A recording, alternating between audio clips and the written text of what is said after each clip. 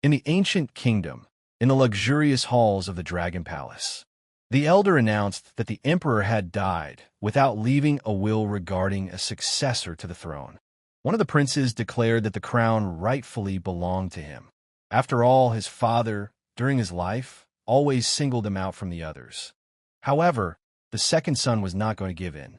He loudly proclaimed that the throne was his, for he had defended the kingdom during the war. The third son, the most severe and unyielding, cut short his brothers, claiming that the throne belonged to him by right of seniority. The arguments between the brothers grew more heated, but then Su-chan appeared and abruptly ordered them to be quiet. He declared that the throne belonged only to him. The enraged brothers pounced on Su-chan with ridicule, calling him a nonentity who yearned for power he did not have. They said he dreamed of greatness, but was nothing. Deep down, Su-chan knew that all his life he had been treated as a useless prince. But now he had a system. How dare these impudent people challenge his right to the throne? At that very moment, the system began to speak, assuring him that with its help he would easily seize the crown. The emperor's eldest son scornfully remarked that Su-chan was only a servant's son, an unworthy heir. His connection to his father was only a faint shadow through his mother's blood. How dare he claim the throne? The eldest son raised his hand threateningly, declaring that he saw the thirst for death in Su-chan's eyes. Su asked with a grin, "Why should I retreat? He trusts his own strength." With that, he rushed at the eldest son, swinging his fist. Su mentally called the system, asking for its help. But the system replied that it was updating and suggested that he come back later. Su realized that he had fallen into a trap. The system had failed him. The eldest son dealt a crushing blow, throwing Su several meters away. The eldest son mocked Su, calling him a nobody. Why shouldn't he go to Chu and become their puppet? Half a month later, in the magnificent Chu palace, the ninth princess, Chu Yanran, called Su, offering to spend time together. Su, hearing this, was delighted, exclaiming that being a hostage with such honors was an incredible fortune. At that very moment, he threw aside everything unnecessary and, beaming with excitement, rushed towards Yanran. He shouted to the beauty that he was already in a hurry. Yanran answered with a slight mockery that he was too hasty. At that moment, Su felt blessed by heaven. Who would have thought that a hostage in an enemy country would be honored by a beautiful girl? But a week later, everything fell apart. Yanran threw him out the door, forbidding him to show up again. Su thought bitterly that he had dreamed of being cared for by a charming princess, but this ninth princess turned out to be a real monster. Rumors said that Su-chan became the plaything of the ninth princess, whose fox blood allowed her to absorb yang and nourishing. In 2 months, his strength had fallen from the 8th layer of the elemental realm to the 3rd. Now he could not compete with his opponents. People whispered that this pathetic loser still dreamed of the throne of the Dragon Kingdom. Where did he get such insolence? Su, exhausted from the long journey, returned home, cursing the system for making a laughing stock of him. He vowed revenge. Suddenly, the system came to life, announcing that the update was complete and it was ready to go. Su, excited, asked, finally updated. The system praised him for his resilience and congratulated him on completing the initial survival mission. For his efforts, she rewarded him with 2 skill points. Su, disappointed, grumbled, what was all this suffering for just 2 points? He told the system to go away, declaring that he didn't need its pathetic glasses. The system countered that skill points were priceless and did not allow one to level up on a whim. She added that 1 point could be exchanged for 10,000 gold coins. Su, stunned, asked again, 10,000 coins? Su calculated that 2 skill points were worth 20,000 gold coins. He could buy a lot of powerful elixirs with them. The day would come when the ninth princess would bow before him, begging for mercy. He could already imagine Yanran calling him Lord, praising his greatness and admitting her weakness. The system said it was opening a lottery for newbies for 1 skill point. Su asked incredulously, "Is there any point in this?" After assessing the wheel, he saw that the chances of success were slim and, in a rage, accused the system of mocking him. Su burst out screaming that one skill point was worth 10,000 gold coins, and the system was giving him a roulette wheel with a slim chance of success. Did it really want him to die? The system asked if he really refused to participate. Su replied that he would rather die of hunger or jump off the city walls than waste a point on this damn lottery. He firmly stated that he would never risk a skill point for the sake of a ghost of luck in this stupid game. The system suddenly popped up with an announcement congratulating Su. His refusal had triggered a secret mechanism, turning a regular lottery into a mandatory draw. The stake had increased from 1 skill point to 2. The system triumphed, declaring that he was now bound by its rules and had no choice. Su, seething with anger, lashed out at the system, cursing. Grabbing it by the throat, he roared that he would finish it off now. The system screamed, indignant that he dared to touch it. Either he would hit the jackpot or be left with nothing. Suddenly, a golden light flashed, and the system announced that it congratulated the owner. He had won the initial prize with a tiny chance, receiving 1,000,000 skill points. Su, not paying attention, continued to furiously punish the system for trying to cheat, but when he saw the score of 1,000,000 points, he froze. With a shocked look, he asked again, "What?" The system, stunned, muttered how such a thing was even possible. Su couldn't help but shout that the 1,000,000 skill points were his. He was the luckiest person to win with such a tiny chance. The system was confused and asked how this had happened and how to give him assignments now. Su stated that with such a number of points, he had no need to think about missions. It seemed that he remembered unfinished business. The system, noticing his gaze, warily asked what he had in mind, reminding him that she was a system. Su replied that she had kept him in check for too long. Now, it was his turn to rejoice over her defeat. The system immediately rejected this, but Su, without listening, began to beat it. After the fight, the system complained that it felt humiliated. Su, however, was pleased and declared that he was finally free. He told the system not to worry. As long as they were together, he would be responsible for her. The system, crushed by disappointment, almost sobbing, complained that Su knew how hard it was for her with such a master. Su cut her off abruptly, telling her to stop whining like a girl and to allow him to use 1,000,000 skill points. The system, watching his actions, was amazed. Su asked how things were going. He glanced at the statistics and jokingly asked if the system had poked him in the eye. It said no. She added that he should watch his life. He won't last even 6 months. Su, in shock, exclaimed, 6 months left? It turned out that the fox had sucked out his life force. The system informed him that there was a way to get the time back, if he gave up all his points. Su waved it off, telling the system to go away and not even mention his glasses. The system, in a rage, asked if he would doom it to become the most worthless system in history. Su said that the main thing now is to pump up skills one by one. He barked for the system to raise them to the maximum. The system rang, congratulating the owner on reaching the 4th layer of the Yuan realm. Su laughed, happy that all the skills were at their peak, and announced that it was time to try them out. Su instantly unleashed his power, smashing his house into pieces. He rushed out into the street, shouting that this was the power of the 10th layer of the Yuan realm. Now no one would dare call him scum. The system, in panic, closed its eyes, trembling with horror.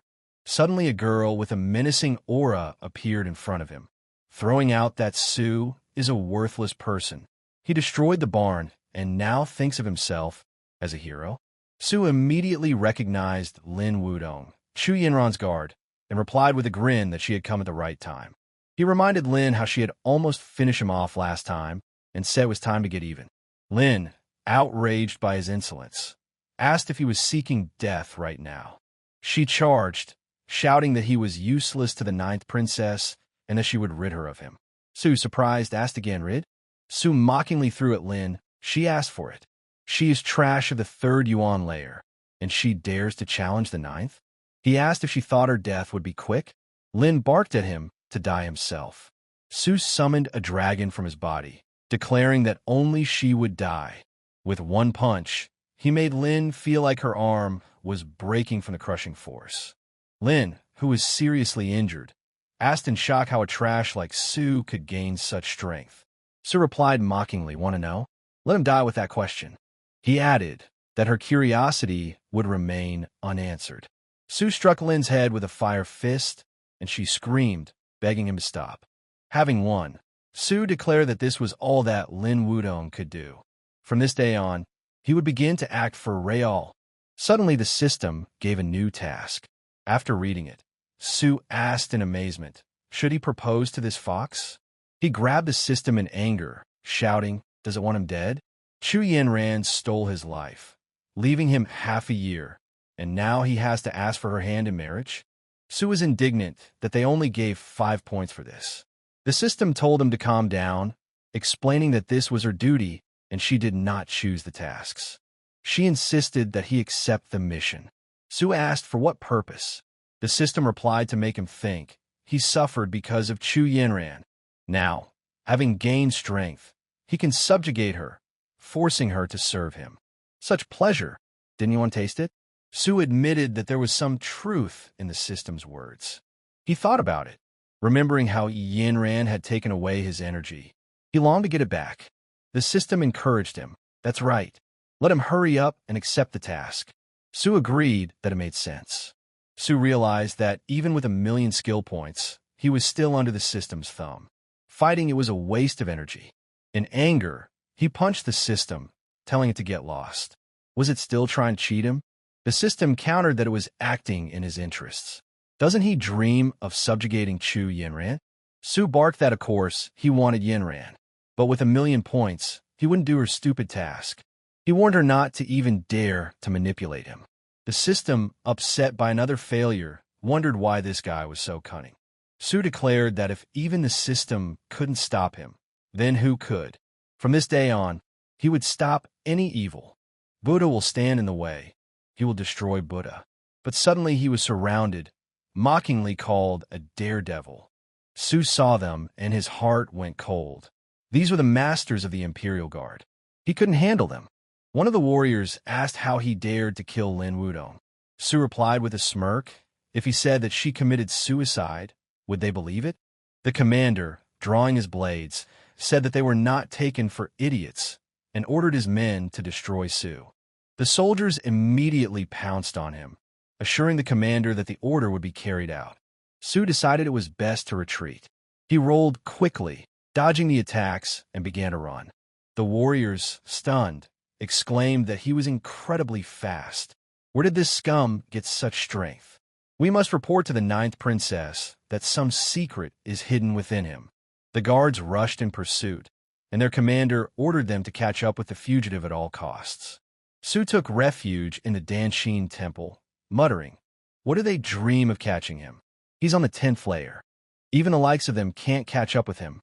The system reminded him sarcastically, hadn't he sworn to stop murders and crush Buddha if he stood in his way? Su barked at her to shut up. This was not an escape, but a strategic maneuver. Opening the door, he caught a sharp smell of herbs. Could this really be the alchemist's abode? Without retreating, he decided that it was worth looking inside. Having gone deeper, Su gasped. There were mountains of medicinal plants everywhere. He was amazed by this discovery. He had 6 months left before his death. If he created an elixir, he could prolong his life. Su asked the system, medicine is considered a life skill, right? How to master it? The system responded sarcastically that he was now asking for help. She could give him some advice, but his past antics had left her emotionally wounded. To compensate, she needs 1,000,000 skill points. Su angrily punched the system, accusing it of trying to trick her out of points. The system told Su that without him, he wouldn't be able to study medicine. The guy replied that there should be a pharmacist in this room. He should ask him. Su walked further and asked, "Is there a pharmacist here? Why isn't there even a ghost?" But suddenly someone appeared behind him and asked Su, who is he talking about? The guy fell down in fear and screamed, "A ghost." Su looked closely and said that this old man was a man, a living man. It turned out to be a man, which shocked him. But his appearance is no different from a ghost. The old man answered the younger one that he was so brave, since he dared to talk to the old man. The old man asked the boy, does he know who is standing in front of him? The old man is the #1 alchemist in the country of Chu, and his name is Huangzhan. Su heard his name and asked with a surprised voice, Huangzhan? Huang asked him, is he puzzled by the old man's name? Su replied that he had never heard of it. Huang asked in surprise, what? Was he making fun of him or something? Su replied that he really didn't know him. Moreover, if he really was the only alchemist in the Chu country, why was he locked up here? Huang asked, who in the country of Chu could lock up the old man? The old man locked himself up because he failed to perfect medicine, mistakenly turning the pill of life into a pill of despair. This mistake led to the death of the first emperor. Because of guilt, he locked himself here. Su told Huang that, however, he was clearly running away from reality. This was wrong. Lu Sun once said that true warriors dare to face the harsh life, dare to face the dripping blood. Huang replied that he did not think that the younger would dare to teach the old man a lesson. And did the boy not wish to study medicine? And let him worship him as a teacher. Su asked again, worship him as a teacher? He immediately thought that he had 1,000,000 skill points. If he learned the basics of medicine, he could directly improve it with skill points. There was no need for a teacher. Huang said that he had not long left until the boy became his apprentice. He would teach him the life purification skill. Long would make him the #1 alchemist in the Chu country. Su apologized to the elder and said that he could lend him a book on the beginning of the cultivation of medicine purifications. Let him try it out first, and then decide whether to worship him as a teacher. He doesn't really want to learn from anyone. Huna answered him with a question. He doesn't think he can learn medicine on his own, does he?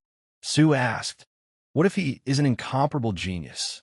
Huang immediately pulled out a book and said that the medical technique is deep and incomprehensible. It is impossible to understand without a teacher. And here is the book.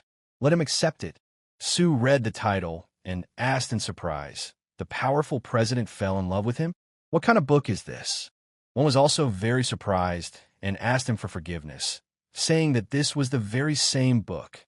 Su picked up the book and knew in his mind that he would show One the power of 1,000,000 skill points.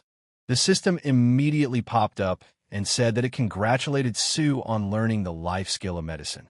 He also became a novice alchemist. Su asked, is that all? It's too easy. He asked the system, didn't it say he couldn't study medicine without it? It turned out his mouth was still nasty. The system said that this guy is too lucky. When he falls asleep, they will even give him a pillow. And let him not talk to him. He wants to be silent. Su said for the system to go and think about the fat tiger. And he needs peace. Stop chatting with him. He's going to improve.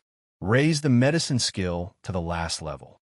Opening the book, the system began to congratulate him on receiving the advanced entry level. And then the master level began. One looked at him and saw that he was turning the pages. Probably he couldn't understand. By now, he should understand the full depth of medicine. Su saw his new achievements, that he became a great master. And that's great. One asked the boy how things were going. Now he understood the difficulty of studying medicine, didn't he? Su told the elder that he had studied it. Huang replied that it did not matter if he did not understand anything. Although it was a book of introduction to medicine, but the content was complex, he only learned a little after 5 years of study. Then one was very surprised and asked him what he said. Had he really studied everything? Su replied that it was too simple. There was no difficulty at all. One told the boy that he didn't want to follow the old man as a teacher. Just let him say it. He turned the pages and said that he had studied it. This is disrespect for medicine. Su said that he really studied it. And if the elder doesn't believe it, maybe they should have a competition. One was surprised and asked, a competition with him? Is he joking? And it seems that the guy not only despises medicine, but also dares to tease the old man. Does he want to die? Su knocked his hand away and replied that the elderly have little time to live. If he doesn't believe it, how about try to refine the life pill with him? Huang got angry and said that the guy was deliberately provoking the old man. Su took out a handkerchief and began to wipe the old man's drool off his face and said that there was no need to blame him.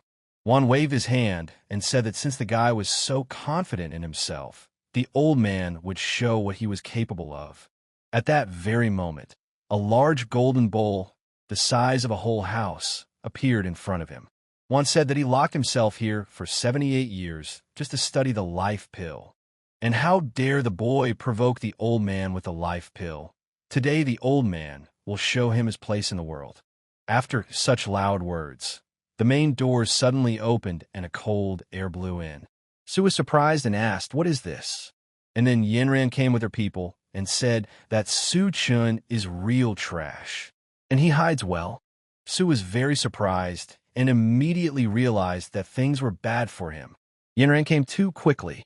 The warrior told the ninth princess that his subordinate would help her defeat Su, and immediately pounced on him, shouting that he would finish him off. Su was also ready to fight them and shouted back at him to come and do it. But Huang told the boy to leave him to the old man. Huang immediately used his huge magic palm, and with just one blow, he thrust the warrior into the ground. Everyone was surprised by this, and Su also saw that this old man was so strong. Yinran asked, "Who is this immortal? And how dare he kill this princess's people?" And he ordered his warriors to finish off this old immortal. But the warriors were very scared, and one of them told the princess that she shouldn't do that. Yinran was surprised and asked him what he said. The warrior replied to Yinran that this was Master Huang Zhan, the best alchemist in the country of Chu. He was also a master of the Heavenly Kingdom. Yinran was very surprised and asked, "The Heavenly Kingdom?" Su also just learned that this old man ends up in the Heavenly Kingdom. But will he agree to become his teacher if Su asks him properly, even though it is too late? Yinran came to Huang and said that she is the ninth princess. This servant killed his guard and then ran away. She wants to take him back to deal with this. One didn't listen to her to the end and told them to leave, and whoever took a step forward would die. Yinran was very angry after hearing these words, and she knew in her head that this old man couldn't afford it, and Su had to go out himself. Yinran immediately told Su that if he didn't want to get hurt too much, he should come to her, and maybe he could keep his body. Su was surprised and knew that he had strong support from the Heavenly Kingdom. How dare Yinran threaten him? Su replied that she was a little girl, and if she didn't do it to him, then she couldn't be calm, and he didn't want to listen to her scream. Let her get out of here and decide for herself. Yinran got very angry and told the guy how dare he insult her.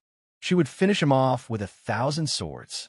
Su believed in himself and answered for her to come. While she was coming, he would stand here, and no need to frown, he is not her daddy. Yinran, hearing such strong insults towards her, said that she was so angry, and ordered her warriors to kill him. Su immediately felt that the provocation had succeeded, and now it was up to the old man.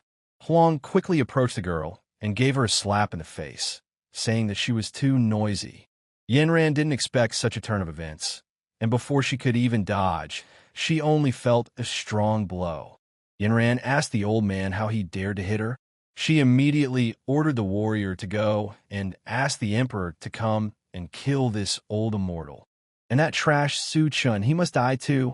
Su thought, why didn't that old man kill her? Now he needs to start more fire. Su turned to Yinran and Huan asked, don't they want to kill him? Let them come to him. He really wants to die.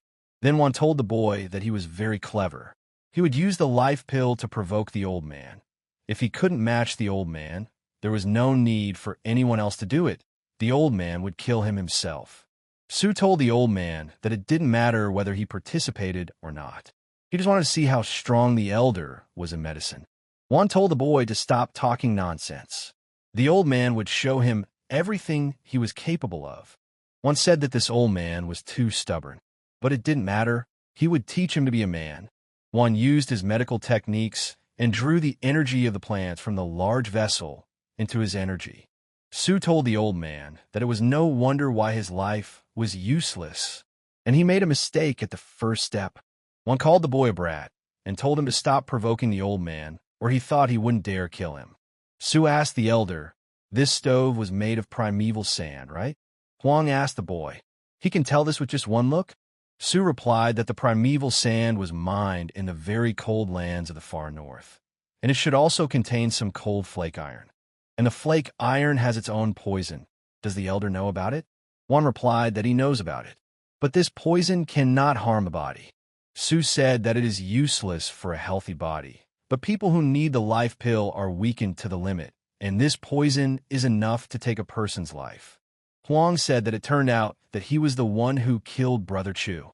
He had been imprisoned here for 78 years, but he still had not understood such a simple truth. With what face does he still live in this world? Better to break it and die in this oven. Su immediately shouted at the elder and told him to stop immediately. Doesn't he want to see what the real life pill is like? Juan replied, see the real one. Su smiled and showed his powers and said that everything is correct. Su began to provoke fire in his body and, raising his hands to the sky, said what he would do now. One saw that the boy was now making pills in his hands. It turns out he was a master, and this child turned out to be a great alchemist. He wanted to take the master as an apprentice. At this time, outside the temple, the emperor asked his daughter what had happened. Yinran, with tears in her eyes, answered her father that Huang was the teacher of this slave Su-chan. Let him see what they had done to her. Yinran hugged her father and said that he should stand up for her. The emperor asked Su, is this that piece of trash? The emperor understood that Master Huang Zhan's character was indeed strange, but why did he get involved with this trash? The emperor told his daughter not to worry. He would settle everything. Yinran replied that he was just a little slave.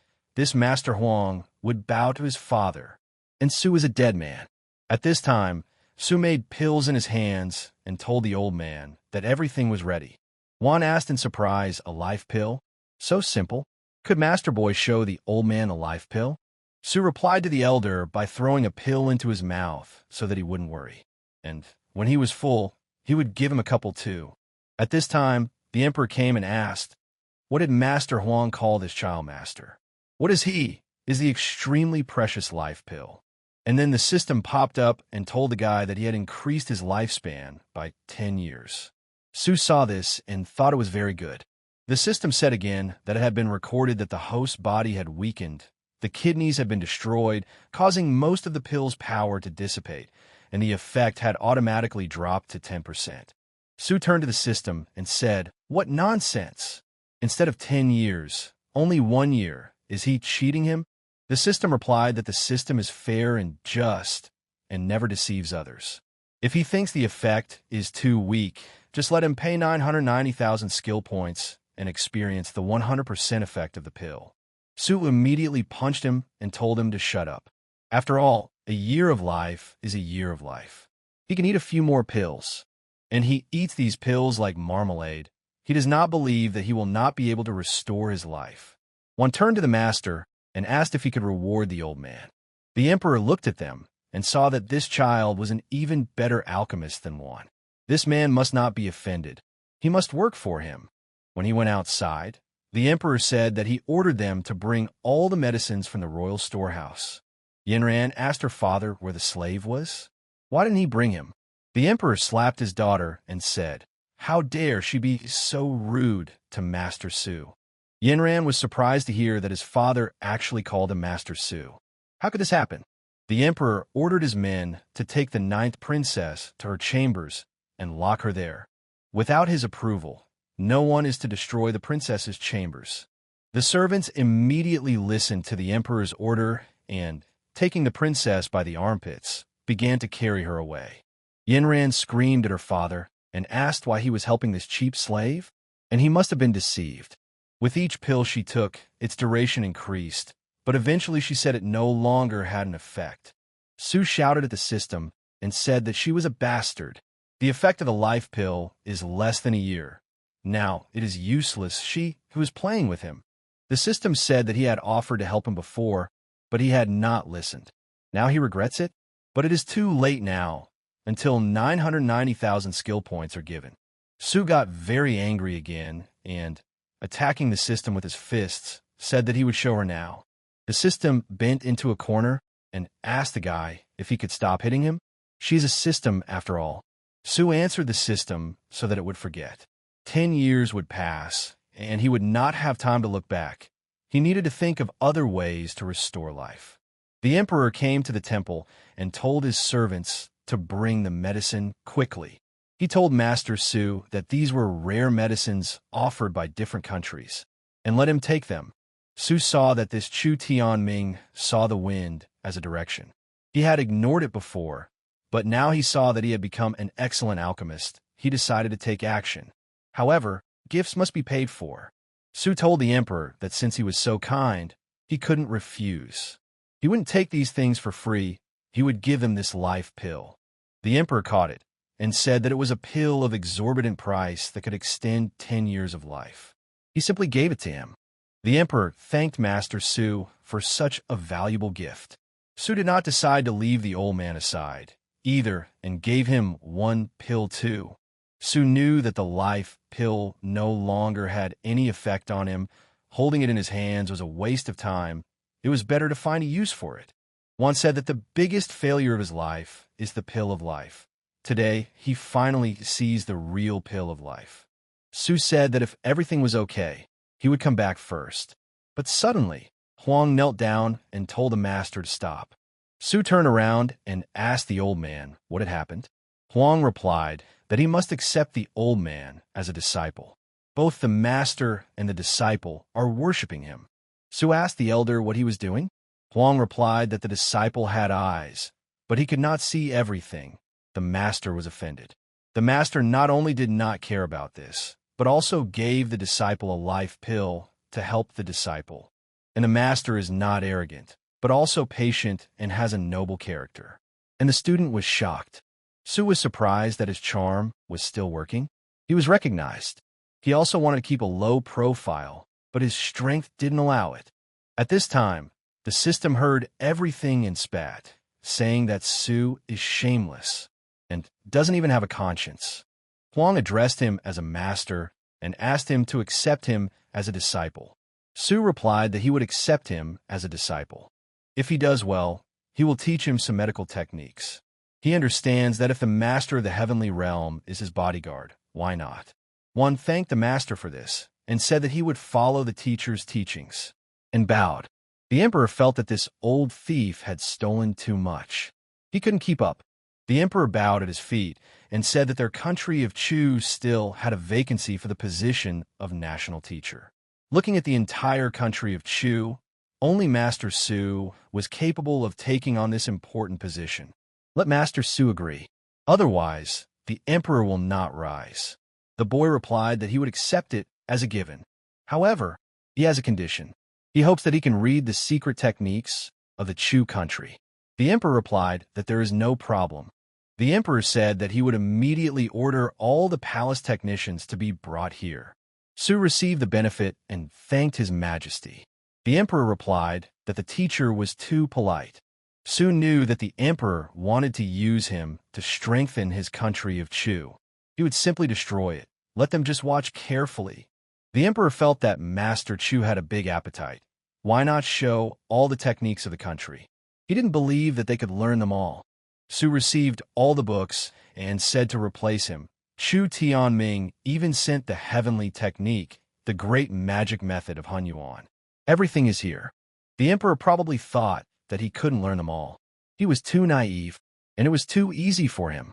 The system immediately came out and said that it congratulated the owner on obtaining the great magic method of Hunyuan. Su said that he must learn everything. The system notified him that after spending 3,000 skill points, the Huyuan Great Magic Method had risen to level 100 and was successfully transferred to Hunyuan Wangxingju. Su read all the books in a row and said that they also have a continuation of development. This is not even bad. We need to continue to study everything further. And then the system popped up again and said that he congratulated the owner on raising the Royal Monkey Strike to level 10. After a few hours, Su saw that the basket was empty. And wandering in the ocean of knowledge, time flies so fast. Su began to stretch and say that he had run out of books. He even became bored. And then he heard someone telling him to go to hell. Su was surprised and asked, did they want to die? Yinran pounced on him and said that they would still see who would die. Yinran pounced on him with a blade and shouted that he was a useless slave. How dare he humiliate her?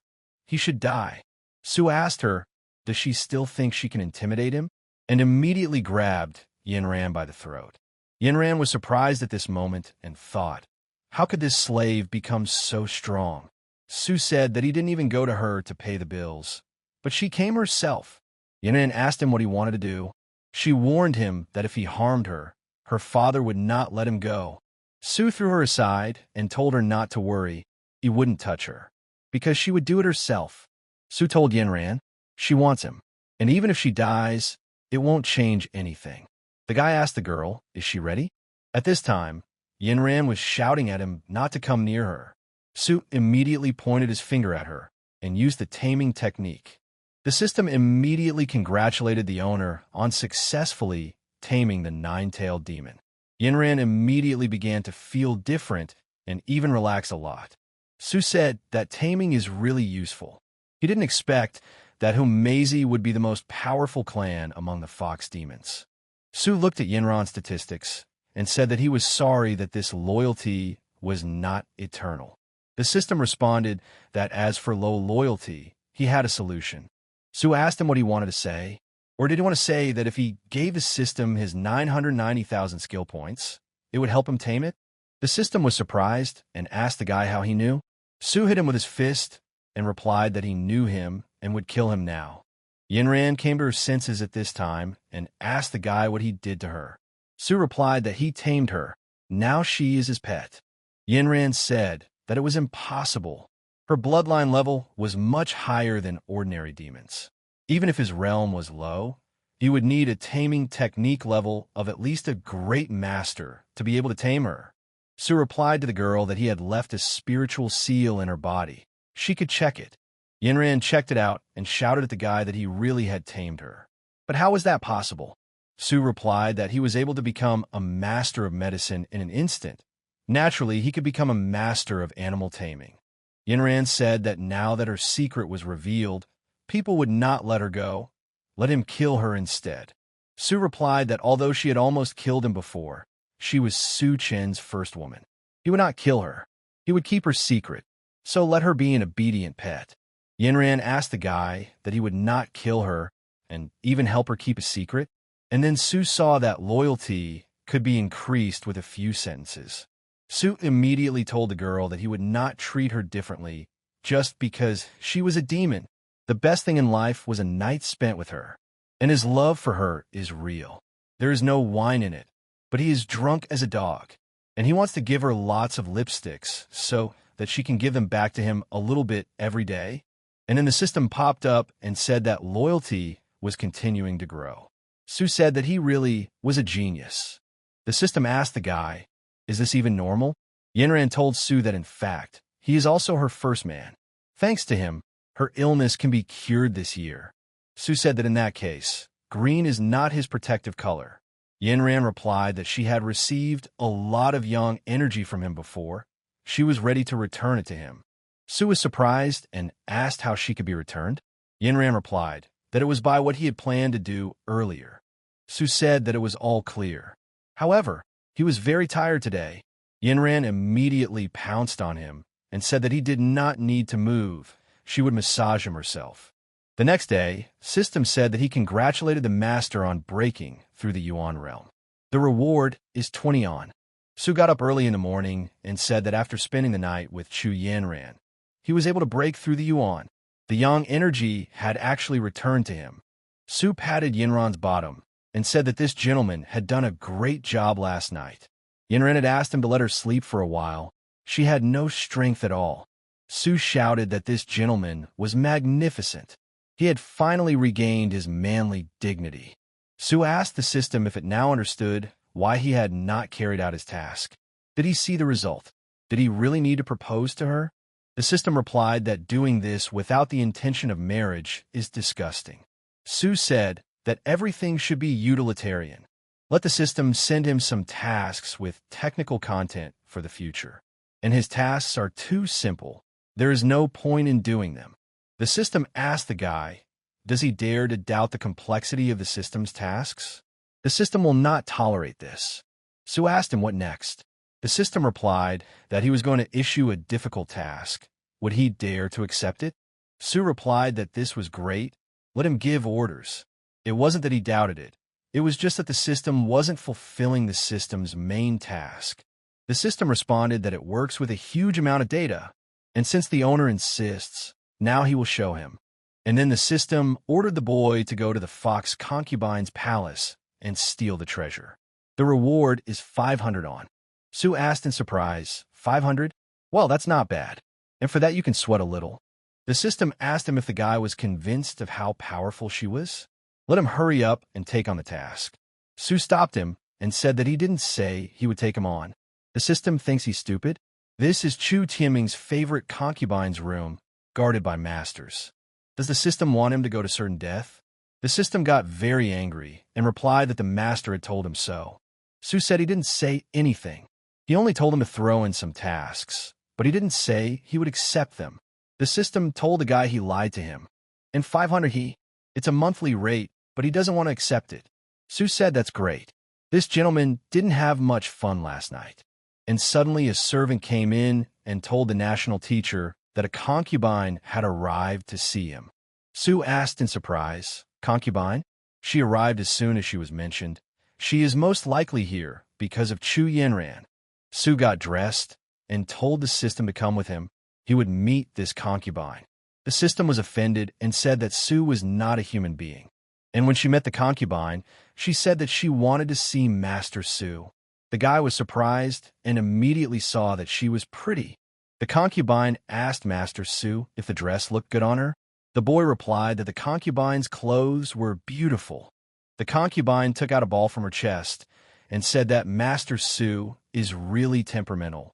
And this time, the concubine is here for the little girl, and she hopes that Master can let the girl go. And she hopes that Master Sue will accept this modest gift. The guy replied that the concubine was too polite to come here, and even with a gift. Sue accepted the ball and asked what it was. The concubine replied that it was a heavenly sphere, and a heavenly ranked ghost servant was sealed inside. Sue heard such loud words from her and asked again, "Is this a heavenly ranked ghost servant?" The concubine replied that it was true, and Master Sue, he needs to shed blood to become the master of the ghost servant. He will control the life and death of this ghost servant. Sue thought that those who can go to heaven must be good people. This concubine is no better than hell for Chu Yanran. Sue said that the concubine was too polite. How could he accept such a precious thing? And let her not do it next time. The concubine told Master Sue what about the girl. The boy told her not to worry. If Yanran wanted to come back, he would not stop her. Sue knew that once Yanran had tasted the young master, she wouldn't be able to hold back for long. She wouldn't want to come back. There was nothing he could do about it. The concubine approached Master Sue and said that she had heard that Master Sue's skills were excellent, if only she could learn from him. Sue simply blushed at these words and replied that he would show her some other time. The concubine said that it was time for her to go back. And then she realized that Sue was a womanizer and let him enjoy the ghostly servant for now. Sue thought about it at this time and realized that he knew that Yanran was very important, he needed to get more benefit from it. But although the ghostly heavenly servant is also enough, and suddenly his nose started bleeding and he put it on the ball. The ball began to turn into a human, and Sue wondered what it looked like. A big-bodied lowly? A cold-faced daughter-in-law? Or sweet princess? Pure and lustful little sister? But suddenly, a man appeared from the smoke, looking like an old man. The guy said that the ghost servant Ning was greeting the master. Sue thought that he must have done something wrong. He would try again. Sue started shouting at this ball and tried to summon another ghost servant. Ning said that the ghost servant was greeting his master. At that moment, Sue realized that everything was already lost and shouted that this couldn't be. And why did he need such a miracle? Sue was shouting that he wanted a lowly or a princess. He's not asking that much from this ball. The system looked at him and laughed nonstop. She told the guy that he deserved it. And Sue is a lucky guy. But suddenly Ning heard his words and immediately thought. And suddenly a large cloud surrounded him. Ning turned into a beauty and told the master that she was asking him to forgive her. She was just joking. And this is her original appearance. Seeing her in her true form, Sue began to drool on her. And the system didn't expect such a turn of events either. Sue started saying that she wasn't a flower, but she wasn't bad. He knew that the main character had to be surrounded by beautiful girls, so she couldn't be ugly. The system immediately realized that this child was too lucky. Su asked the girl, "Is her name Ning Xiaoran? And what did she do in life? How did she become a ghost servant?" Ning replied that she was a princess in life. She died 700 years ago in a war due to her grudge against the Chu country. She was captured and turned into a ghost servant. Ning said that she used to be in charge of guarding Chu's treasure pavilion. Su asked, "What is she capable of as a heavenly ghost servant?" Ning replied that she could transform into a weapon spirit or integrate into a weapon, thereby increasing its power. And of course, she could satisfy any request from the owner. Su said that her joke just now had a big impact on him. He wanted her to comfort him. That's okay, right? Ning asked how she could console the master. Su pounced on her and replied that, of course, by using his body. The system said that this guy is a beast. He doesn't even spare a ghost. But suddenly Ning turned from a girl into a man and grabbed him by the clothes and told him to wait a minute. Ning told the master that this servant had returned. Su told him that if he did anything, he would die. Entering the bedroom, Su thought, why is Ning treating him like this? His younger brother was scared to death. Yinren opened her eyes and told Su that he had already returned. She had slept well and was feeling well again. Su replied that she should let him go. He was not interested in women at the moment. Yinren asked in surprise, "Not interested? Or maybe he can't do it several times in one night." Su got angry and pushed her onto the sofa and asked, "How dare she say that? He will make her scream in fear now." Yinren started licking her fingers and replied that she was looking forward to it. Su wanted to jump on her with energy, but he saw Ning in front of his eyes. Su was surprised and asked, "Why is it him again? Let him not come near him. He is a mistake." Yinren asked Su what was wrong with him. The guy covered his eyes with his hands and slowly opened them to see that it wasn't her. Su was angry at Ning. This gentleman must cast a shadow on the girls. Someday he will repay her. Su told the girl that he could no longer be with her. Yinren was surprised and asked, "What?" Yinren asked the boy if he despised her.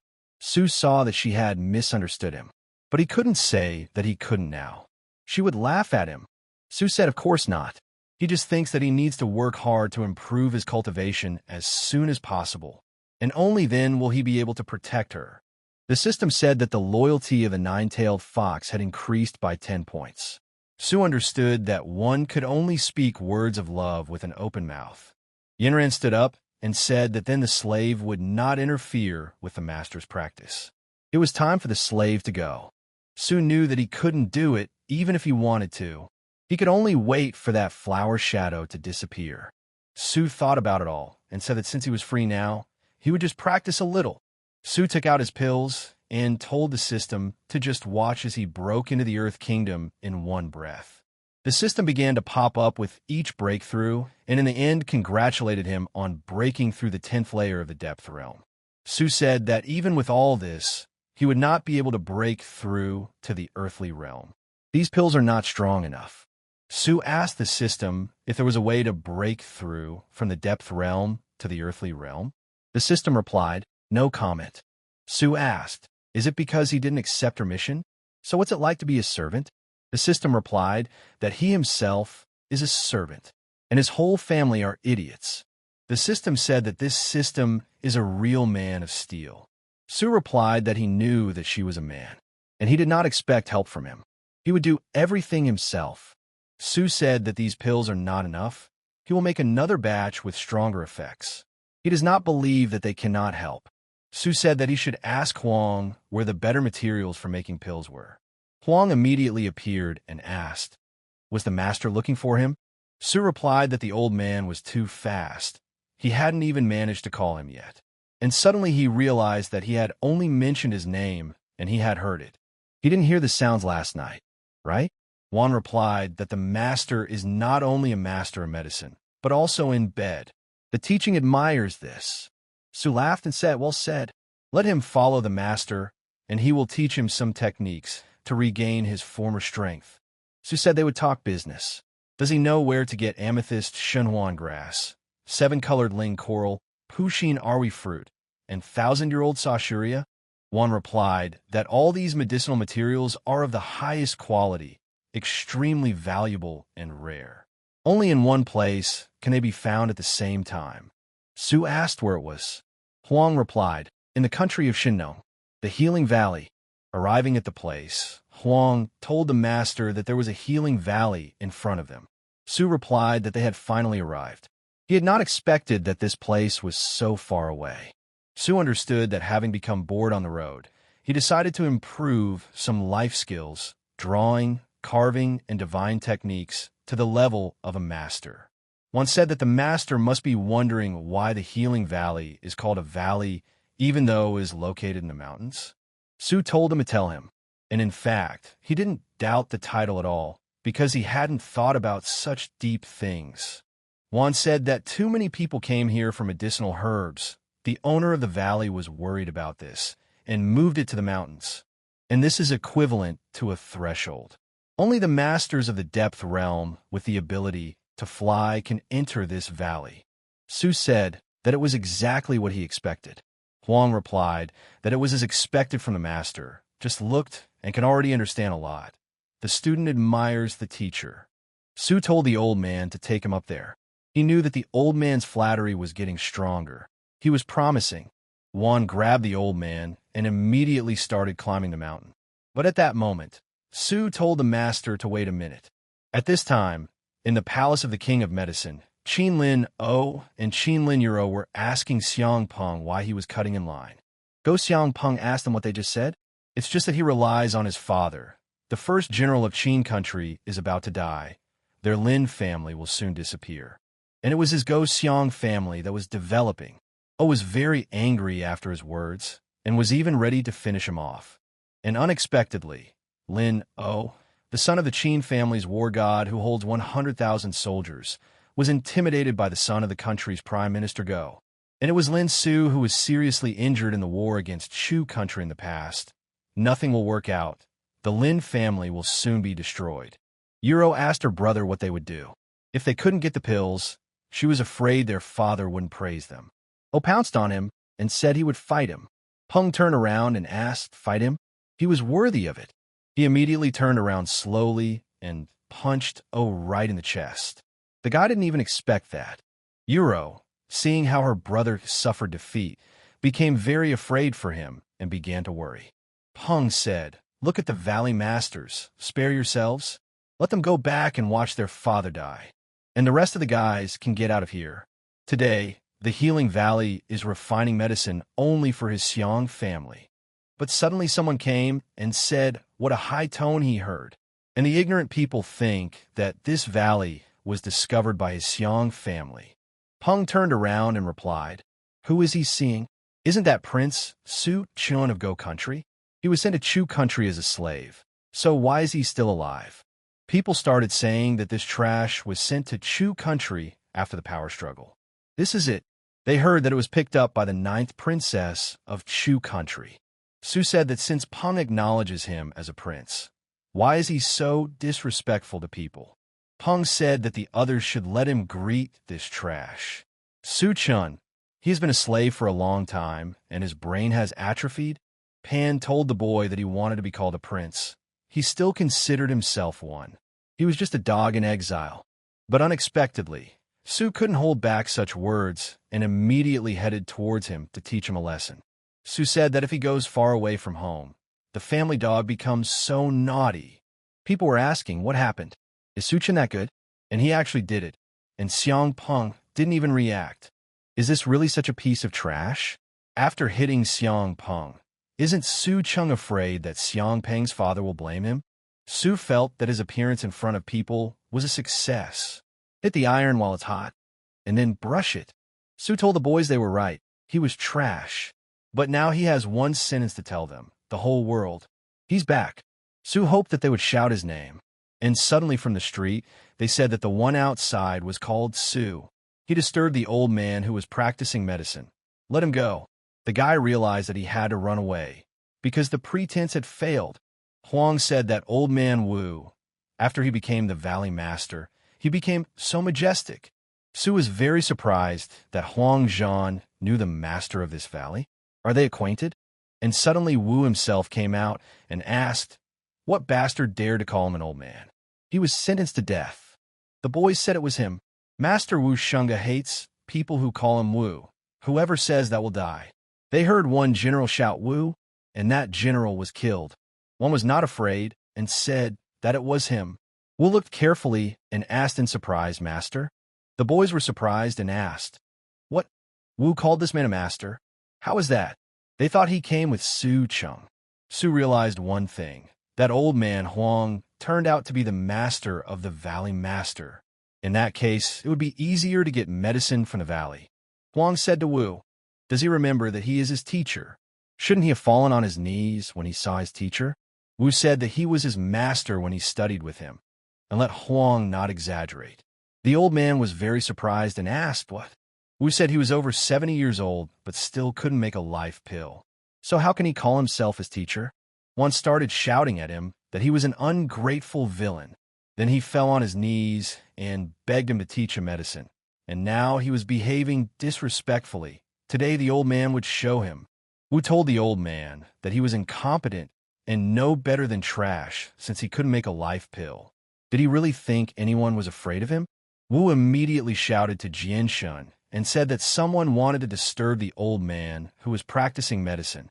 After saying these words, Xinyu released his blade between Huang's face and said that if he took a step forward, he should not be blamed for being ruthless under the sword. Huang was very surprised and said to Xinyu that he was so strong.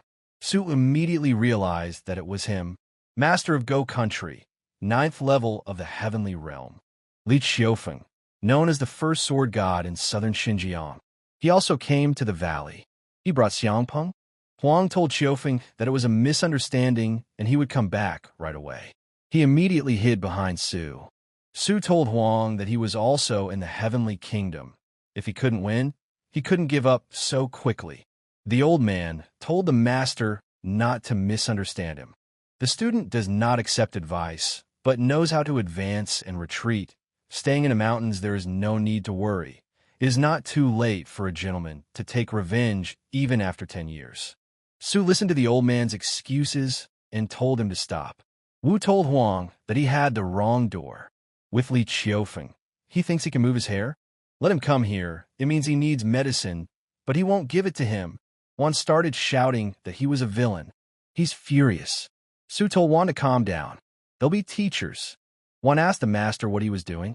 Let him come back quickly. They might kill him there. People started saying that Su is coming. He didn't even dare to go backstage. He's going to die. And it seems like he's still the same trash. His mind is simple, and he hasn't changed at all. Wu asked the boy, is he trying to show off? He thinks he is still the prince of Go Country. Let him hurry up. Su walked up to Li Jianshin and asked him if he needed the pill, what was inside. The guy replied that he had met the prince. Master Wu Shuang is making a soul condensation pill for him, so he doesn't have to worry about it. Li told Wu not to worry. He wouldn't bother him because this soul condensation pill had been refined. After 10 breaths, the pill would explode. People began to ask if they had heard Su's words correctly. Master Wu's purification effect was useless. Wu got angry and asked the impudent boy, what is he talking about? Let him take back his insulting speech. Otherwise, he will not care that he and Li Jian are acquainted. He will dare to kill him. Li noticed that this Su really hadn't made any progress. He dared to question the Valley Master's refining technique. He was too immature. No wonder he failed. Su began to count from 10 to 0. Wu got very angry and said to say that the guy was not even going to start repenting, and if he wanted to die, he would fulfill his request. Su reached 0 and said that there would be an explosion, and suddenly the pill cauldron exploded. Wu was very surprised and asked, how so? Li also said that it really exploded. People also said that it exploded. Su said it. He said about 10 breaths. After 10 breaths, it exploded. Peng asked how come. So the soul condensation pill that was needed for his father's breakthrough to the heavenly realm exploded.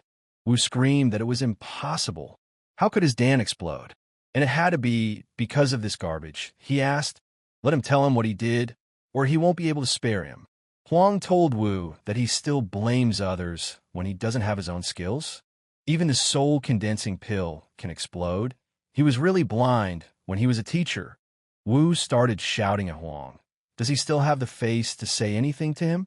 He is an old trash who has been studying the life pill for 70 years. Coming to his door back, then was his mistake. Huang pounced on him saying that he was a daredevil, and now the old man would teach him a lesson. Wu saw that the old man had decided to attack him and ordered Li to save him. Su told Huang to come back. Don't mess around. Huang immediately came over and responded that the student was being harsh. Wu asked, is Huang listening to this child? Did he say master, or did he hear wrong? Su said that this is just a soul condensation pill. Is it worth fighting for? It's really hopeless. Wu said to the boy, who is hopeless, say it again. And suddenly Li removed the chapter and turned to the prince and asked, does he have anything to say? Li was surprised that Su was able to predict the time of the pill's explosion. Did he really have knowledge regarding the soul condensation pill?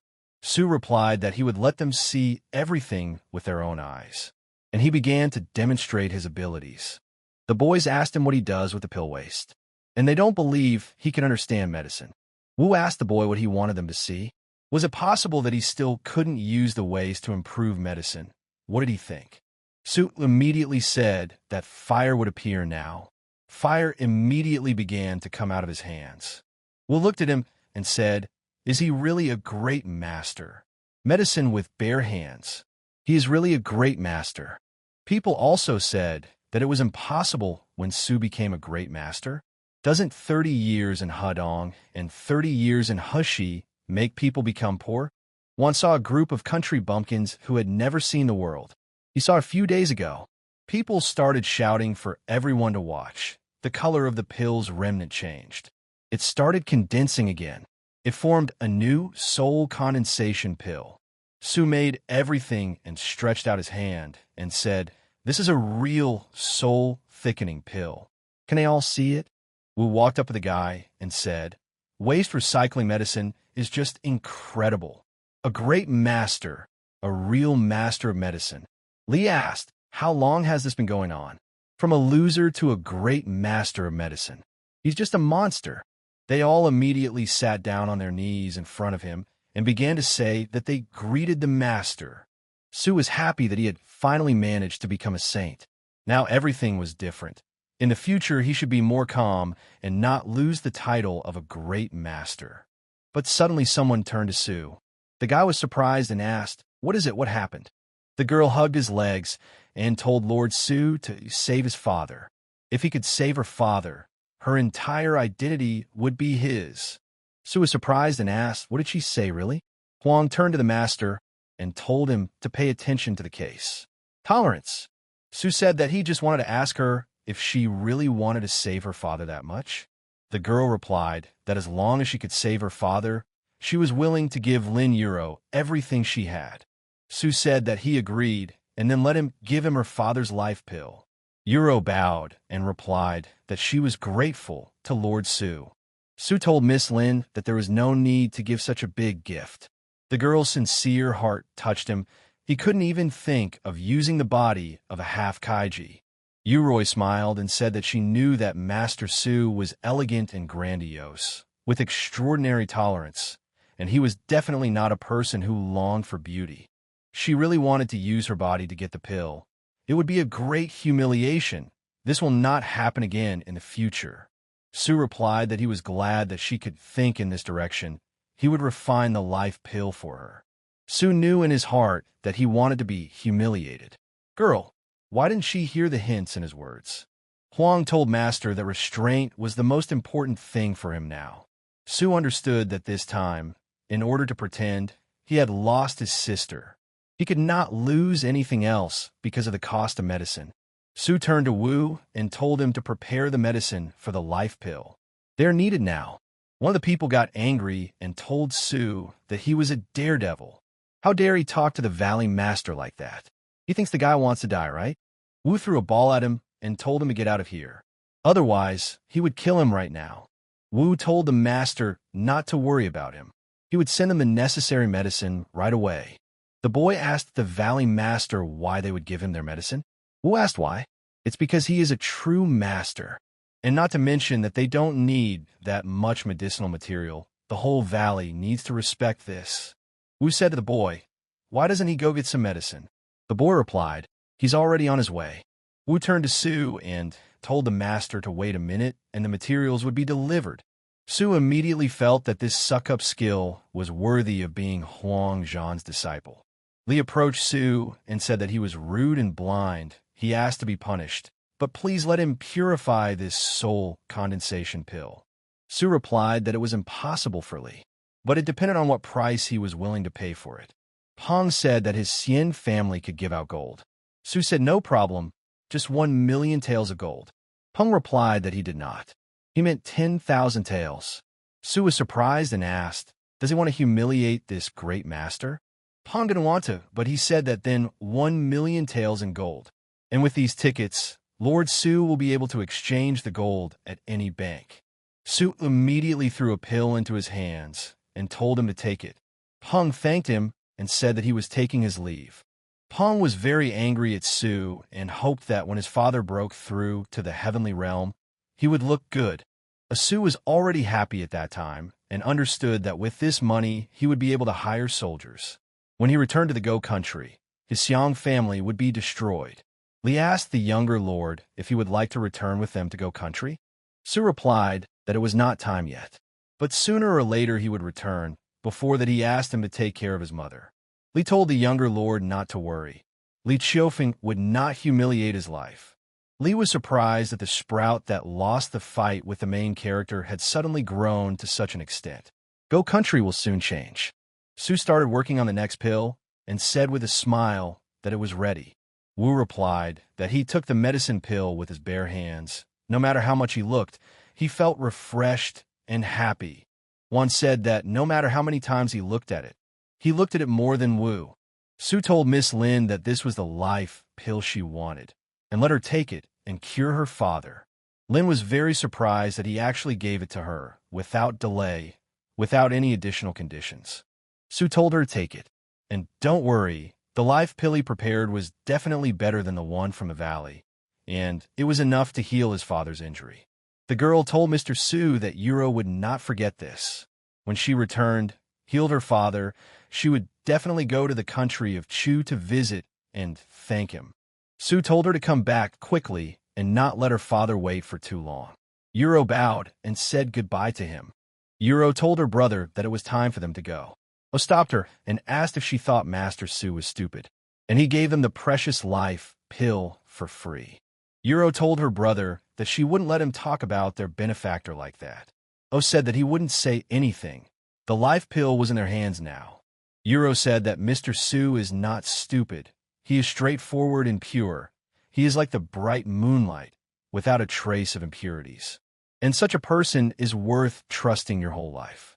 Huang asked the master why he was crying. Su replied that he had a great opportunity before him. He did not value it to pretend. He did not regret until he lost it. Su said that it was time for them to go and leave this sad place as soon as possible. Huang told the master not to be sad and that they could not leave. Huang asked the master, did he forget about their trip? Su asked, wasn't their purpose to pretend to be a girl? But they didn't pretend, then why are they here? Huang replied that pretending to be a girl is an eternal theme. In addition, they have an additional goal of finding medicinal materials for powerful pills that will help in promotion. Su said it was true. He was here for the materials. He was patronizing and worried about the girl's body. Girls really do affect the speed at which he draws his sword. Huang told the boy not to forget the task. The master's aspirations are admired by the disciple. Su felt that the old man's flattering skills had reached their peak. Su turned to Wu and called him. Wu immediately approached him and asked what the master needed. Su replied that his ancestor needed medicinal materials, and it was time to go and prepare for it. He asked Wu when he became his ancestor. Wu replied that Huang was his master, and he was Huang's master. Naturally, he was his master. Su asked him could he say that? His alchemists were too capable of forcing relationships. Huang asked old Wu if he knew that there was a master like him. Wu laughed and asked the master in return, what was he talking about? Wu replied that once upon a time, as a master and lifelong father, The student respected him from the bottom of his heart and never forgot his kindness in teaching. He respects it like an endless river. Another example is the uncontrollable flood of the Yellow River. Huang said that his shameless look at that time was the charm of that time. Su listened and replied that in that case, he would reluctantly accept him as a disciple. Wu immediately bowed and said that he welcomed the master. Su told him to stand up and said that his ancestor would be leaving soon.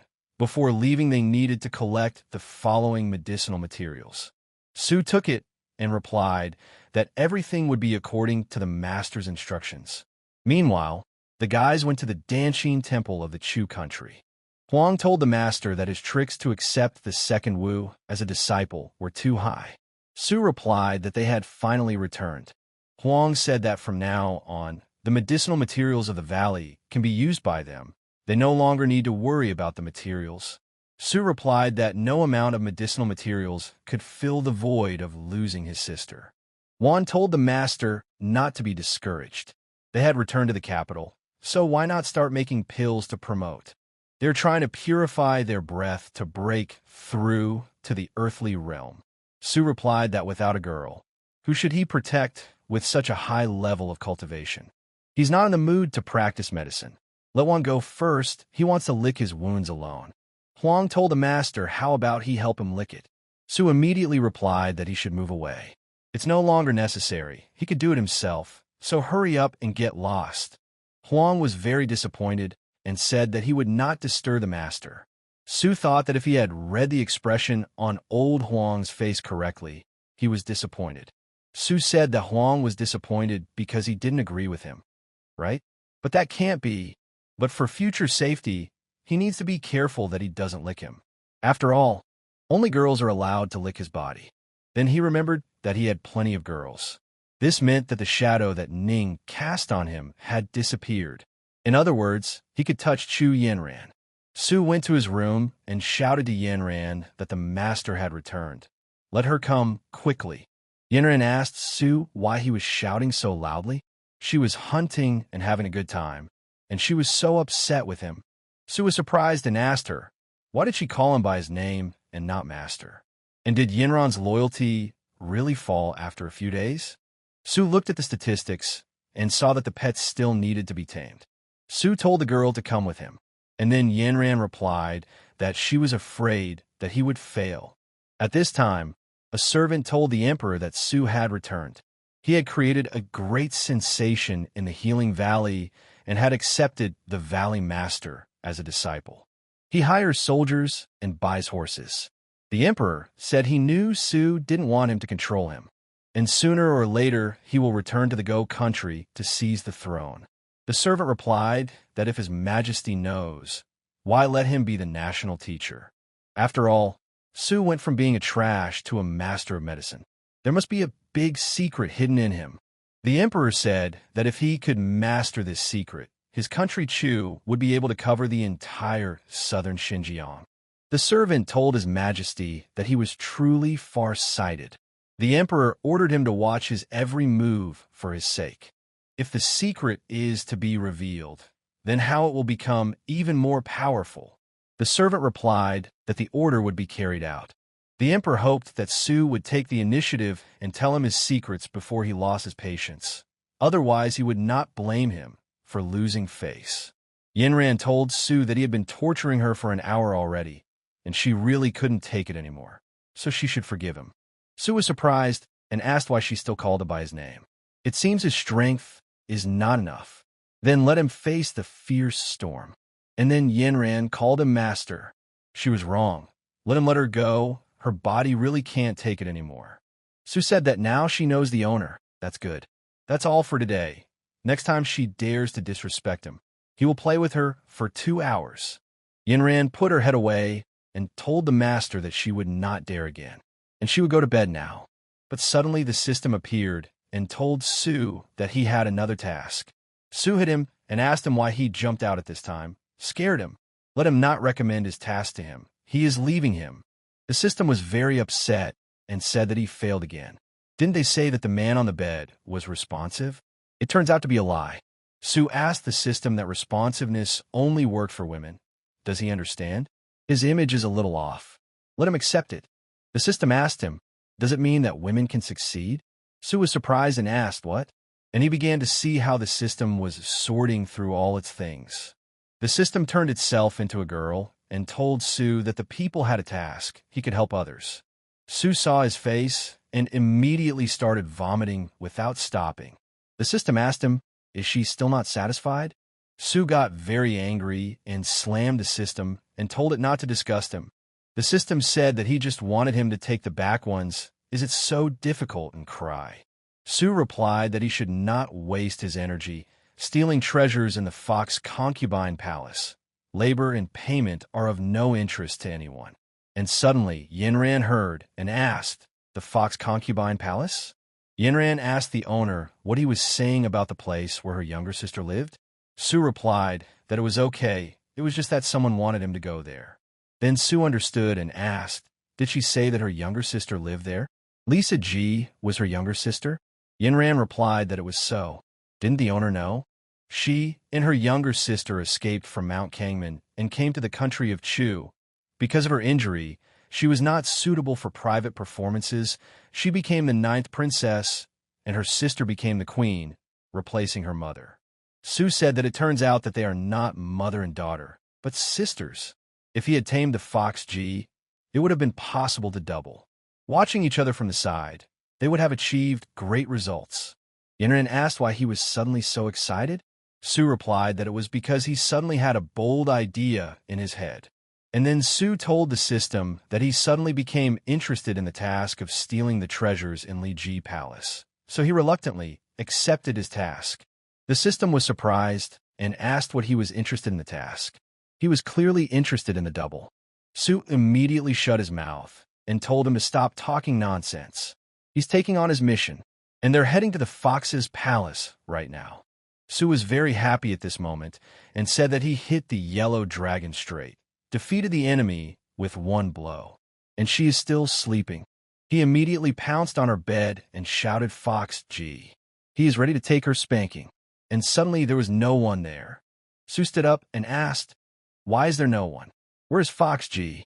The girl came up from behind and asked, is Master Su looking for her? The guy immediately realized that things were bad. Ji immediately went to him and asked, Master Su is still awake? He came to her bedroom in the middle of the night. Su replied that it was a long night and also insomnia. He thought that he was the only one who could not sleep, but he did not think that the concubine could not sleep either. Ji asked why Master Su couldn't sleep. The guy replied that it was because of her, the fox concubine. Ji asked, is it her? Su replied that it is true. Since the last time he saw the fox concubine, he was deeply attracted. The noble temperament and graceful posture of the fox concubine. And tonight, he couldn't contain the feelings of his heart, so he came here. Ji told Master Su that he had actually already attracted the interest of many people. Everyone was impressed by the master's behavior and style. Su asked, does that mean she likes him too? Fox concubine, since she likes him, maybe it's time for them to take the next step. Ji was surprised and replied that she didn't understand. Su replied that it was impossible if she didn't understand. He would teach her himself. She had a wealth of experience. She just needed to cooperate with him. Ji immediately said that she promised to kill him. And immediately, casting magic on his hand, he pounced on him. But Su easily dodged and easily escaped the attack. Ji was surprised and did not understand how he escaped. Ji realized that this was very bad, but Su pounced on her and said that his skills would be better. Su didn't kill her, and with a movement of his fingers, he hits her right in the head and prints her. The system immediately jumped out and congratulated him. Su thought, didn't she say that this was her sister? Why does Yinran have 9 tails, but this fox only has 3 tails? Ji woke up and asked the guy what he did to her. Why couldn't she put up any resistance to him? Su replied that it was because she, like her older sister, had become his pets. Ji was surprised to hear that her sister, like her, had also fallen into his clutches. And she asked, does he know their secret? Su replied that once they became his pets, no matter whether it was their hearts or their bodies, they would not be able to hide their secrets from him. But they had nothing to worry about. he would keep their secret. Ji asked him why he wanted to help them. Su replied that it was because he needed them to cooperate with him. Ji asked in surprise, "Cooperate with them? He means that very cooperation?" Su immediately threw her on the bed and said that he was coming to her, but Ji said that she didn't want it. Su felt something and said that right here. He wants to see what it is. The system asked him if he was indifferent to the beauty and started his task. Su said he doesn't understand anything. He wants to finish his shitty task as soon as possible, then spend his night enjoying himself. The system said that this is how it is. He was already glad that he had become better. It was a pity. Ji asked him why he didn't attack her. Ji immediately stood up and asked him what he was doing. Su told the girl to wait, and he would soon be free. And he found the treasure he was looking for. Su picked up the box and said what he found. Ji asked him what he found. The guy hit him with his elbow and said to open the box. The system said that by opening the treasure box, a sword made of fish intestines was obtained. Su understood the sword and shouted that he had found it. The system was also very happy that the owner had completed his task. Ji asked why such a magnificent thing was hidden in her bedroom. Here she did not know whether the owner knew. Really amazing. Su told the system to tell him what it was and how to use it. The system replied that since he had completed the task, he would tell. This is a fish intestine sword system product. Not only cuts hair, but also iron like dirt. It also allows you to fly. If it is strong enough, it can rise to a height of 1,000 miles. Su asked the system, "Is the sword so smart?" "Well, then he will try it now." And he sent his power through it and asked the system, "Why is it not moving?" The system responded to him to pay attention that he was talking about sufficient strength, but he couldn't. Su got angry and asked, "How dare she say that he can't?" He will go back now and fight his way through the Earth Kingdom, and now they will see if he can do it. Ji asked the master what he was going to do. She was still waiting for him. Su replied that she should not wait any longer. He would train. No one dares to say that he cannot. Ji blushed deeply and saw that in order to cultivate, the master did not touch her. Previously, she thought that the master was a greedy and lustful person who did not strive for cultivation. It seems that she misunderstood him. At this time, in the Danshin temple, Su said that it took him the whole night to process all the medicines that the Healing Valley gave him. After he swallows all these pills, he doesn't believe that he can't break through to the Earth Kingdom. The system said he wasn't used to it. Did he say something bad about him? Su told him to shut up. For him, as a man, his words were a huge humiliation. He can't come to terms with it. And no one can say that he can't. No one. And then he started shoving all the medicines into his body. Su began to evolve and said that he could do it. And then the system said that he congratulated the owner on breaking through the first layer. The reward was 100 he. The system said he didn't believe. He broke through so quickly, too scared to be irritated. Su calmed down and said that he had broken through to the Earth Kingdom. It wasn't that hard. We just had to see how the attributes had changed. Su looked at his own characteristics and asked in surprise that he had 22 years of life left. Doesn't an ordinary master live 150 years? Why does he only have this? The system said that he was constantly bullied before. Of course he got better, but there is no point in having longevity. Su told him to forget it. 22 years is long enough. Just think about how to increase it later. Right now, there is a more important thing, to prove that he can do it. The system told the guy he was too strong. Su put his energy into the knife and told him to move. The knife immediately began to parry in midair. Su was very happy and said that it was different, and now he would see if he could make it move more intensely. Su immediately did not wait long and directed the energy of the sword, sending it into the wall, which cracked from the sword. Su was surprised that it was so fast. He threw it before he was ready. This trick is perfect for surprise attacks. The system said that in any case, he is quite strong, but he still thinks about hidden attacks. He is hopeless. Su asked him what he knew. He had never heard the old saying. Don't worry about the pathetic development. What happened, the system? Now he was convinced that the master could do it. The system told the guy that he knew he could. Su started laughing and said that he had already said that, No one dares to say that he can't. But suddenly someone kicked the door and entered the room. Su was surprised and asked who came there. The guy told Su that he was really good. How dare he not show up to meet His Highness? Did he want to die? Su turned around and asked in surprise, "Is this Chu Ao Feng, the Prince of Chu country?" At this time, in Yeshifeng, a servant told the emperor that the prince had come to Danshin Temple and had already met Su. The emperor said that everything was according to his plan. He asked, "Has Yuchi Wide returned?" The servant replied that General Yuchi hurried back from the border last night. The emperor said, "That's fine then. Now he will wait for Su to attack the prince. Once he makes a move, he will take the opportunity to attack him and ask Yuchi to deal with him and ask about his secrets." The servant asked the emperor if he really had to wait for Su to act against the prince. If Su was furious, what would happen to the prince? The emperor replied that he was just a useless prince, and if needed, he would use another. Compared to Su's secrets, what was an ordinary prince worth? The servant said that His Highness was far-sighted. The slave admired him. The emperor replied that the secret that turned Su from trash into a great master of medicine would soon be revealed. The prince told Su to kneel before His Highness, otherwise he would die. Su asked in a surprised voice, "Kneel before him? Is he worthy of it?" He thought, "What is the situation with Chu Ao Feng? Why did he come here?" The prince got angry and said that trash dares to say that he is unworthy. He will tell him that sooner or later the country of Chu will belong to Lao Tzu, and he has committed a grave crime for disrespecting the future emperor. The prince ordered his men to immediately seize Su and send him to prison. Su asked why Chu Tianming chose a fool like him as a prince. He would teach him a lesson, and he told Shaoran that he would leave it to him. Sioran immediately replied that she agreed.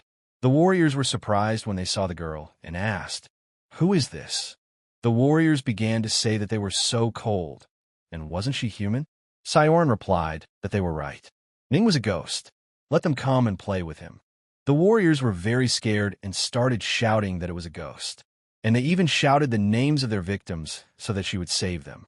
But suddenly everything turned out much worse. They felt the smell of poison, which slowly entered their bodies.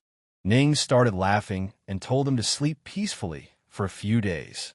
The prince asked how a piece of trash could have a ghost servant of the heavenly kingdom as a guard.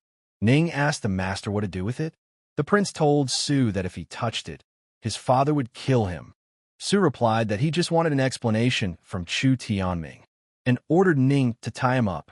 Ning listened to him and said that she was good at tying people up. The prince started to run, but suddenly he was completely tied up and asked for help. Ning finished the order and said that was all. Su was very surprised and asked that she had such skills. Ning replied that she had deep knowledge in rope tying. Su said that he also had deep knowledge. They could have a more in-depth discussion. But suddenly someone burst into the room and looked for a guy named Su. The guy was surprised and asked who else this brought to them. The boy asked how Su dared to do something against the prince. The prince said it was General Yuchi, and Su would be dead. Su thought that this guy was the great general of the Chu country, the 8th layer of the heavenly realm, Yuchi Wide. Yuchi told Su that the old man thought of him as the master, but he spat on him now. But he dared to take inch. Emperor Chu will not tolerate this. Su asked, "Didn't General Yuchi ask about the reason?" Yuchi replied that he didn't care about the reason. The old man only saw that he had fallen below treason, so let him prepare for burial. Then Su said that he finally understood what was going on today. Chu Tianming, this guy is really good. Not only can he travel through shadows, but he is also quite agile and nimble. Yuchi asked the boy how he dared to directly call the emperor's name. This is disrespect to the emperor. This is a first-degree crime. Ning stood up for the enemy and told him not to dare touch his master. Huang also came and supported him by telling him not to dare touch. Huang told the master not to panic. There were 2 of them. Yuchi replied that the boy was being guarded by 2 protectors of the heavenly kingdom, no small power. However, do they think they can stop him? Yuchi pounced on them and said that this was ridiculous. Huang used defense and said that this was very bad. He did not believe that he could not stop one person from the heavenly realm. Yuchi used his attacks and told them to get out of his way. His strength was really great, and Huang and Ning were unable to resist him. Yuchi said that two people from the heavenly realm are not comparable to him. After all, he is the 8th level of the heavenly realm, and no one can save Su today. Su flexed his hands and said that indeed, in terms of realm, except for Li Qiufeng, who has a 9th level heavenly realm, no one can surpass him. And in that case, he can only. Yuchi said that only now does he know how to beg for mercy, but it's too late for that. Su replied that he could only save himself. Yuchi asked in surprise, save himself? He didn't think he could survive with the 1st level of the earthly realm, right? Su raised his hand and told him not to worry, let him wait a minute. The system immediately said that all the skills were filled. The system immediately congratulated him on his transition to the 10th level of the earth realm. Su at this moment became even stronger and was even confident in his abilities. Su turned to General Yuchi and asked, now he sees how strong he is? Yuchi replied and said that he really has the strength of the 10th Earth Kingdom. It seems that he hides it well. Su replied that it was true. He was a reserved person and always hid it. The guy knew that he would survive. He could rely on this trick to catch him off guard. Yuchi told the boy that if he could reach the 10th level of the Earth realm at such a young age, then he really did have some talents. But for the Heavenly Kingdom, there is only one outcome, and that is victory. Yuchi immediately attacked the guy and told Su to die. Su felt that this attack was so fast, he wouldn't be able to dodge it. He would have to fight. Su stood in front of him and said that he would take his attack. And against Yuchi's attack, he used a protective seal. But Yuchi's attack was so strong that Su felt such power that even his protective seal couldn't help. Su knew that if it weren't for his multi-layer defense, he would have been seriously injured, if not even died from that blow. Yuchi decided to attack again and said that even with his Earth Kingdom, he was able to withstand such a strong blow. One shouted to his master to be careful, but Ning told her master to get out of there. Su asked, kill him? He's not good enough yet. And with a flick of his finger, he told the enemy that the sword was already behind him. Yuchi didn't understand at first, but then he turned around and saw the sword. Su immediately told him to die. Yuchi said that he couldn't die here, and decided that he had to dodge, but the sword hit his hand and seriously injured him. Yuchi said that Su had suddenly injured the artery on his arm, and he had almost killed him. Su replied, what a pity. It is worthy of a person of the 8th level of the heavenly realm to be in the air and be able to dodge. Yuchi got very angry and said that he was a nasty boy. He hurt his hand, and now he was going to turn him into ashes. Su was surprised and asked him, does he think that only this sword was prepared for him? Yuchi asked what? Su apologized with a smile and said that he really only prepared one sword. And after saying goodbye, he informed him that that was all for today. They would meet again in the near future. Yuchi got angry and said that he had been seriously deceived, and with a blow to the ground, he asked him to come back. But suddenly a large amount of water gathered around them, so that Su had to swim to move. Yuchi shouted at him that he would not let him go. After swimming to the other side, Su said that it was too dangerous. Fortunately, he quickly escaped, otherwise it would have ended badly. And the 8th level of the heavenly realm is really difficult to deal with. But the system told him that it was wrong. And he asked, isn't this the palace of the magic fox? And they haven't escaped. He's still in the palace. Su said that the most dangerous place is the safest place. Chu Tianming and General Yuchi must be looking for him in the city now. They absolutely cannot imagine that he has not left the palace. The system asked, is this the legendary darkness under the lights? Su replied that it is true. Let him learn from his master. He is an expert when it comes to escaping. The system told the boy that he had escaped. Having gotten rid of his sense of superiority, Su replied that since Chu Tianming had dared to make a move against him, he would do something to his concubine. Opening the door, Su turned to Fox and told him to come out and serve the master. Qing asked him, didn't he run away? She was worried about him. Su asked if she was really worried about him, and touching her face, He said that he thought she wanted him to never come back after he ran away. Qing hugged him and replied that she was now the master's pet, so of course she was worried about him.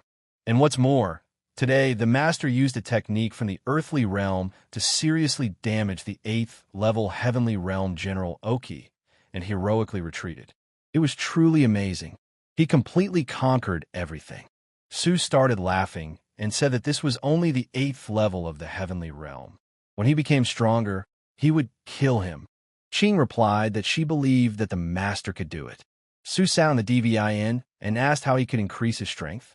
He has already reached the 10th level of the Earth Kingdom. Skill points increase strength, but do not allow him to increase the level of the kingdom. He will have to think of other ways. At this time, Qing looked at him and saw that the owner thought a lot, and it was so attractive. Su asked Qing if there were any powerful techniques in her clan. Qing replied that their clan had 2 main schools, the illusion school and the physical art school. Her sister specialized in illusion, and she specialized in physical arts. The main technique of the physical art school is called the 100 battle tactics, which is a heavenly level technique. Su asked in surprise, is it a heavenly level technique? And let him tell me how powerful is the 100 battle technique? Qing replied that the 100 fights technique is the highest fighting technique of the Fox clan. After cultivation, the body's fighting potential will be pushed to the limit. Not only will the speed be greatly improved, but every part of the body can become extremely hard and destructive. But Su stopped her and asked what she just said, that every part of the body would become extremely hard. Every place? Qing asked the owner what was the matter. Su replied that nothing. He was just thinking of a funny use. Let him quickly teach him the technique of 100 battles. Qing agreed and replied that the secret of the technique and told everything in detail. Su said that he understood. He had 1,000,000 skill points. Once he learned it, he would become the strongest in an instant. Su asked the girl if it was difficult or not. Qing told the master that it was indeed difficult, and that she should not move anymore. It was painful. Su replied that even the hair on his legs was so stiff, this technique was really the best. Qing told the master that he had pricked himself, and even his hands were swollen. Su replied that he would compensate her later. Now that he had learned the 100 battles technique, it was time to meet General Yuchi again. In the imperial palace, the emperor himself was shouting and saying that they were a bunch of worthless trash. They still haven't found Su Cheng. The prince replied to his father that this little Su must have been afraid of General Yuchi. He might have even fled the kingdom. The emperor told his son to shut his stinking mouth. If Su ran away, how could he get his secret out of him? The secret had to be his. The prince replied that Su must still be in the kingdom and his father would be able to learn his secret. And suddenly a servant came in and told the emperor that there was news about Su Chun. The emperor immediately ordered him to speak. The servant replied that Su had challenged General Yuchi to a fight tomorrow at noon. The emperor asked in surprise, "Challenge to a fight?" The prince asked. Su dared to publicly challenge General Yuchi, and they were still worried that they would not be able to find him. He did not expect him to take the initiative and would beg for death. It is true. The emperor immediately hit him and told him to shut up. The prince did not expect this from his father and shed a tear. The emperor said that he was an idiot. Su could kill General Yuchi with the help of the Earth Realm before, but he was still physically inferior. And now that he dared to challenge him publicly, it means that he is confident that he can defeat General Yuchi. The prince asked, "Defeat General Yuchi? How is that possible? Could his strength have increased so quickly? It has only been a few days?" The servant told his majesty not to forget that Su has a big secret, and they must think it all through carefully in advance. If Chu really defeats General Yuchi, no one else in the kingdom will be able to stop him. The emperor told the servant to go to Mount Juin immediately and bring Mr. Ghost here. The servant asked Mr. Ghost, but it would cost him a lot of money. The emperor replied that he could think of nothing else. Su must die. And what's more, if they can learn Su's secret, no matter how high the price, it's worth it. The servant said that he would go to Mount Juin immediately. The prince asked his father, who is Master Ghost, will he be able to deal with Su? The emperor replied that he did not need to know anything except that Mr. Gasta was outside the kingdom of heaven. The prince asked, "Outside the heavenly realm? Excellent. This little Su Chun is already dead." The emperor saw that every time they asked for help from Mr. Ghost, besides various jewels, he asked for a new title. If he was not satisfied with the new title, he could turn him, the idiot, into a corpse. Arriving at the temple, Danxing Su said that he had returned.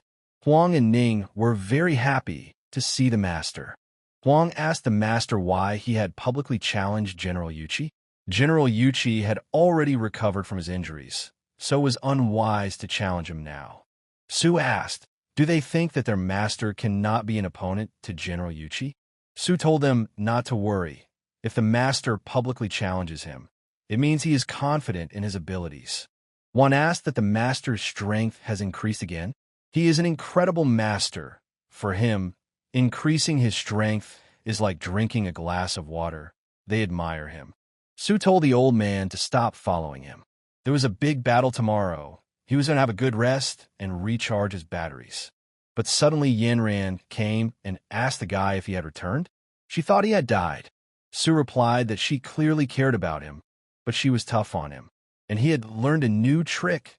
Would she like to learn from him, or was she afraid that she would fail? Su told her to go and see which was rougher, her mouth or his movements. Yanran asked him how rough he could be. She didn't believe it. The next day, people gathered in the center of the city and said that Su had challenged General Yuchi. Does he really think he can win? The guy replied that in his opinion, Su didn't know that he could no longer hide, so he publicly challenged him, hoping that he would be forgiven. But it's no use. Let them just look at General Yuchi's murderous aura. He will definitely not be forgiven. Su will die if he dares to come. Ning said that it was already past noon. Why hadn't the master come yet? What kind of movement did the master teach Yanran? Did it really take that long? One said that the master was worthy of being a master, and the new techniques were so magnificent that they truly aroused admiration and envy among the students. Ning replied that the master was not here now, so there was no need to flatter him. Huang asked her, what did she know? The highest level of flattery is to flatter, regardless of whether the master is there or not. And she must flatter sincerely, with true feelings and real love. The prince told his father that time had passed. Su had not come yet. Was he afraid to come? The emperor replied that Su was arrogant and unbridled. He said that he would definitely come. We must wait a little longer. The emperor hoped and thought that he must come. Su must die before his eyes so that he could be at peace. At this time, Yanran heard their conversation and understood that the master was not arrogant. He was confident in himself. And then suddenly Su came and said that they were all blind. And he was a little late. Let them just look at their faces, as if he owed them money. The emperor was surprised and knew in advance that this guy would really come. The prince told his father to look. Su's legs were shaking. This kid must be terribly scared inside. Yanran saw his condition and thought, didn't the owner rest last night? What happened to him? Ning said that the master was in a bad state. Could it be that the new techniques were extremely difficult? Huang replied that it seemed that the discussion yesterday was very tense. But however, based on the master's strength, cultivation base, and foresight, even if he is not well rested, he will definitely win. Su knew that he had underestimated Yanran's potential. He thought that after learning new techniques, he would be able to get rid of her. But he didn't expect that he would be beaten day and night. He had never seen Yanran so strong before. So this is what it's like to meet someone strong. Yuchi turned to Su and said that he didn't expect that he would actually dare to come. This is manly. However, he thought that Su would only dare to take the initiative to challenge when he broke through to the heavenly realm, but he didn't expect it to happen like this. He was here to beg for mercy. Su told the warrior not to be stupid. It was time to begin. As soon as he finished the fight, he would go to rest. He was so tired that even his back hurt. Yuchi started attacking and shouted at the guy that he was crazy. He shouldn't think he could get away with it a second time. He would die under his iron fist today. Su replied that his new move had failed against Yanran, but he didn't believe that he couldn't handle him. Su immediately used his hardening technique and attacked, hitting Yuchi's fist, after which an explosion occurred. Yuchi was very surprised and asked how he was able to stop his iron fist. Su exhaled and said that he had blocked it. It seemed that he was gradually regaining the confidence he had lost with Yinran. Yuchi attacked again and asked how the Earth Kingdom could compare in strength to him. He must have just been lucky. Now they'll see if he can block it. Su also rushed back and asked, luck? Well, now they will look at this luck. Yuchi used his fist first, then his foot, and in the end he said that he didn't believe that Su had such a hard head. People asked that Su was actually equal to General Yuchi, the 8th level of the heavenly realm. Didn't this mean that the gap between the kingdom of earth and the kingdom of heaven was like the difference between heaven and earth? When did these kingdoms become comparable? The emperor said that this must be Su's big secret that increased his strength in just a few days. The emperor hoped that he would die. This secret would be his. And then Juan said that they were a bunch of ignoramuses. For his master, this was business as usual. He was not surprised. Ning said that the master rose like this. Then there is hope for her revenge. She went after the wrong man. Here is her master. But with every attack from Yuchi, Su found something to match. The warrior said that this was no coincidence. He actually had the strength to fight him. Su said that he was already so strong. If he broke through to the heavenly realm, he would become invincible in the entire southern Xinjiang. Yuchi said that he admits that he underestimated him. With the same cultivation base that he has, he is not as ignorant as the rumors say. He is an unearthly genius. Su was surprised and asked that General Yuchi was complimenting him, thus admitting defeat. Yuchi replied that in his life he had fought in hundreds of different battles, and each time he was ready to give his life, but never admit defeat. He praises him because he is the one who is worthy of his strongest technique.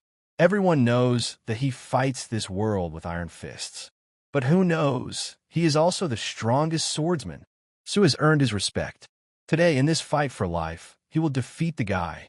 Su said that it was an honor to receive his respect. And in that case, let him experience the strongest blow of the 8th level of the heavenly world. Yuchi pounced on him and told the boy to be careful. His strongest blow was coming. But Su pointed his knife straight at him and ordered him to attack, and pointed his finger straight at Yuchi. Yuchi didn't expect this. He tried to hold on until the end. But Su's knife cut his blade and passed through his shoulder. Su asked if he was sure. Yuchi replied that he was grateful for his mercy. He might be wrong, but if he hadn't moved the flying sword a few centimeters, the blade would have passed through his heart, right? Su replied that he had a keen eye. Yuchi confessed and said that he had lost. People began to shout that Su had won. From the initial level of the earthly world, he decisively won over the 8th level of the heavenly world. But one of the people present asked everyone, they keep calling Su Chun by name. Are they tired of living? After all, this is their noble master Su. Yinran was impressed by him and saw that their master was so strong. With his help, she and her sister would have a chance to take back Mount Kongman. The prince told his father that this boy, Su, had won. What should they do? Maybe he was preparing to strike straight at them. The emperor got angry and told him to shut his mouth. Let him be quiet until Ho Song brings Mr. Ghost. The prince said it was true. They still have Mr. Ghost. He exists outside the heavenly stage. When he gets here, Su will be dead. The emperor thought, what if Su takes advantage of the situation? He will remove this idiot and cool down this Su. Even at the cost of his life, it doesn't matter. In any case, Mr. Ghost only cares about a corpse. Su turned to General Yuchi and said that there was no need to be disappointed. He would be able to strike in 1.5 seconds just because of the power of his weapon. And under other conditions, he is not their equal at all. Yuchi replied that defeat is defeat. There is nothing to say about it. He did not kill him. What will he do with him? Su immediately threw the bottle into his hands and told him to take it. Yuchi was surprised and asked, what is this extra healing elixir? What does he mean by that? Su replied that the reason he did not kill him was because he was the pillar of the kingdom. Even if he wanted to die, he had to do it on the battlefield so that it would be considered an honorable death. It would be a pity to die in such a duel because of a stupid emperor. Yuchi told the boy that he not only saved his life, but he also understood him. Yuchi told Master Su that he was convinced of his defeat. In the future, if there was a request, he would do anything without hesitation.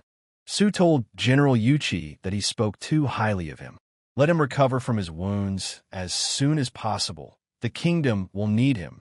Yuchi replied that he was returning to the border, and it was time for him to say goodbye to Great Master Su. Su was overjoyed that he had succeeded. He had conquered another heavenly realm and could fight with it, so he would definitely be able to put it to good use in the future. People surrounded him and said that they had long ago realized that Master Su was not a pawn. As expected, he turned into a dragon as soon as he encountered the storm. Su was happy and understood that these guys knew how to make the most of the situation. Then the emperor came out and said that it was a great blessing for the people of Chu to have Su as the master of their country. Su replied that the emperor was happy, but a little sad. Inexplicably, he was provoked at home for no reason, forced to wander around the streets for several days. Su knew that this old fox, Chu Tianming, really knew how to pretend. He thought that he didn't know that all this was arranged by him. And then the emperor replied that he would give Master Su an explanation. Soldiers, let him take the crown prince and put him in the heavenly prison. The prince was surprised by this and asked his father what he wanted. Aren't they waiting for Mr. Ghost? But the emperor hit him and told him to shut up. The emperor ordered the soldiers to seize him and take him away immediately. And he saw that his son had told almost everyone about Mr. Ghost. He was thinking at this moment, what did this Chu Alfing just say? Mr. Ghost? Is this the plan they set up? Ning was thinking at this moment, did she hear correctly, Mr. Ghost? The emperor told Su that he sent the crown prince to the heavenly prison. What does he propose to do with him? He took it upon himself to insult him, so he could kill him if he wanted. Su replied that they should rest while he was tired from fighting. Su knew that this Chu Tianming was ruthless enough to stall for time. He used his son to insult him. He alone was enough. The emperor became very angry after hearing these words and told Master Su to take care of himself. Huang followed the master and asked him to wait for him. Ning thought if it really was that guy, what should she do? The emperor thought that Su was not worried. He would let him have a good rest. Then Mr. Ghost would arrive, and he could rest forever. Huang asked the master, did he just forget about it? The prince taking matters into his own hands was obviously all arranged by Chu Tianming. Su asked, forget about it? Of course no, but now is not the time. The day he breaks through the heavenly realm, the Chu kingdom will be destroyed. At this time, he will change the Chu kingdom. Not only that, the entire southern border of the sky will change. One said that Master is too humble. How can a simple southern border accommodate him? Master is a man who wants to dominate the entire continent. Su ordered him to return to refining pills now. He wants to break through to the heavenly realm as soon as possible. That guy Chu Tianming must have orchestrated a plan to destroy him. Huang immediately ran and said that he would go and prepare the herbs. Ning knew that if the master broke through to the heavenly realm, would he be able to deal with this person? At this time, in Danxing Temple, Su trained all the time and used all the medicines without hesitation or disappointment. But suddenly he started spitting blood and thought that he was still stuck. The heavenly realm is really not that easy to break through, and this strong effect of cultivating pills is useless for him. It is necessary to strengthen their effect. He asked Huanzhun if there was an elixir that was best for breaking through to the heavenly realms, and it was the three-color pill. It's just that the other ingredients of the three-color pill are easy to collect, but the main ingredient, three-color ginseng, is an extremely rare medicinal herb. It is very difficult to find in the southern border. Chu Tianming might turn against him at any time. He had to break through to the heavenly realm as soon as possible, but the tricolor ginseng was not easy to find. How should they deal with it? Then Wan came and told the master that there was someone outside who wanted to see him. Su asked, that another gift giver, right? The usual rules. Let them leave their offering, but don't look at the person. Huang told the master that he thought Su should meet this man because the girl Ling Yulu had come. Su was immediately surprised and asked what was Miss Lin who couldn't get what she wanted. Let her go quickly. Juan told the master to watch his character. His figure in front of Miss Lin is the personality of a man with an extraordinary character. Su said that he almost forgot, and ordered Huang to let Miss Lin in. Juan replied that a decent master has good acting skills, and he will tell Miss Lin to come in. Juan let her in and told her that Miss Lin had arrived. Lin was glad that she saw him again. He was still as proud and valiant as ever. Su said that he understood and ordered Huang to go down. The old man told the master that this model let him continue in the same spirit. Lin said that she welcomed Mr. Su. He told Miss Lin that there was no need to be formal. As the saying goes, Su knew that things like pretending to be an important person were too easy for him. But when he saw Miss Lin's chest, his eyes immediately became fixated on it. At this point, Su told Miss Lin that he was really sorry. Seeing her again, he realized that her character was even better than last time. So he was surprised for a moment. He apologized. Su immediately realized that they were even more than last time. Who could endure it? Lin immediately thanked him for the compliment. She saw that Mr. Su was really different from other men. He didn't hide it, but said it directly. This is further proof that he is a man with an open heart after all.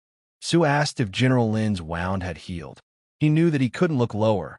He had to control his eyes. Lin replied that thanks to the master's life-sustaining pills, her father's injuries had healed and he would be able to recover in just a few days. Su said that it was nothing special. Lin replied that for Mr. Su it was a small thing, but for her Lin family it was a real gift. And so she came especially to pay her respects and let him accept this gift. Su began to refuse and said that he helped out of respect for General Ling Xiao. He would never accept a gift from her, and he saw tricolor ginseng in a box. Lin said that it was worthy of a patriarch-level pill refiner. He recognized it at first sight. It had been passed down in the Lin family, but no one had been able to refine it, so she offered it to him to put to good use. Su wondered why he didn't ask first what kind of gift it was. What should he do? If he accepted it, wouldn't he lose his reputation? Lin said that she knew that it was not enough to thank him for saving the Lin family, but she also knew that a noble and pure person like him would not think about gifts. But this is a small token of appreciation from her Lin family.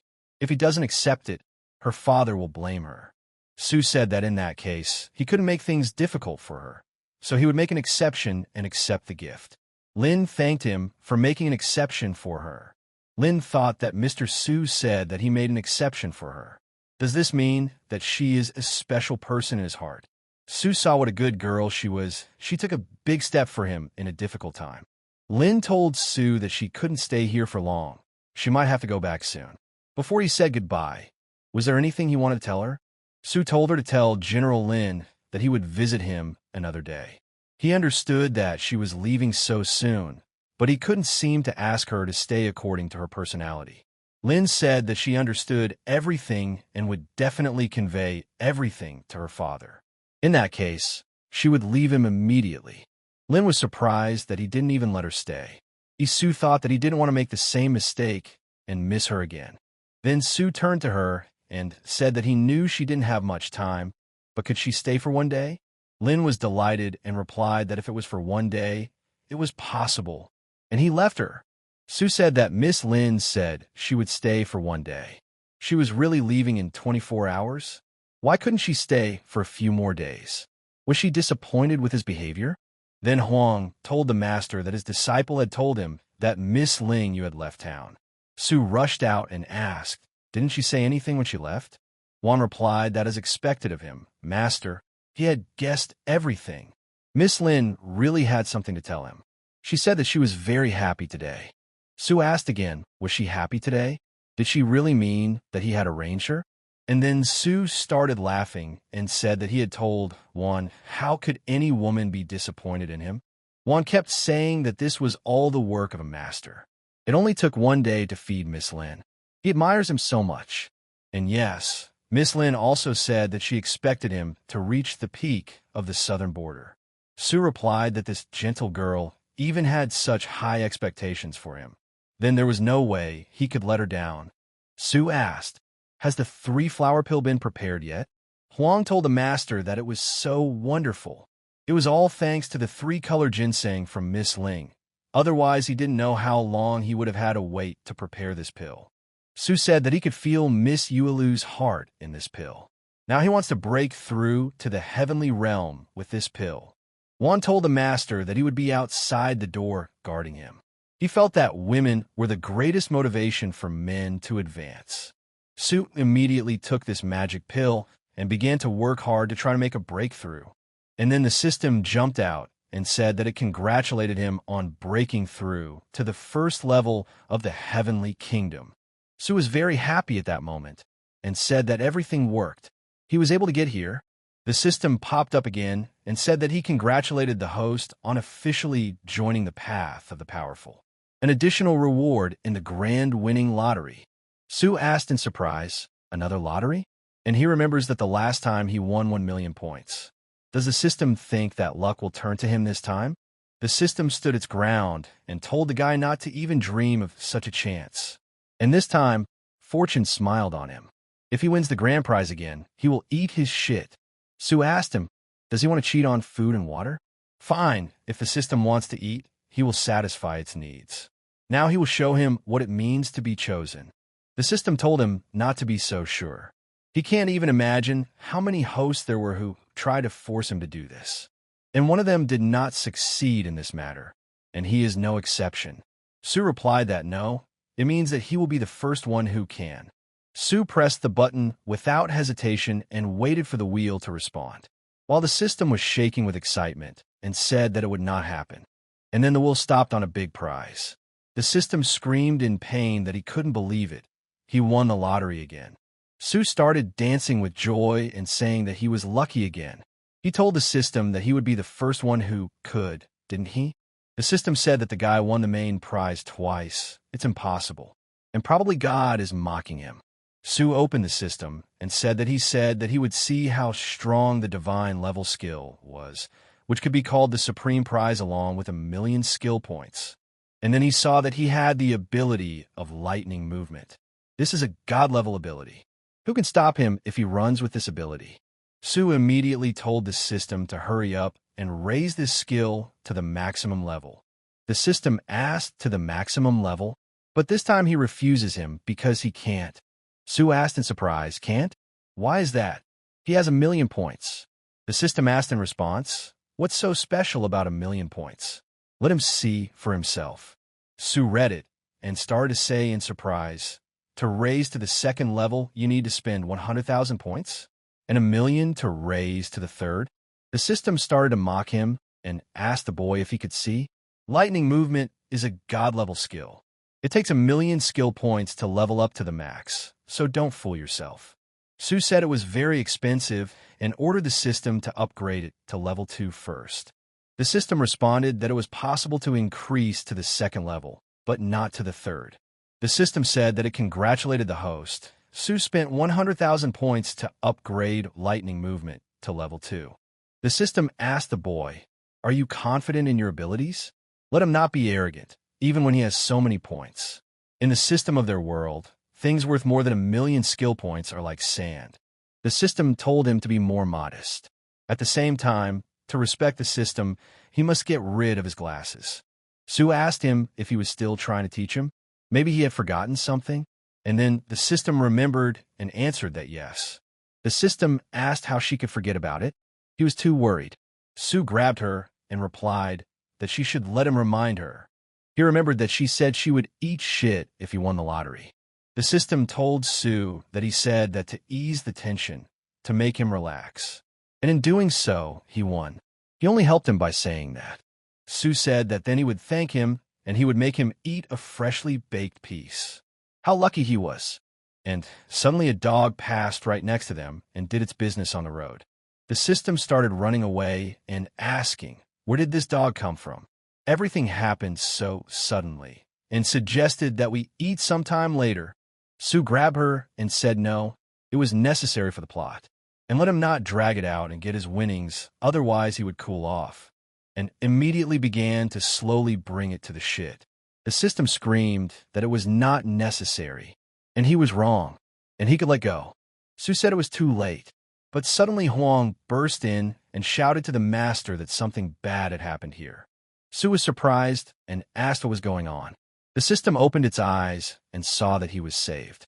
Huang replied that Master Chu Tianming had recently conveyed to them the words that the prince had died a cruel death in the dungeon. Su was surprised and asked Chu Ao Feng is dead.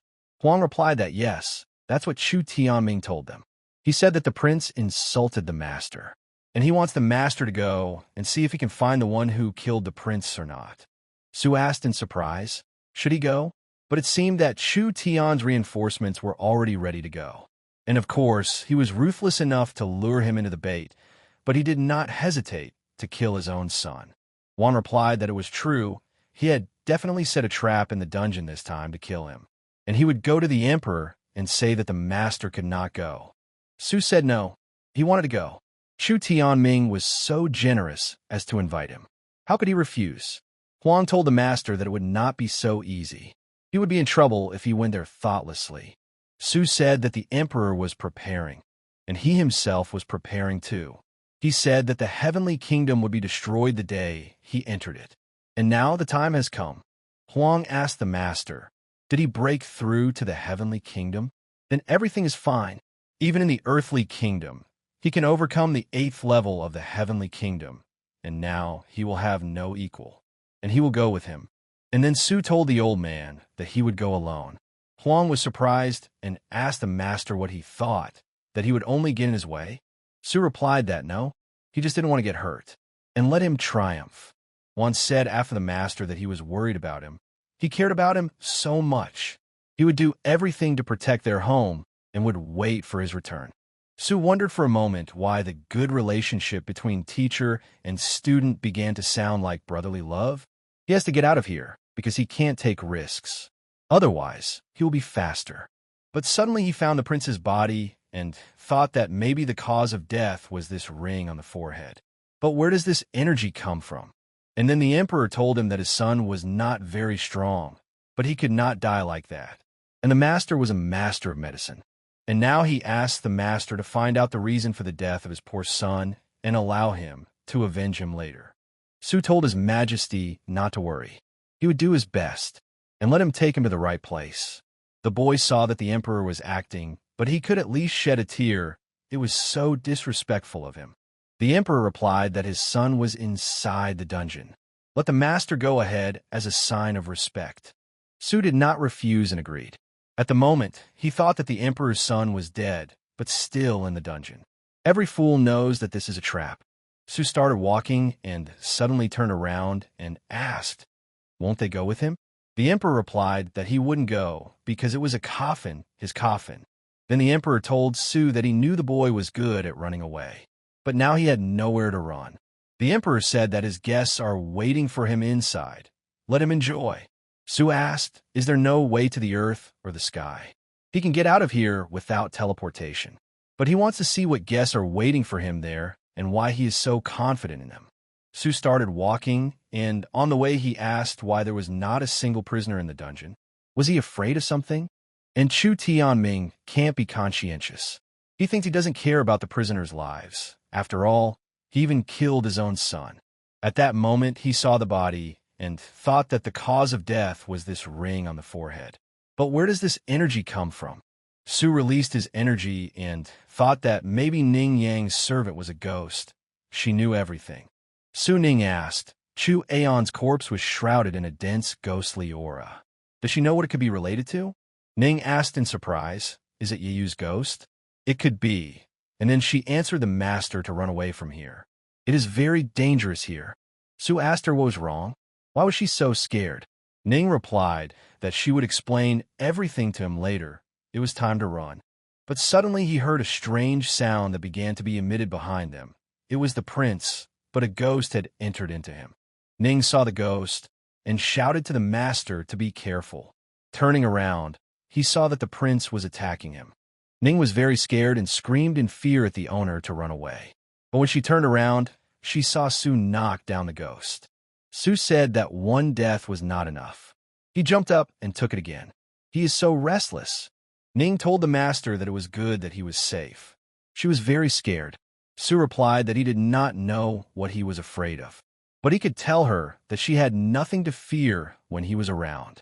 Ning thanked Master and said that she did not hide anything from him, but Chu Aofing was shrouded in a ghost.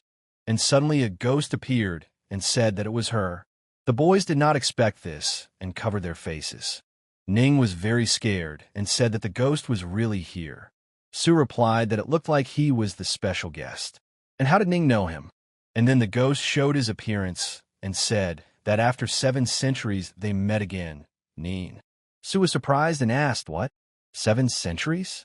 Ning told the Master that he was the one who turned her into a ghost 700 years ago. Su said, "That's it, he got it." So it turns out that he was the one who turned Chu Aofing into a zombie, right? The ghost replied that at first he wanted to get this body for himself to be reborn in it, but he is too weak physically, so his ceiling is to be a zombie. Su asked in surprise, "To be reborn in a body? Is this his secret to longevity?" The ghost replied that it was. Throughout this entire time, he had been searching for someone who could become a suitable vessel for him. The ghost said that Su would defeat Chu Ao with 1 blow, which means he is physically well developed. If he can obtain his body, he will be able to live for another 100 years. This trip to the mountains was not wasted. But then Ning stood up for the Master and told him not to touch, and ordered the Master to run. The ghost asked her, is she here to detain him? And can she? Maybe she forgot, but he is his first master. Ning replied that she had never considered him her master, only an enemy. And today, she would not allow him to harm her master, even if her soul. And then Su stopped her and said that she shouldn't say such words. He told her that he was under his protection and no one would touch her. Ning told the Master that he was very strong. He had reached the realm of heaven 700 years ago. Su asked her, she considers him her master, which means that her revenge is his revenge. And no matter who stands in front of him, he will help her take revenge. The ghost said that he appreciates the guy's confidence, because it reminds him of him when he was younger. The guy's body is getting better and better for him with every passing second. Su told the ghost that if he liked it, he should come and take it. What was there to waste time on? The ghost said that he didn't need to approach them because there was someone who would do it for him, and he directed his energy into Ning's head. Su was surprised and asked, what? Ning was screaming in pain at this time and asked the Master what's going on. She can't control herself. Su got angry and asked what he did to her. The ghost replied that the spell was still working. He said that he was her first master. Of course, he can't control her completely, but he can make her do something for him. Su took hold of his sword and told the ghost to stop right now. The ghost told him not to worry. Seeing his blood, it would stop. After all, he was her new master now. The ghost immediately gave her the order to attack. Ning screamed at the Master to hit her. She didn't want to hurt him. But Su didn't even move away and stood there. Ning attacked him and let the Master's blood and immediately began to cry. The ghost told the guy if he could see. He didn't lie to him. She stopped when she saw his blood. Ning asked the Master why he didn't resist. Su replied that it was because he couldn't do that to her. And then Su took her and told her not to blame herself. And this is their first negative contact. He even liked it. Su told her to go back to the soul amulet and rest. He could handle the rest himself. At parting, Ning told the Master to promise that nothing would happen to him. Su replied that he gave her his word. After these words, the ghost began to clap and say what a heartbreaking scene this was between the Master and the servant. She is so ruthless. Let him see the wound he received at her hands. He will make her fix his body. Su replied that he shouldn't worry. He wouldn't waste any effort since he was about to meet his death. After all, Ning had hated him for 700 years all this time. He wanted to end this hatred with his death. The ghost asked in surprise, is he going to die? He can't even imagine how many people wanted to kill him all this time, and how he sees he is still alive. Does the guy know why? Because they all died before they reached him. And waving his hand, he addressed the zombie army that their way out. At that very second, zombies suddenly appeared and surrounded Su from different sides. Su said that he was wondering where all the prisoners were, but it turns out he turned them all into zombies. The ghost said that in order to refine these heavenly realm zombies, he spent most of his life. But it's not so scary, Soon he will renew his body with his own. And he ordered the zombies to grab his body and bring it to him. Su said that it was amazing. They were all zombies of the heavenly kingdom.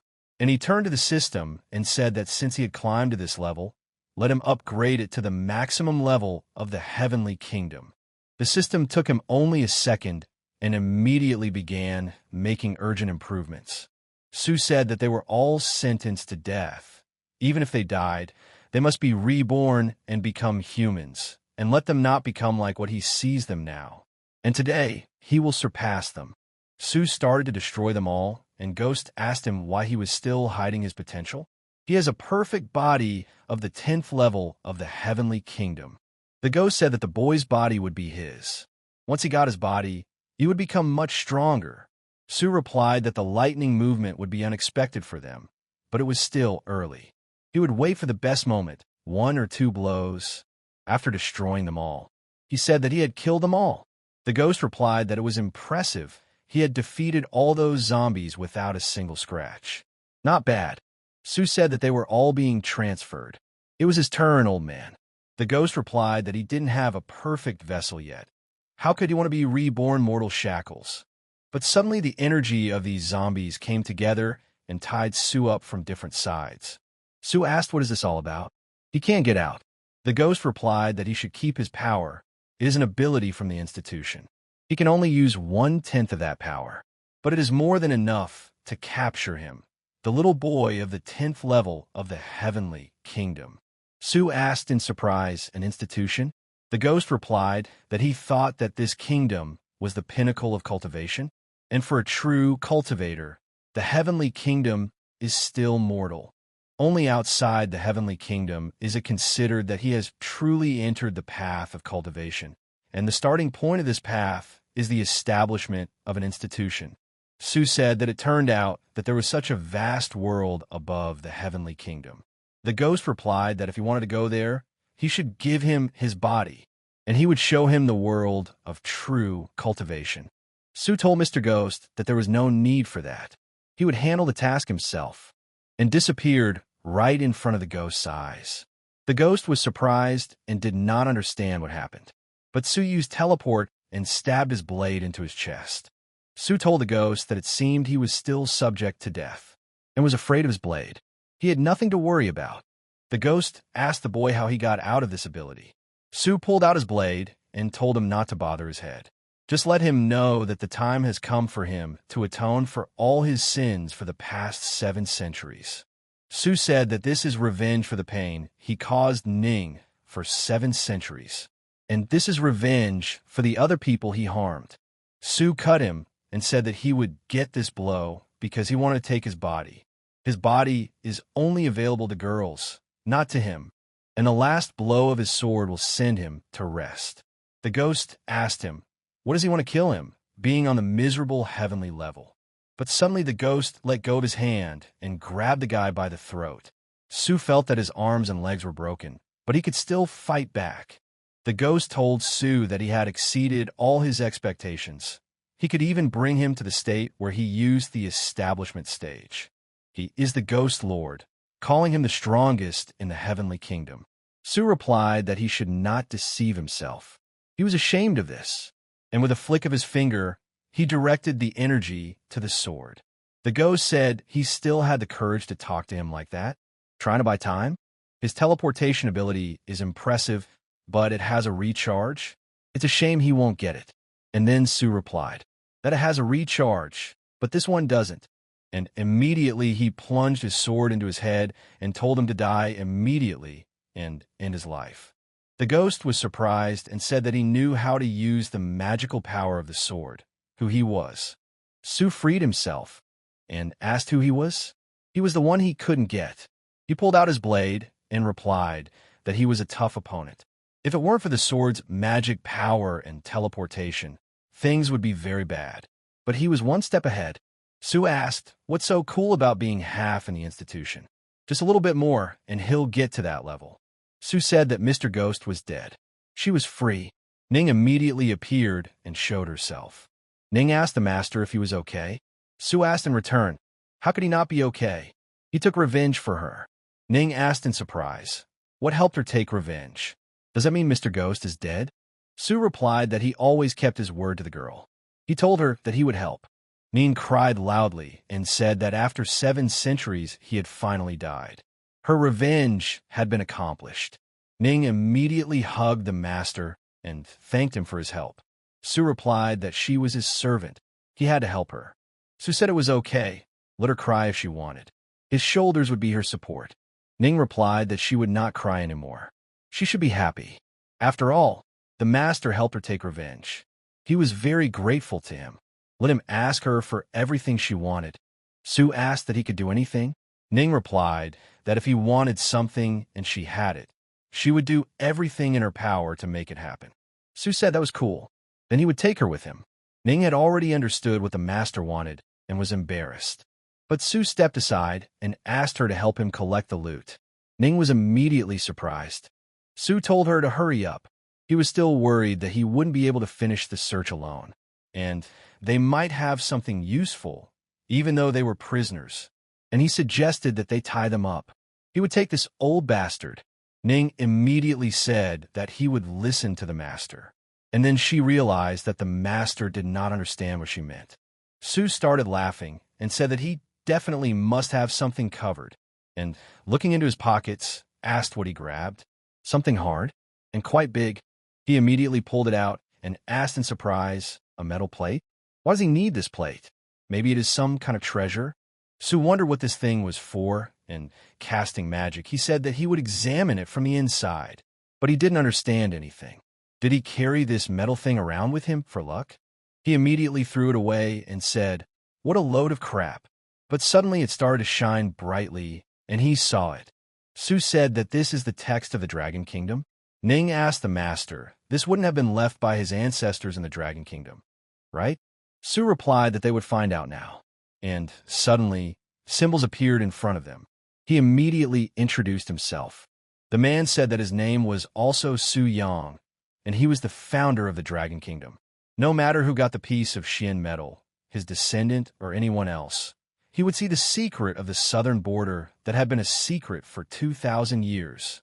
The world knows that 2,700 years ago, Su Yang, Chu Shi, Qing Feng, Xiao Yu, Ning 5 people came to the southern border and founded the Dragon Kingdom.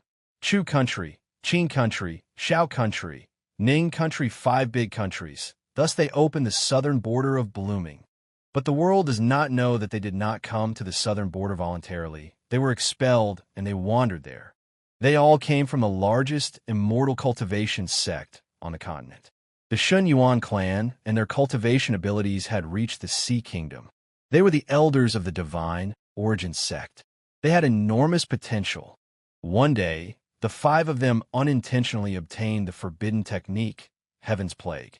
Just looking at the name, one can tell that this technique is insidious. They all wanted to start practicing this technique to become one step closer to the path of a cultivator. And later the clan was angry when everyone found out about it. They were abolished and took an oath that they would not practice this technique anymore. Then they were kicked out of the clan. They didn't want to come to the southern border. They didn't want to let this heavenly technique disappear from the world. So they divided this technique into 5 heavenly techniques, namely the Dragon Blood Technique, the secret of the mixed elements, and 10,000 elephants, the secret of Tai Xian. Now, these are the 5 secret techniques of the royal family. Once someone learns these techniques, the Heaven's Plague will be able to regain the divine day. He will die soon. The biggest regret he has in his life is that he will not live to see the execution of heaven achieved by someone. So he will write down this secret. He hopes that after obtaining the Xian Iron, the heavenly talent will be able to fulfill his long-cherished wish. Su said that the southern borders kept such a big secret.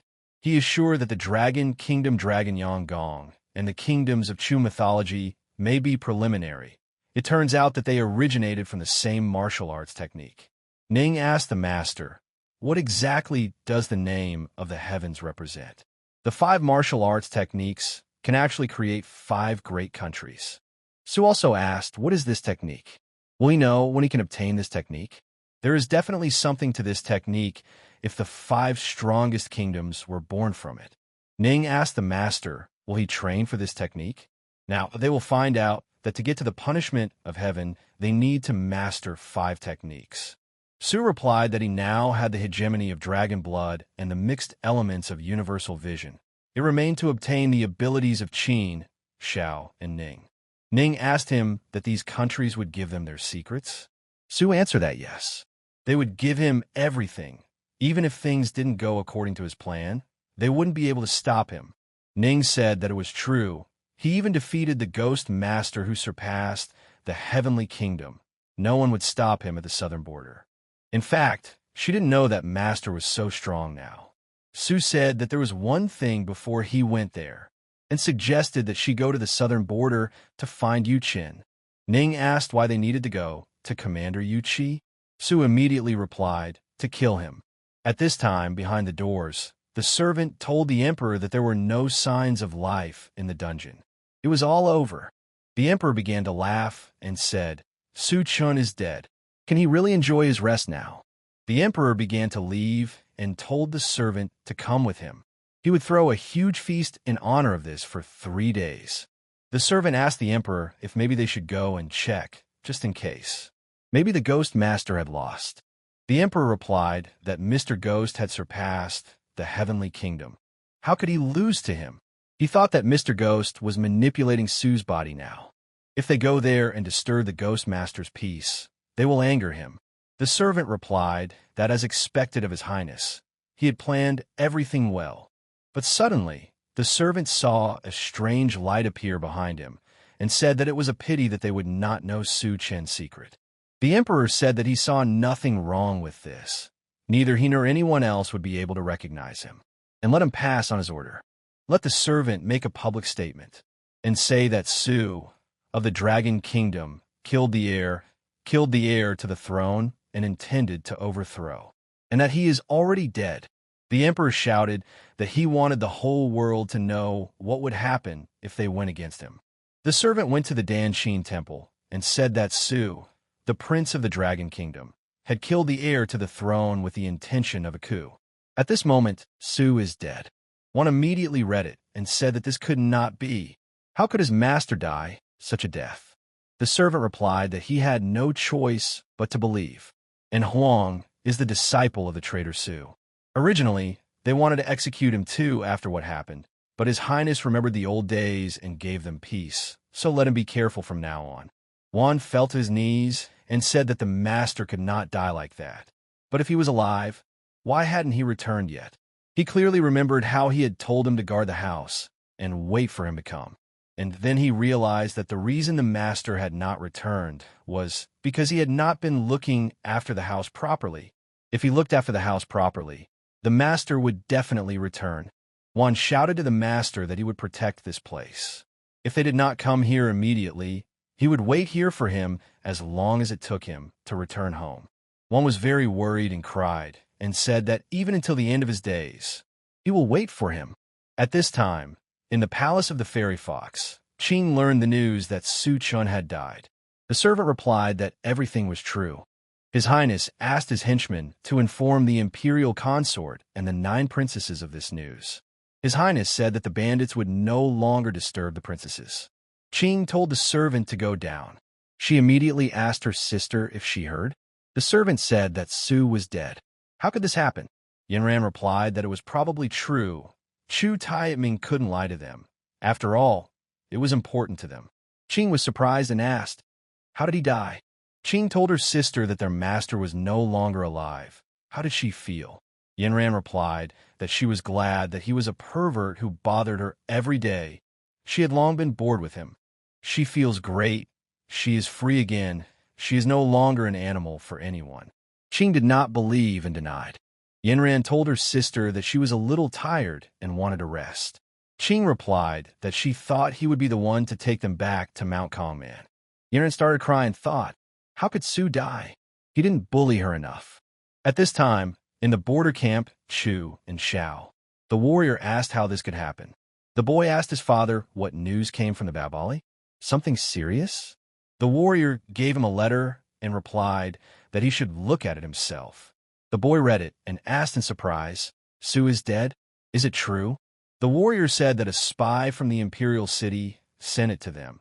That's definitely true. If nothing happened, the official decree will be received within 2 days. The boy asked his father, didn't he say that Master Su was invincible? How could he fall at the hands of the Ghost Master? Who was he? The warrior answered his son that he had never seen Mr. Ghost. He only knew that he had been in the mountains for a whole year, creating servants. This is Su Tangming, and the most important pillar of the entire Chu royal family. His cultivation level has surpassed the heaven level.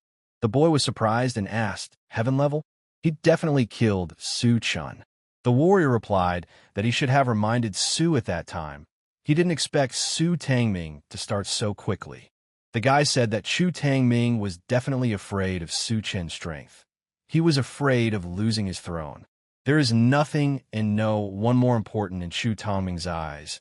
Only the throne is interesting to him. The warrior said that if he could not fight for the state of Chu, he was afraid that Chu Tangming would have killed him long ago. He remembers his last battle with him as the strongest and most touching battle in his life. He still hopes that he will be able to fight him, but apparently there is no hope.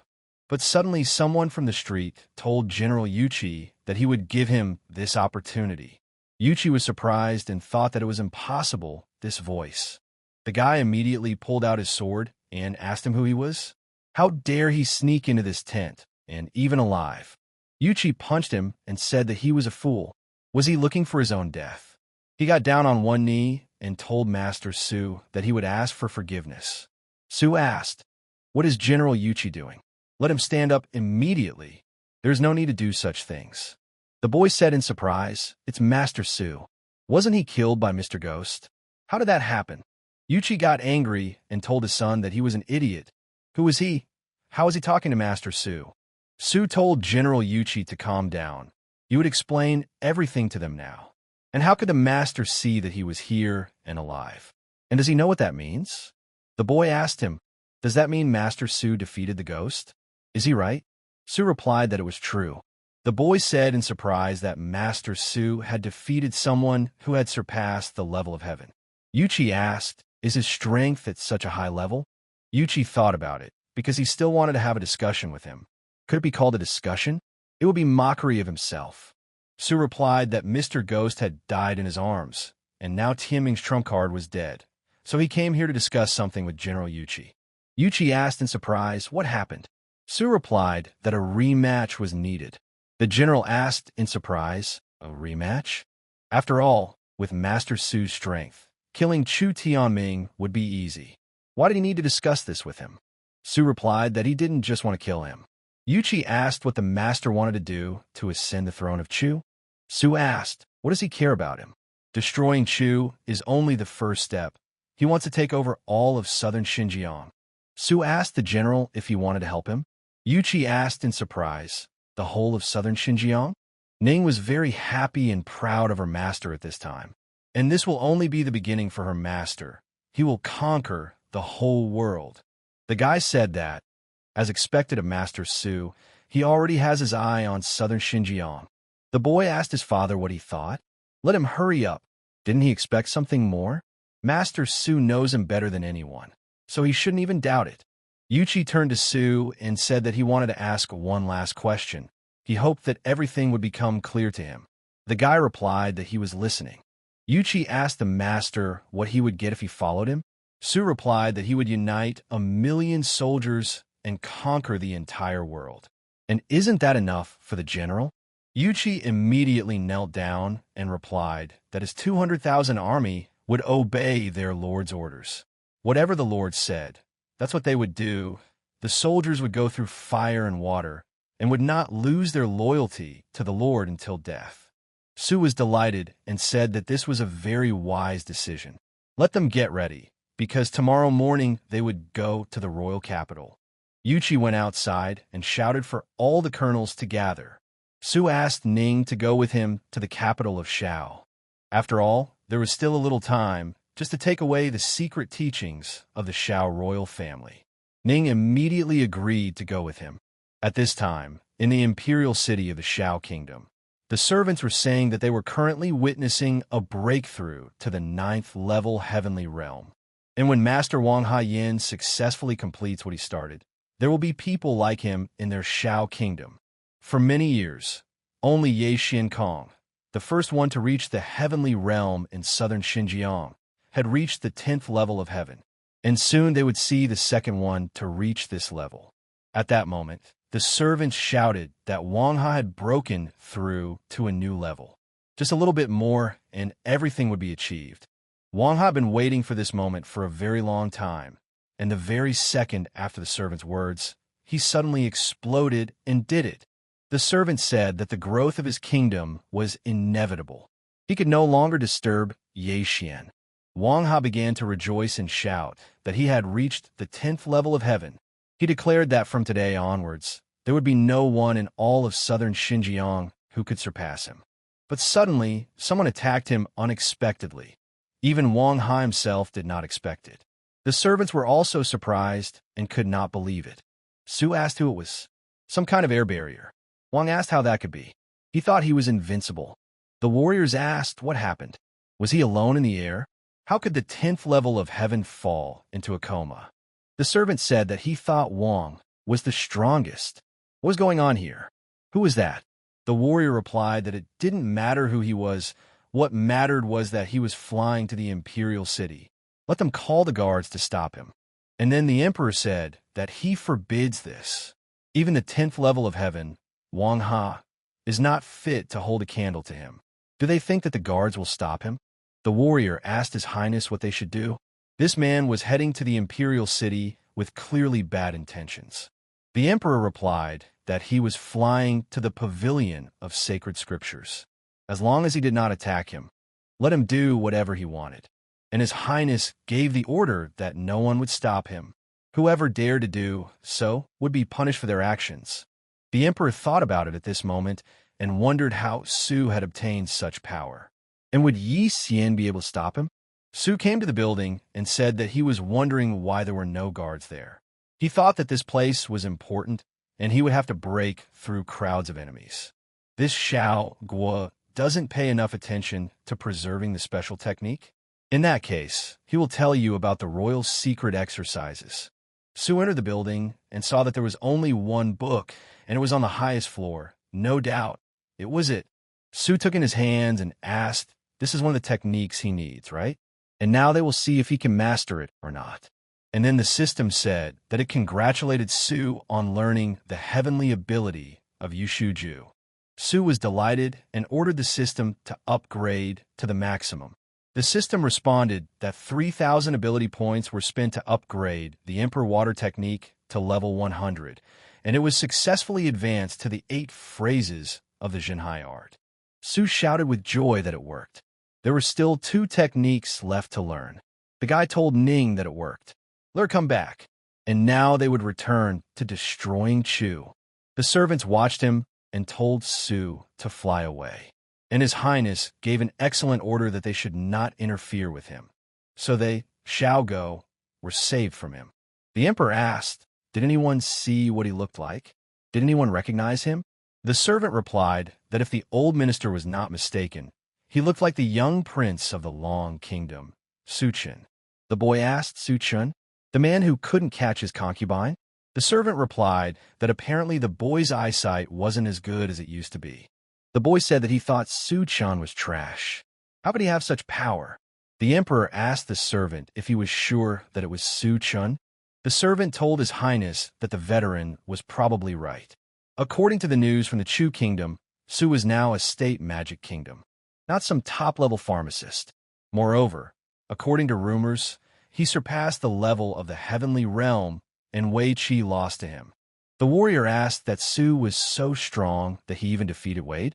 The servant replied that Wade was at the 8th level of heaven. If Su defeated him, then he was at least at the 9th level of heaven. The emperor said that the outcast of the Long Kingdom actually possessed such power back then, and he became the leader of the Chu Kingdom. And this is bad. If Su is the leader of the Chu Kingdom, then he came here to scout out the situation and attack his kingdom. The servants began to panic and say that if Su attacks them, no one will stop him. Their kingdom is in danger. The emperor said it was urgent, and he needed to contact Ye Xian Kong. In the Chu imperial palace, the emperor himself shouted for everyone to rest. No need to work today. The servant told his majesty that they had been drinking for 3 days. They could not take it anymore. For the sake of the people of the Chu kingdom, the emperor must take care of his appearance. The emperor got angry and asked the servant what he was teaching him to do. The servant replied that he hadn't even thought of it. He was just worried about his dragon appearance. The emperor said he was at his best in spring and autumn. What's wrong with him drinking a little wine? Did they get rid of Su? Wasn't he just for Chu? The servant replied that he was very glad and of course happy. The emperor said that even if he was unhappy, let him drink and become more cheerful. And suddenly the emperor asked, "Where's Huang Shan? And why haven't they brought him here yet?" The servant answered his majesty that everything will be soon. The warriors immediately brought Wan and dragged him along the ground like a dead body that had been dead for a long time. The emperor asked how this had happened. Had he asked them to invite him? How dare they? The servant replied to his majesty that he flatly refused to leave his palace. The henchman really had no choice, so he called 2 heavenly ranked masters. Huang turned to Chu and told him not to pretend to be a good guy. No need to be a hypocrite if you wanted him dead. Let him just kill him. The emperor replied that he had apparently expressed himself incomprehensibly. He respected old age and all that, but even in his eyes he was useless. How could he kill him? He had lived in the Chu kingdom for so many years. He simply invited him to celebrate the revolutionary's death. Huang said that his master is a rebel, and he is alive. If he is protecting Danxing Temple, then his master will return. The emperor asked, what did this Su do to him? Why is he so loyal to him? He is already starting to get jealous. He wants to protect the Danxing Temple. Does he understand him correctly? He can certainly let him do it. Let him drink his glass of wine, and Lien will give him the go-ahead to protect. Huang asked him, does the emperor want him to surrender and join the group of people who killed his master? He won't fall for that. The emperor told the old man that if he didn't drink, Lien would destroy this temple in the blink of an eye, and he would look at what he was protecting. Huang got very angry and asked how he dared. The emperor started laughing and said that the old man was threatening him, and he ordered Yisong to go and wipe the temple off the face of the earth. Huang immediately spat in the emperor's face and said that this would not happen. How could he have the courage to do such a thing? He would pay for it. Huang asked Chu Tianming, does he still want to destroy his temple? And as long as he has his respected master in his heart, he will not change his position. The emperor got angry and ordered his soldiers to kill him, and he must be wiped off the face of the earth immediately. The warriors immediately pounced on him with their blades to carry out the order. One said that it was only death, and may the master forgive him for not being able to protect his home. And then Su himself came and, having destroyed all the warriors, told the old man that there was no need to apologize. He did everything he could. The emperor was very frightened and asked in surprise, Su-chun, but how? He should be dead. Su told Chu Tangming that he was so magnanimous, let him go to the dungeon and check for himself. And he even started a banquet in honor of his death. He trusted Mr. Ghost so much. Chu Tangming said that Mr. Ghost had surpassed the level of heaven. But how could he survive after that? Su raised his glass and replied that it was a long story. He had better go and ask Mr. Ghost about it. The emperor was surprised and asked with fear, should he go and ask the Ghost Master? Does he want to kill him? The emperor immediately began to run away out of fear and ask people for help, asking where the Royal Forest Army was. But Yuchi stood in front of him and told the emperor not to shout.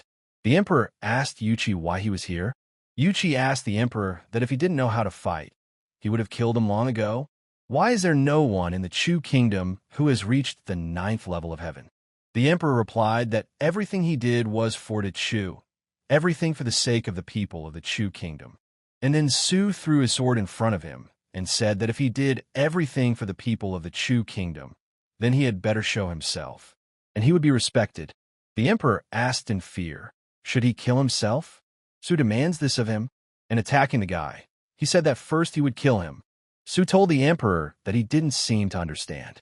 Yuchi immediately entered the battle and knocked out the enemy with one blow to the head. Yuchi told the boy that he was the conqueror of the entire southern Xian. The name of the king's killer should belong to him. Su said that it would be unfair to him then. And then he realized that General Yuchi was giving him the exploits. Yuchi told Su that he wasn't even upset. Huang was thinking while looking at them, why did he feel jealous?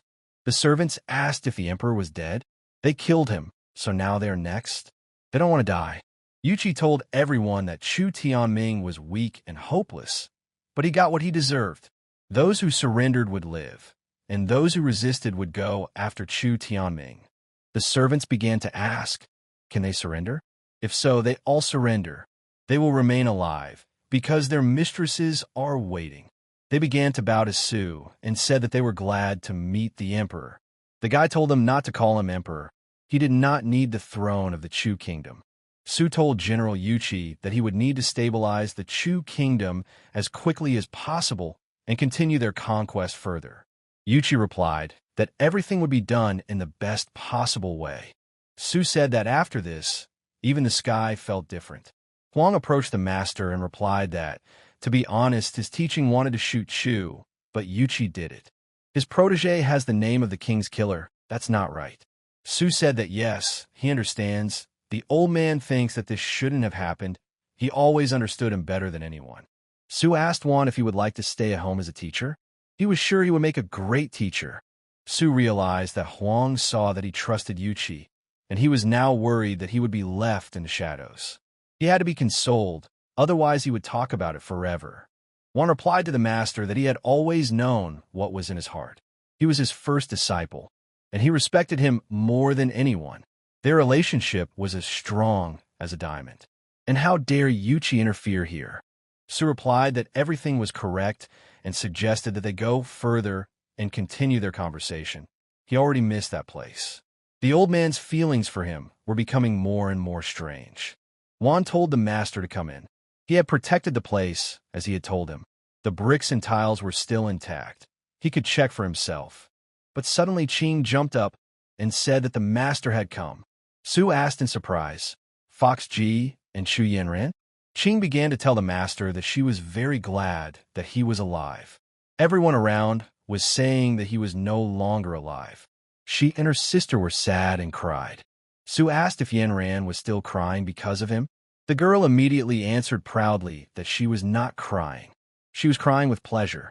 Su said that nothing had changed. The familiar feelings had overtaken him. Qing told the master to tell her how he fought with the Ghost Master. After all, everyone says that Mr. Ghost has surpassed the level of heaven. Does that mean that Master has also surpassed him? Su replied that he was officially declaring that there was currently no one in southern Xian who could stand on equal terms with him. Qing was surprised and said that Master is so strong. Yanran asked in surprise, no one? No more than just words. She does not believe it. Su approached her and asked when she would believe it. Yanran replied that she would believe it when she saw it for herself. Su asked her, is she sure? He is already at a completely different level of strength. He is afraid that she alone will not cope. Yanran replied that she could go with her sister. Would Qing go with her? The girl said that if she wanted it so much, she would go. Su told them to go and ask what would happen this time. Yanran confidently replied that she and her sister would check it out. Su told Huang not to let anyone in. He had reached the peak of the heavenly realm. If anyone outside saw how strong he was, he might not be able to withstand it. Huang replied that he would not let anyone through. Su said that it looked like the battle would be long and difficult today. Ning was thinking at this moment, why was Master competing with them and not with her? Was it because she was a ghost? In the Dragon Country, the Emperor asked, Su killed Chu Tianming? How is that possible? Su died at the hands of the Ghost Lord. The servant replied to His Highness that Chu Chun had killed the Ghost Master, and Chu Chun had also subdued Yuchi and gathered an army of 200,000 men.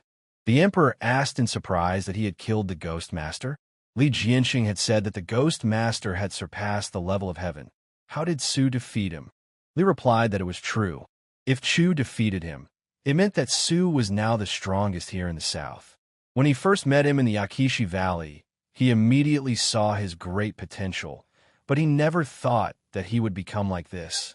The emperor said that just a year ago, Su was a scumbag who couldn't inherit the throne. Now he has no equal in the south. And if we were to fight him, what chance does he have of winning? Di replied to his majesty that he had no chance even against the Ghost Lord, let alone Su. The emperor fell to his knees and said that this was the end. No one in his country could defeat him. What should he do when he came for him? Shan, the prime minister of the Dragon Kingdom, told his majesty not to panic. He felt that Su would not come here. He never had ambitions. Perhaps he would stay in the Chu kingdom. The emperor pushed Shan and said he was an idiot. He kicked him off the throne and sent him to the Chu kingdom. He will definitely come here. And his son is an idiot. He promised him a medicinal valley. He definitely expects more. Shan replied that he asks for forgiveness. He is ready to bear the punishment for his son. The emperor said that he would tell him again that if Chu wanted to steal his position and throne, he would kill his stupid son before he could abdicate the throne. Shin started shouting that it was his fault, that it was all his fault.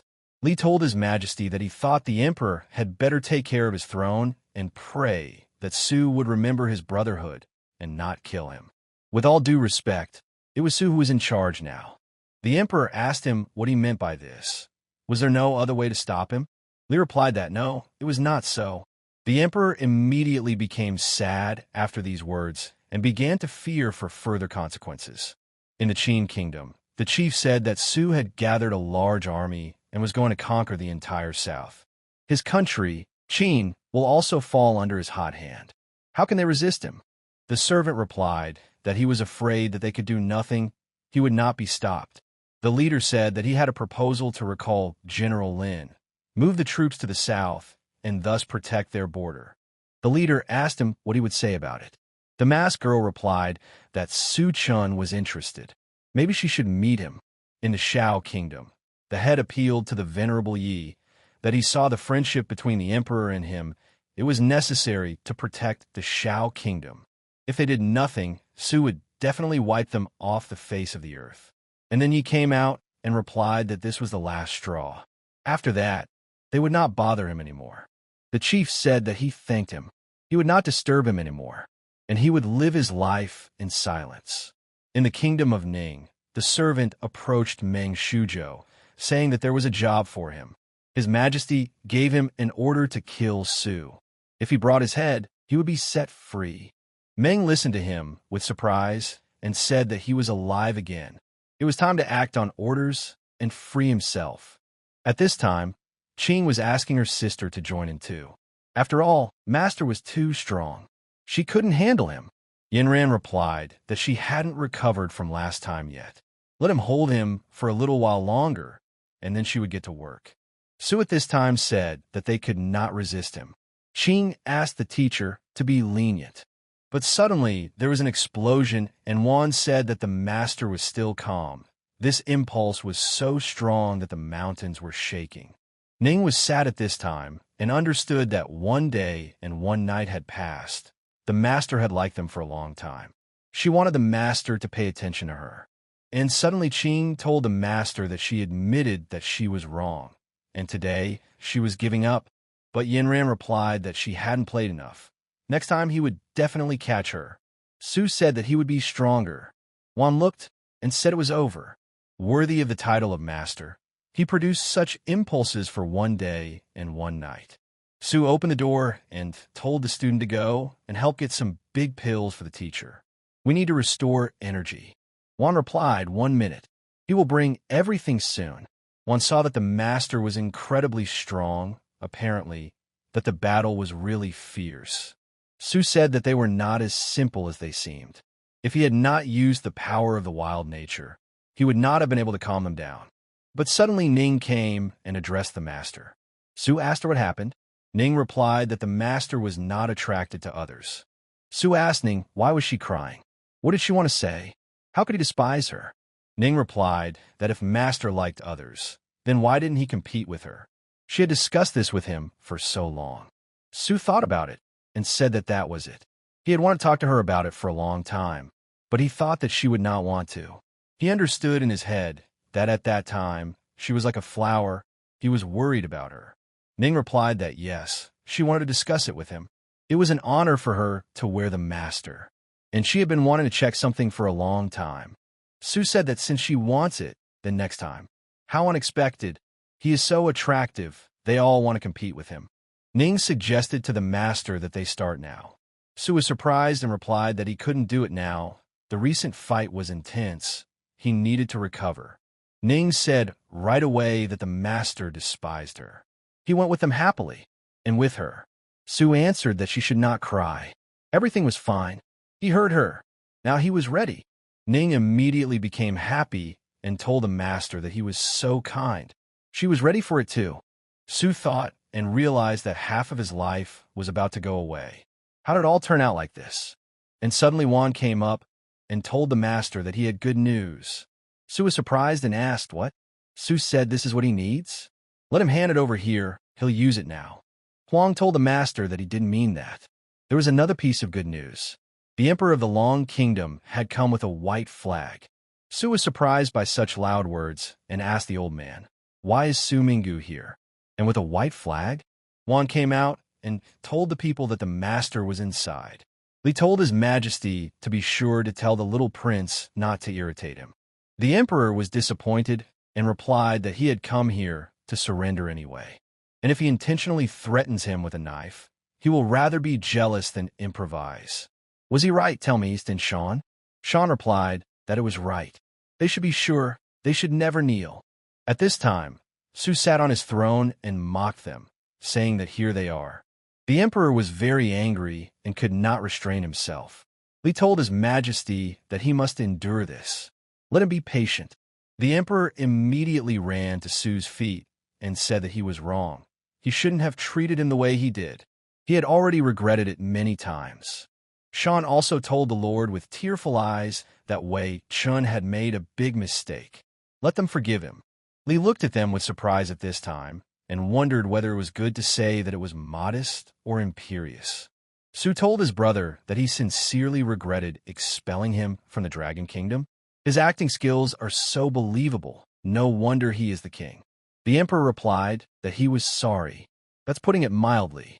He hated himself for doing such a thing. And then the emperor began to beat himself. Su immediately understood that he was not just a good actor, he was a talented actor. The emperor told Su that when he had exiled him, he had been tormented day and night by missing him. He had only to remember their friendship when he was overcome with melancholy. Fortunately, the emperor is worthy of his title. He is talented, has achieved a lot abroad. He is very happy for him. The presence of the emperor of the Dragon Realm is a blessing to this realm, the Su family, and to thousands of people. And the future needs an emperor who will rule the whole world. And he wants him, his brother, to become the emperor. Come to the Debao when you find the time. Su immediately felt that this guy was a good boy. If he even made up some words on the fly, then he deserved his respect. Su asked his brother, what is he saying? This shouldn't happen between their brothers. The boy asked, Emperor, is this brother? Su replied that if a brother asks something, then those who are true brothers take it seriously. And he must be tired. He had come such a long way, right? Maybe he should ask someone to help him rest. The boy replied that the emperor was so polite, and in his heart he was glad that everything had worked out for him. Su immediately waved his finger and told the girls to come out. The guy was shocked by what he saw and was scared. The guy asked the emperor who they were. Su asked him, he doesn't want to say anything else, right? Su said that all this was bothering him, and that his proposal was also a little embarrassing. The guy replied that he was not. The emperor did not understand what it was to be a brother. Two is not enough. Su said he wants to send four in a battle. Su clapped his hands and said that it was so nice to be a brother. However, it was extremely difficult for him to put together two such first-class products. The guy asked in despair what no more, how hurt he was, and suggested that they do it together. Su told them to take care of his brother already, and to remember that they must look after his brother well. The girls obeyed Su's order and replied that there was no need to worry. Everything would be fine. The girl came up to the guy and started caressing him, saying what a handsome boy he was, and thanked him for such a gift. The boy told Su that it was time for him to go. The emperor replied that he was looking forward to his triumph. The girls grabbed the guy from both sides and told him to come with them, and they can't wait. It's time for them to go. Su said he hoped his brother would be okay and asked Sean how his son was doing.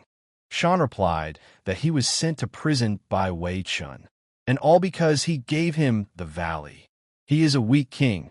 He could not kill when he wanted. Su said that he had a small conflict with Xian Piang. Let them release him when they return. The future kingdoms of Lan are on him. Sean started crying with happiness and thanked Su in return for releasing his son. Su lifted the old man up and asked if he had advanced to the heavenly level. Sean replied that yes, thanks to the soul-thickening pill given to him by the prince. Wei Chun had surpassed the sea level and broken through to the heavenly level. Su told Sean that he would be loyal to the Su family in the future, so he would be careful not to lose that status. Sean said that Wei Chun and dog Z must swear allegiance to the Dragon Kingdom for the rest of their lives.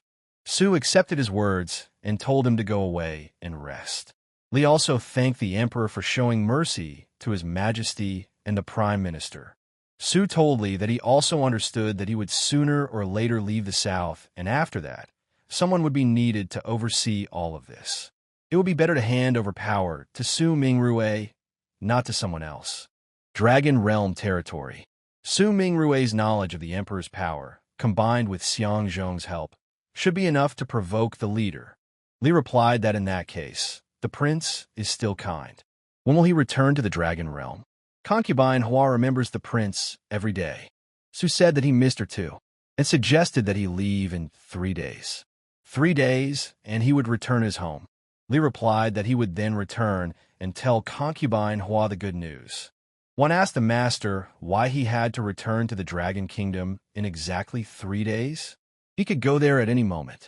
Su answered that it was because, but suddenly someone started shouting to the master, and then he saw his 3 girls coming towards him. Ning asked the master if he had finished. Could he learn from others? Qing also told the master that they had already recovered. Yinran told Su that she definitely wouldn't lose to him this time. The guy told Huang that now he understood why he said they would leave in 3 days. Huang told the master that he was grateful for his hard work. Su said that you can't escape fate.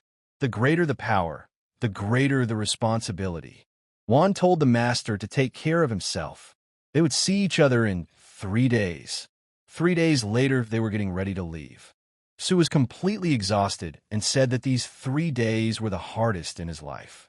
They were incredibly difficult to confuse, although he surpassed them, but the wounds from the battle remained serious. One asked the master how he felt after eating the tonics. Su began to eat and replied that he had barely recovered, but suddenly the girls came out and asked him if he had recovered yet. Ning asked already, then let him fly into the carriage quickly. Yinran also told him that if he is a man, let him come in. Qing also answered the master that it was so hard to walk on his own 2 feet. Let him come to them. Su started coughing and replied that he would rather walk. He wanted to enjoy the stunning scenery of Xiannanjing. Let them see how beautiful it was too. Yinran told him to stop. She was ashamed, and Su was not a man. Qing told him to come to them. They were always happy to see him. Su got angry and replied that what an unpleasant situation. He can say that he is not a man. When he comes to his senses, they will see who is who. But suddenly someone attacked him from behind and said, "Here he is," and said that the time of his death has come. Huang immediately stood up and told the master to dodge. Su rushed back and said that he could handle it himself. He was disappointed. Su said, what will he have to do to the man who dared to kill him in such a way? But when he encountered the attack, Su couldn't resist and was injured. Su said that this guy is not simple. Su said that he used by Zhang Ju to be on the same level with him. The guy pounced and said that he had to kill Su and be free. Su replied that he was about to get into trouble. Let him come to him. Su said that he would never believe that there was someone stronger than him, and he began to act seriously and block his every blow. Wan watched this battle and shouted to the master to kill him, because he was much stronger than this imposter. Su asked what happened to him. He is not simple at all, but I must admit, he hits hard, but he does not stroke him either. The guy kept attacking and saying that he needed to kill Su-chun and become free. Su replied that he hoped he would be okay. Was he stronger than him? The girls looked and were surprised, asking, "Is this guy stronger than the master?" Impossible. Su told the guy not to even think about becoming the strongest in this world. Let him watch how he finishes him off now. Su released his sword and gave him the order to stab the guy in the chest. But suddenly, unexpectedly, the guy turned out to be smarter and stronger, and easily threw the knife aside. Su said he can't even pierce it with a sea sword. It's very strong. But the guy kept repeating that he needed to kill Su-chun and become free forever. But Su instantly used teleportation and appeared behind him, saying that it was easy for him. Su grabbed him from behind and asked that even if he was such a big guy, he couldn't do anything to him. Su said that if he was not mistaken, he only used physical force, which meant that he was nobody in the air. And he headed up. Su told the guy that he asked him from 10,000 meters above, and he sees his death. But the guy started waving his hands and saying that he needed to kill Su, become free, and he asked Su to let him go. Su told him that this technique is called lock men. No person can escape from it. Su began to fly even higher and told the guy that just a little bit more. And in a moment, he let him go from a few meters. The guy shouted back at Su that it was not necessary, but Su did not spare him and dealt a crushing blow with his foot. Su said that even if the Iron Man fell from such a height, he would not survive. Huang asked how he gained such power. One was very scared and immediately understood the whole concert and told everyone to run away immediately. From such a powerful blow, a big explosion occurred. But Su was alive and destroyed this guy. Su said that he was now truly free. But the boy was still alive and could even breathe. But he still kept repeating that he needed to kill Su-chun. Su asked, is he still alive? And he's a very strong guy. What planet did he come from? Huang told the master to take advantage of the situation and suggested that he send him away. But Su replied that the disciple should not rush. Su said that this alien came for his head, must have been ordered to leave him alive before he found out about his origin. Huang replied to the master that he was very perceptive. Then he would tie him up with an iron chain, and they would look at him when he returned to the kingdom of Lan. Su said to give him an ecstasy pill to knock him out. He's afraid he can break these chains. Su said that the most important thing is to find out who sent him after him. One aspect more important for him, to understand why he is so strong. Su thought that if he had defeated him, did that mean he was stronger than him? He had defeated him even after those exhausting 3 days. At this time, the kingdom of Lan, the imperial city, was welcoming its guests. One told the master that they had arrived. Su woke up and replied that he didn't think he would fall asleep, although he was too tired because of that alien. And then Su came to his senses and said that after 1 year, he was back. Now he needed to have a good rest. At this time, a woman came out in front of him and ran to hug him. Su apologized, calling her mother, and said that he was a little late. She was probably worried. The woman said that everything was fine. Li Jianshun sent people. They took care of him. He had not been home for a whole year. Su told his mother that he was fine. He wasn't suffering. And he wanted fried pork so much. How he wanted to taste it again. The woman replied that, of course, she had prepared it for him. She asked the guy if he was alone. Su replied yes, and asked who else she wanted to see. The woman asked, where's his bride? He was gone for a year and didn't find anyone. Su answered that he hadn't found the one yet. Su immediately thought that if he showed his mother those 3 girls now, she would be shocked. The mother said with surprise that there was no bride. From now on, her roast pork is only for the bride. If he wants to eat, he will cook it for himself. Su asked in surprise, what? He was gone for a year. He thought she missed him. Why did everything become worse than before? They barely said 2 words. Su stood in front of the palace and told his mother not to rush. He would have to choose a concubine now. His mother asked him why he hadn't done it himself yet. If he had someone, why would he look for a concubine? Su thought that, of course, he has someone, but 2 of them are foxes and the 3rd is a ghost. He thinks that his mother will be scared when she finds out about this. Mother said that it was good and told her to go. All the girls, they were very pretty. Let her choose anyone, otherwise she would never live to see grandchildren. Su realized that his mother didn't want him to find love. She just wanted grandchildren. The girl said that when the emperor didn't choose her, she thought she was doomed, but then Prince Su appeared, and this time she would definitely be chosen. The second girl said that of course Prince Su is not the emperor, but he is much stronger than him. If he chooses her, then he will quickly be transferred to the heavenly kingdom. But the next girl tells the others not to even dream about it. She makes it clear to them that Prince Su will choose her. One of the enemies introduced herself as his daughter-in-law and understood that this Su had returned home to choose a concubine for himself. The rumors turned out to be true. He was a real Vulgarian. It was even better that way. Under these conditions, Su-chan would definitely choose her, and then she would be able to do whatever she wanted with him. The girls came out in front of the door and greeted Prince Su. The woman told them to stand up. After all, everything is in their hands. Let them show their best side. The girls began to introduce themselves one by one, and the mother told the boy not to hesitate and to look at them. Su asked, "Can I see others?" Mother was surprised by such a question and asked, "What did he say?" Su replied that he wanted to say, "Let them introduce themselves." The woman said that they should introduce themselves to her son now, so that it would be easier for him to choose. Su listened to some and said that flute, horse riding, dancers, they are very talented. But they will never compare with those three in beauty. He is not interested in them. The mother asked her son how he liked them. Su asked in response, should he choose a queen? The mother got angry and asked, what is he saying? They are all ladies now. He doesn't like them? Su replied to his mother that it was not that they were not good, but that his desire was just a little greater. Mother immediately said that she didn't care what he wanted. Today, he had to choose one of them. Otherwise, she would do it for him. Su was scared and replied that it was not necessary. He would do it himself. At that moment, he thought, because he had to choose himself. If he let her do it, it would be bad if she did not match his taste. And then the girl said it was time for her to come out. Su said that apparently there were no people here who were even slightly suitable for him. And suddenly he stopped in surprise and saw the girl. And he realized that he had made a big mistake. And why hadn't he noticed her before? Su immediately told his mother what he had chosen. The mother told her son to tell her his choice. Su immediately pointed his finger at the girl with pink hair and said that it was her. The girl was happy because she expected this.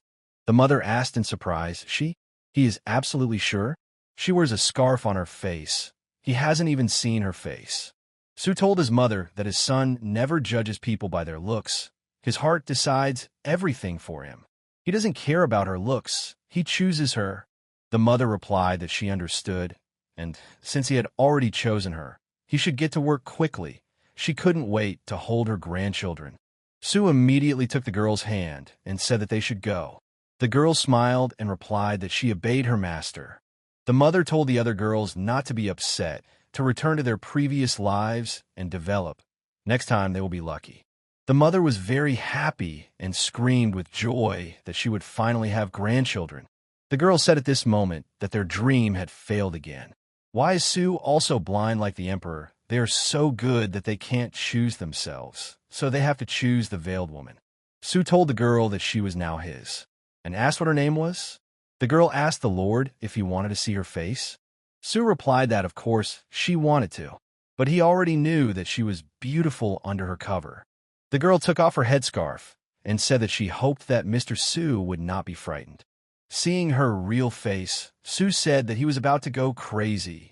She is gorgeous. What a little fairy who is naturally charming. Compared to Chu Yanran, there is no one worse than Chu Yanran.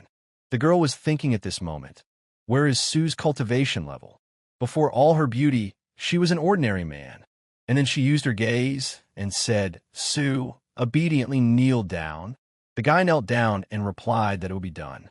The girl began to laugh and see that as she thought, no man could resist her next technique. If he kneeled this time, he would be completely in her power. Su said he was very sorry, but he couldn't kneel down. The girl was surprised and asked how, but Su immediately used his powers and pushed her to the floor, holding her by the throat and slowly squeezing. And he said that it seemed he was right. She was not an ordinary girl. How could an ordinary person have such good equipment? The girl asked in response, How did he not fall under the influence of her charm? He cultivated the most durable technique, the body of dragon blood. Su replied that it was not bad. She knew this kind of technique. But who is she? A demon? The girl said that she would not tell, even under threat of death. Let him kill her, if he can, of course. Su replied that no, she would tell him everything. And with his enchantment, he sent his energy into her head. The system told him that the ability could not be used. Failed to pacify Xian Snake. Su was surprised and asked, did it not work? She really is a demon, the Blackwater Xian Snake. Snake asked the boy if he wanted to tame her too. She was from Mount Xuanman, the daughter of the demon king Xian Shui Jiao. Even if she died, he wouldn't tame her. Su was surprised to hear that she was Xian Shui Jiao's daughter. If he could tame her, she would help him in his future conquest of Mount Songman. Snake told the boy not to waste his time, to kill her. Su replied that just because he couldn't tame her didn't mean he would kill her. Great beauty had other uses. Snake was surprised and asked him what he wanted. Su replied that it was what a man does with his. And then Snake started screaming at him to stop and called him a pervert. And she told the guy that if he could kill her, then let him. Humiliation is not something a man should do. Su said that whether it was a man's business or not, she would find out for herself now. Snake was very scared and screamed at him not to do it. Su felt that the soul would be shocked. Now is the right time. And used his taming. The system immediately said that he had managed to tame the Blackwater Xian Snake. And the current loyalty level is 30. High risk of betrayal. Su said that there was more talk than action. Loyalty is small, but that is not so important. What is important is that she will not attack him. Snake asked the guy if he had tamed her. Su replied that he had, and from now on, she was his pet. Snake said she was tamed, but it's all useless. Xian Shui Jiao has had Xian Yin poison implanted in her body, and she needs to take the antidote once a month to keep her alive. Su said that was how they controlled her. Pretty cruel. Snake told him he was wasting his time. If she didn't take the antidote, she would die in a day or two. Snake thought about it and realized that it was her destiny to always be under someone's wing until she died. Su said that it was just poison. It would help him. Snake was surprised and asked in surprise, what? Snake said that Xian Yin's poison is the strongest in the world. How can he help her? Su replied that he will find an antidote. He developed the skill of dragon blood hegemony, because it is the antidote to this poison. Snake asked the guy that he was using her to help her. She would never believe it. She would rather die than accept help. Su said that there was no need to say that. He just wanted to help her. Snake thought that he was helping her get rid of the poison. Su asked what she was waiting for, and immediately stuck his finger in her mouth. Snake immediately thanked him. The system said +5 loyalty points, Xian Snake. Su saw that it worked. A little blood can increase loyalty. It was definitely worth it. And it really feels like poison. And she wants more. Su is surprised at this moment. Why is the blood being sucked out so quickly? Su told her to be gentle. He couldn't take it anymore. But Snake said she wanted more. Su came to his senses and realized that he had passed out from loss of blood. She had sucked out so much. Snake was happy and said that the master had woken up and thanked her for the blood. There was no more poison in her body. Su saw that he had 90 points.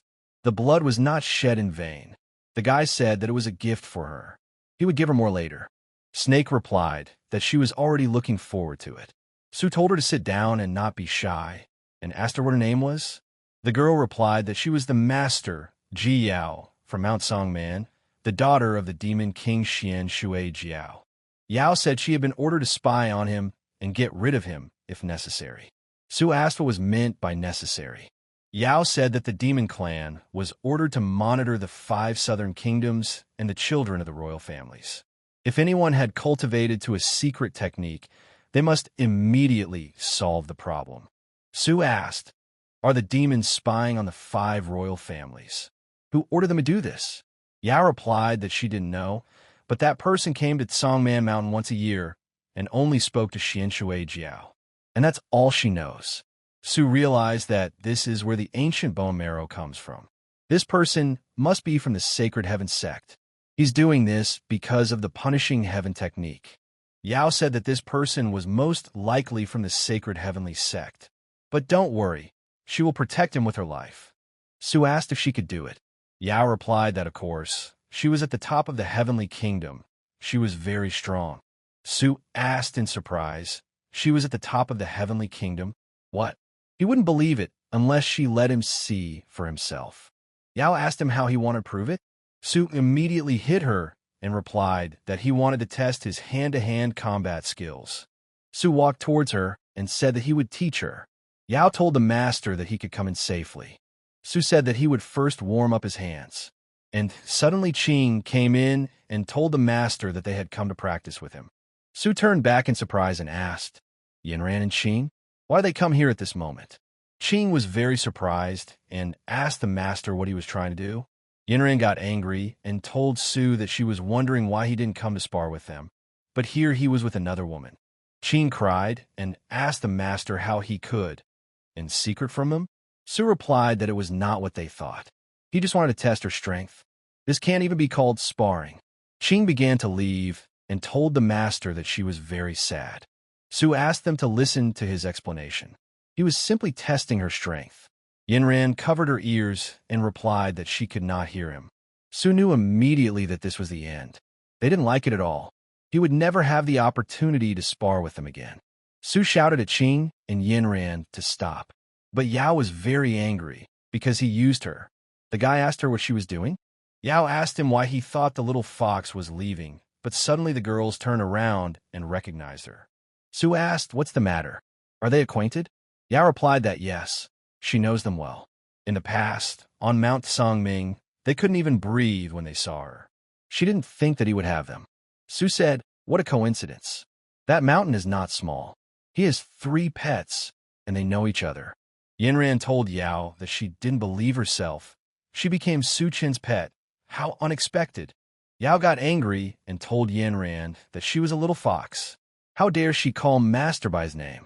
Yinran replied that she shouldn't be angry. She hadn't controlled her tongue, and it wouldn't happen again. Yao said that they should know their place and not call her Mississippi. They're all pets of the same master. The girls immediately agreed with her and did not even begin to deny. Su felt that Yao was more majestic than him. Su told the girls that there was no need to strain themselves. They already knew each other. They were like sisters now, so there was no need to quarrel. When he conquered the entire South, he would bring them to the mountains for sparring. Yao told Master that the demons shouldn't know that she became his pet. To confuse them, she plans to return to Qin to work as a teacher for a while longer to buy something for her master. Su asked in surprise, back to Qin? It was a good idea, because he also needed to go there and suggested going together. Yao asked the master what business he had. Su replied that he needed to obtain the secret of the Qin martial art. At this time, on Mount Qin, the chief asked where Lin Yuluo was. The servant answered the master to make sure that she was already on her way here. Prince Qinda said that he made several signs of affection to this woman. She did not even pay attention to them. His patience is over. He needs her today. And then someone shouted that Miss Lin had arrived. He replied that he understood and ordered the servant to go down. Let no one enter this room without his permission. Lin said she was greeting the prince. He told her to come here. Did something happen? He replied that he hadn't seen her for several days and that she was very beautiful. And he offered her a drink. Lin said that he had invited her here for a drink, but she could not join him. She had a lot to do. He shouted at her to wait, because he had something to discuss with her. Lin told his majesty not to keep him waiting. He replied that he had called her here to talk about Su. She knows him, doesn't she? What does she think of him? He knew that the only thing he could do to keep her was to start talking about a random topic. Lin replied that he was a genius. He was strong but vain. He had shortcomings but was a man of high morals. He had dreams. He got angry and asked the girl if she liked the enemy Qin. Lin replied that he asked what she thought of him, and she told the truth. They asked her if she thought Su was his equal. Lin smiled and replied that it was like heaven and earth. The boy wondered how this ignoramus could be Su Qin's equal. He started laughing and said that he understood everything. What would the Su do? After all, he was a rebellious minister who was plotting a rebellion. That's right, he stands high above him, as if he were the sky. Lin thought, how could this idiot not understand that the sky is Su, and he is the earth? Even such an idiot can become the Prince of Qin. Qin is clearly running out. Day told the girl that it was nice to talk to her. He likes it. Maybe he'll buy her a glass of wine. Lin was thanked and replied that she did not want to. If he had nothing else to say, then she would go. They got angry and said that the prince asked her to drink a glass of wine, and she refused. Why is she so disrespectful to him? Lin replied that she was very busy. They told her to just have a drink and go about her business. He would not disturb her. Lin agreed and drank. At that moment, Da was very happy because the girl had fallen into his trap. Lin started to leave and said goodbye to his majesty. But Da said that he was not sure that she could leave. Lin asked him what he meant by that. She had already drunk the wine, but suddenly she began to feel pain and felt that her body was powerless. Lin asked the prince, did he do this? Da replied, so she wouldn't worry. He didn't poison her. He just added something to make it look like this. Lin told the prince that he was worthless. She told him that if he touched her, her father would destroy this palace. Day said that if her father wanted to start a rebellion, his father would do it. It's not his job. All he wants is her. Lin was screaming at this point for him not to come near her. Da lost his temper and said that he didn't want to endure it anymore. Lin immediately became very scared and covered her face with her hands, screaming for Su to help her. And suddenly, Su burst in and opened the door with his feet. Da was surprised and turned around because it was that bastard. Su pounced on her and asked how dare he touch her. He punched Da and told him to get out of here. Su asked Lin if she was okay. The girl replied that the guy was here and she knew he would come. Su asked the girl if he had poisoned her. He immediately went to the prince and told him to meet his death. Da told Su that he couldn't kill him. He was the Prince of Qin. If he killed him, his army would come for him. But Su didn't listen to him and cut his head off. Yao told the prince, how dare he touch her master's girl? He must die, and asked the master, what should she do next? Su replied that she had nothing else to do but be a teacher in Qin, and he ordered her to kill the royal family of Qin immediately. Yao replied that it would be done. Su brought Lin into the room and used his powers to heal her.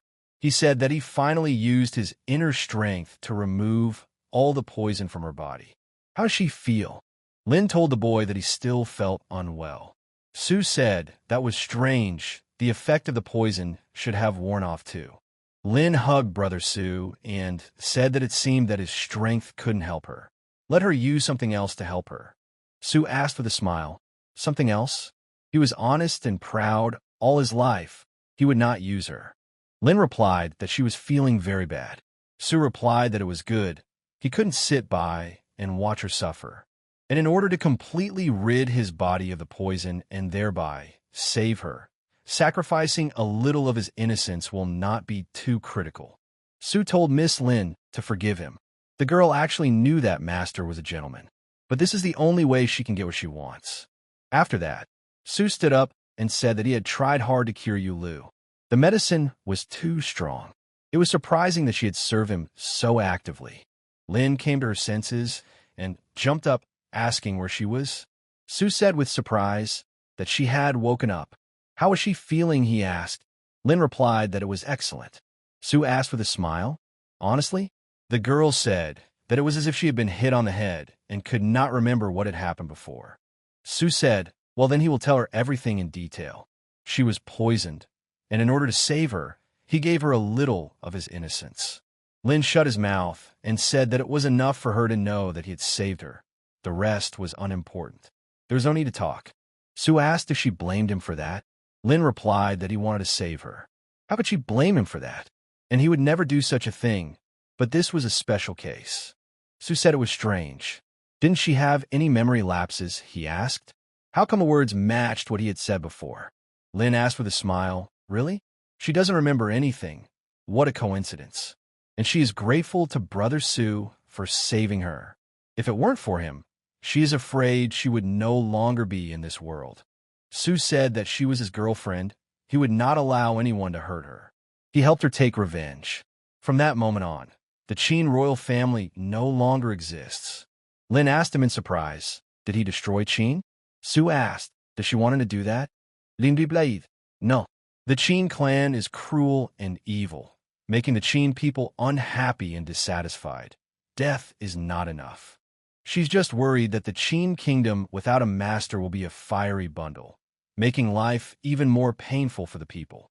Su told her not to worry. Qin will not be covered by a wave of chaos. Her father has arrived. Lin asked in surprise. Her father has returned from the border? Yao met the king and said that her daughter would be coming soon. General Qin, Lin Su asked, where's her daughter? How is she feeling? Lin jumped out and shouted joyfully to her father. Su said that this freak, what did he do to her? Lin replied that everything was fine. Su Chun saved her.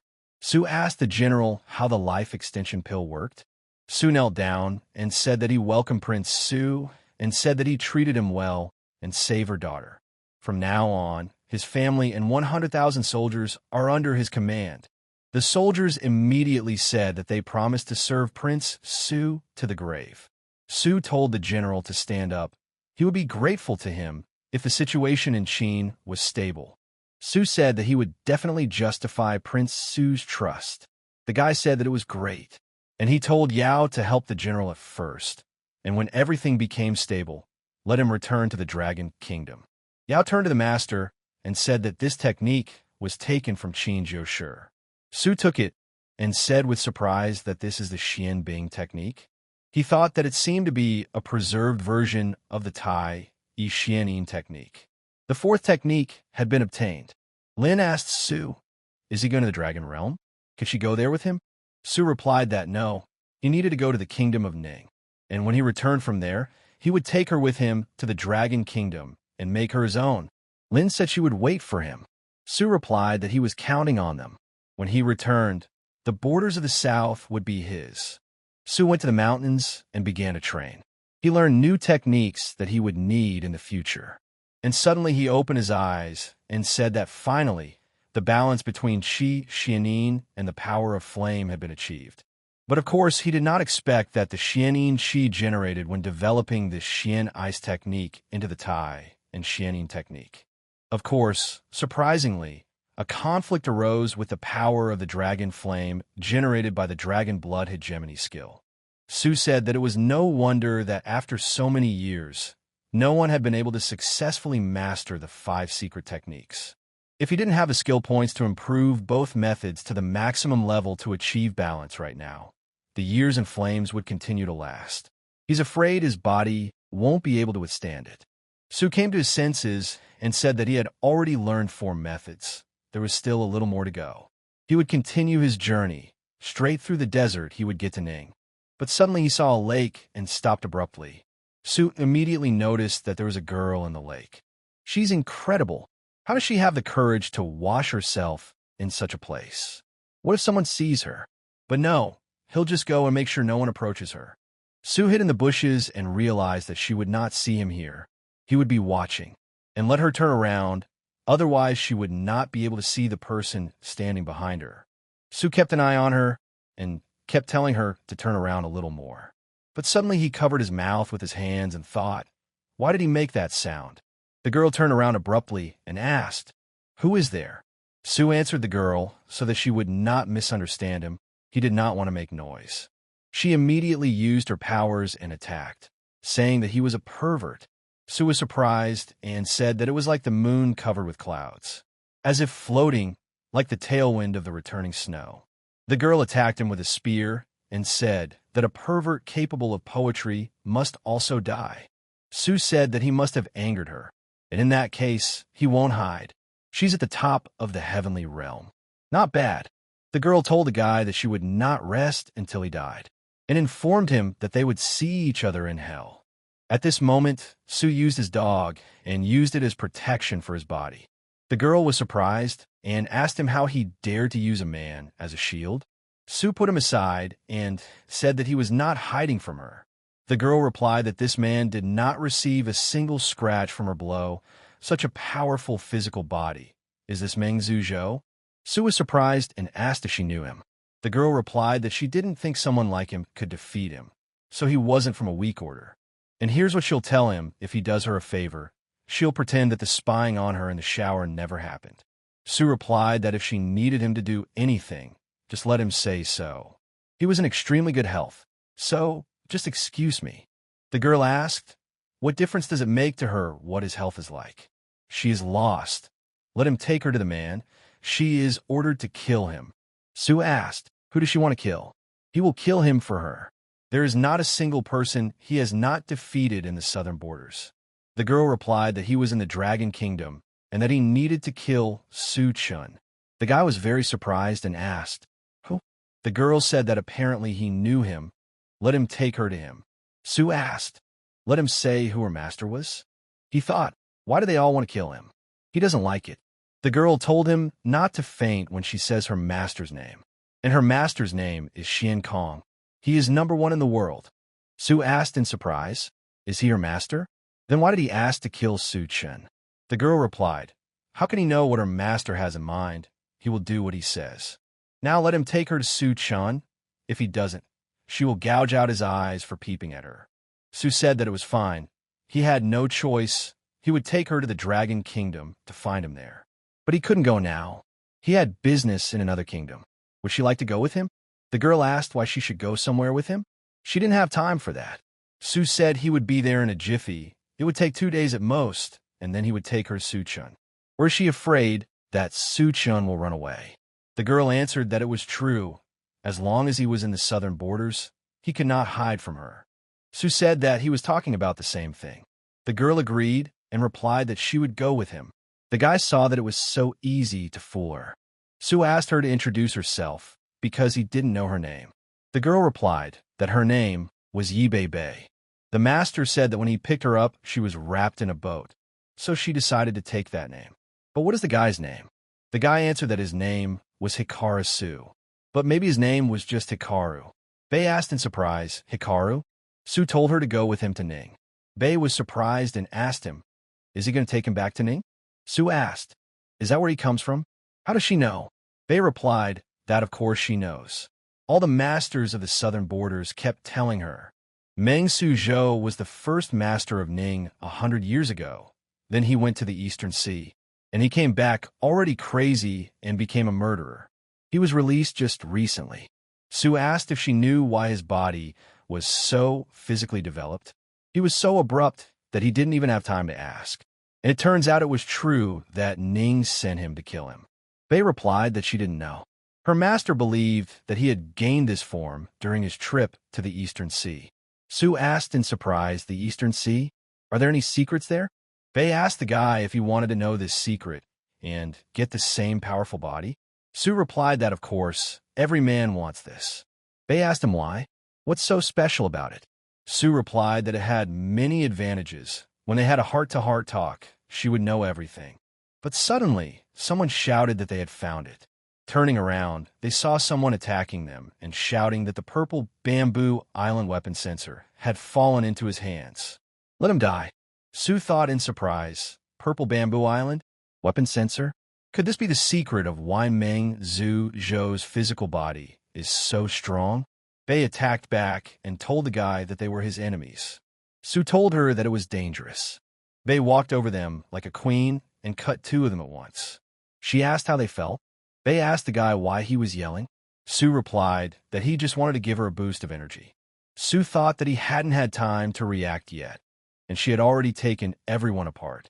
Bei said that they were still weaklings, but when she would kill Su-chun, he could support her. Sue told her that it was true, and he thought that after receiving Ning's secret technique, he was heading to their island.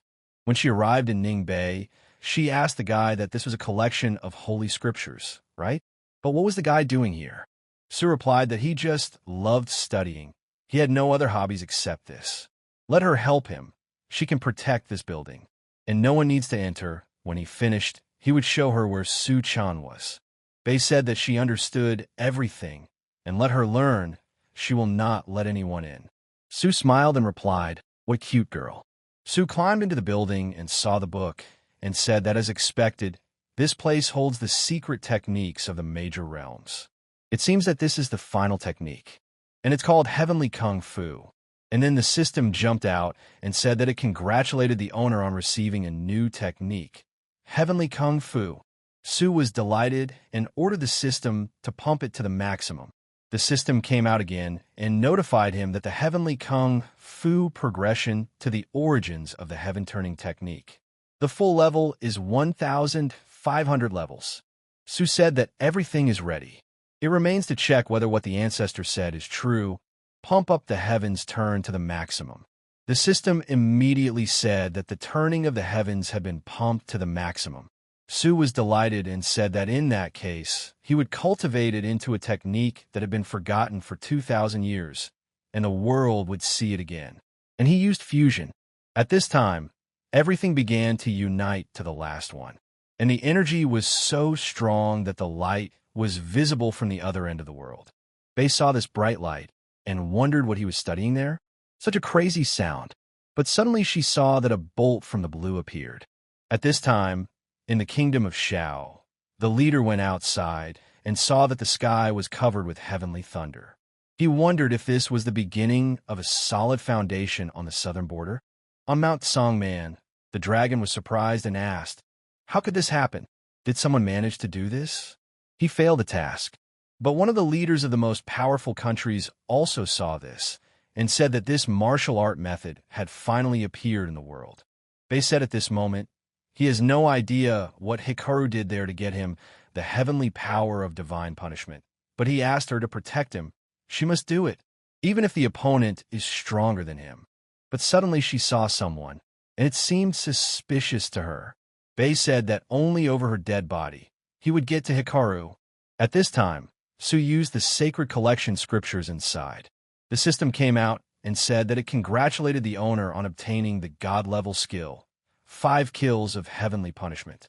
The system said that the 5 heaven kills is a heavenly divine art created by the saints, which can kill humans, demons, gods, and all things after it is cultivated. Su raised his fist and said that it worked. He restored the heavenly punisher, and killing all things is truly powerful. This is a technique that is worthy of him. But since it is a God-level technique, he thinks that it will cost a lot to improve it. And suddenly he saw that he had just under 700,000 points, just enough to upgrade to level 1. And apparently he needs to find more points. 1 million is not enough. And he decided that he would raise to the first level. Perhaps to get to the fundamental stage 1 would be enough. Su told the system to raise the 5 skills of the punishing sky by 1 level. The system was very happy and gave the order.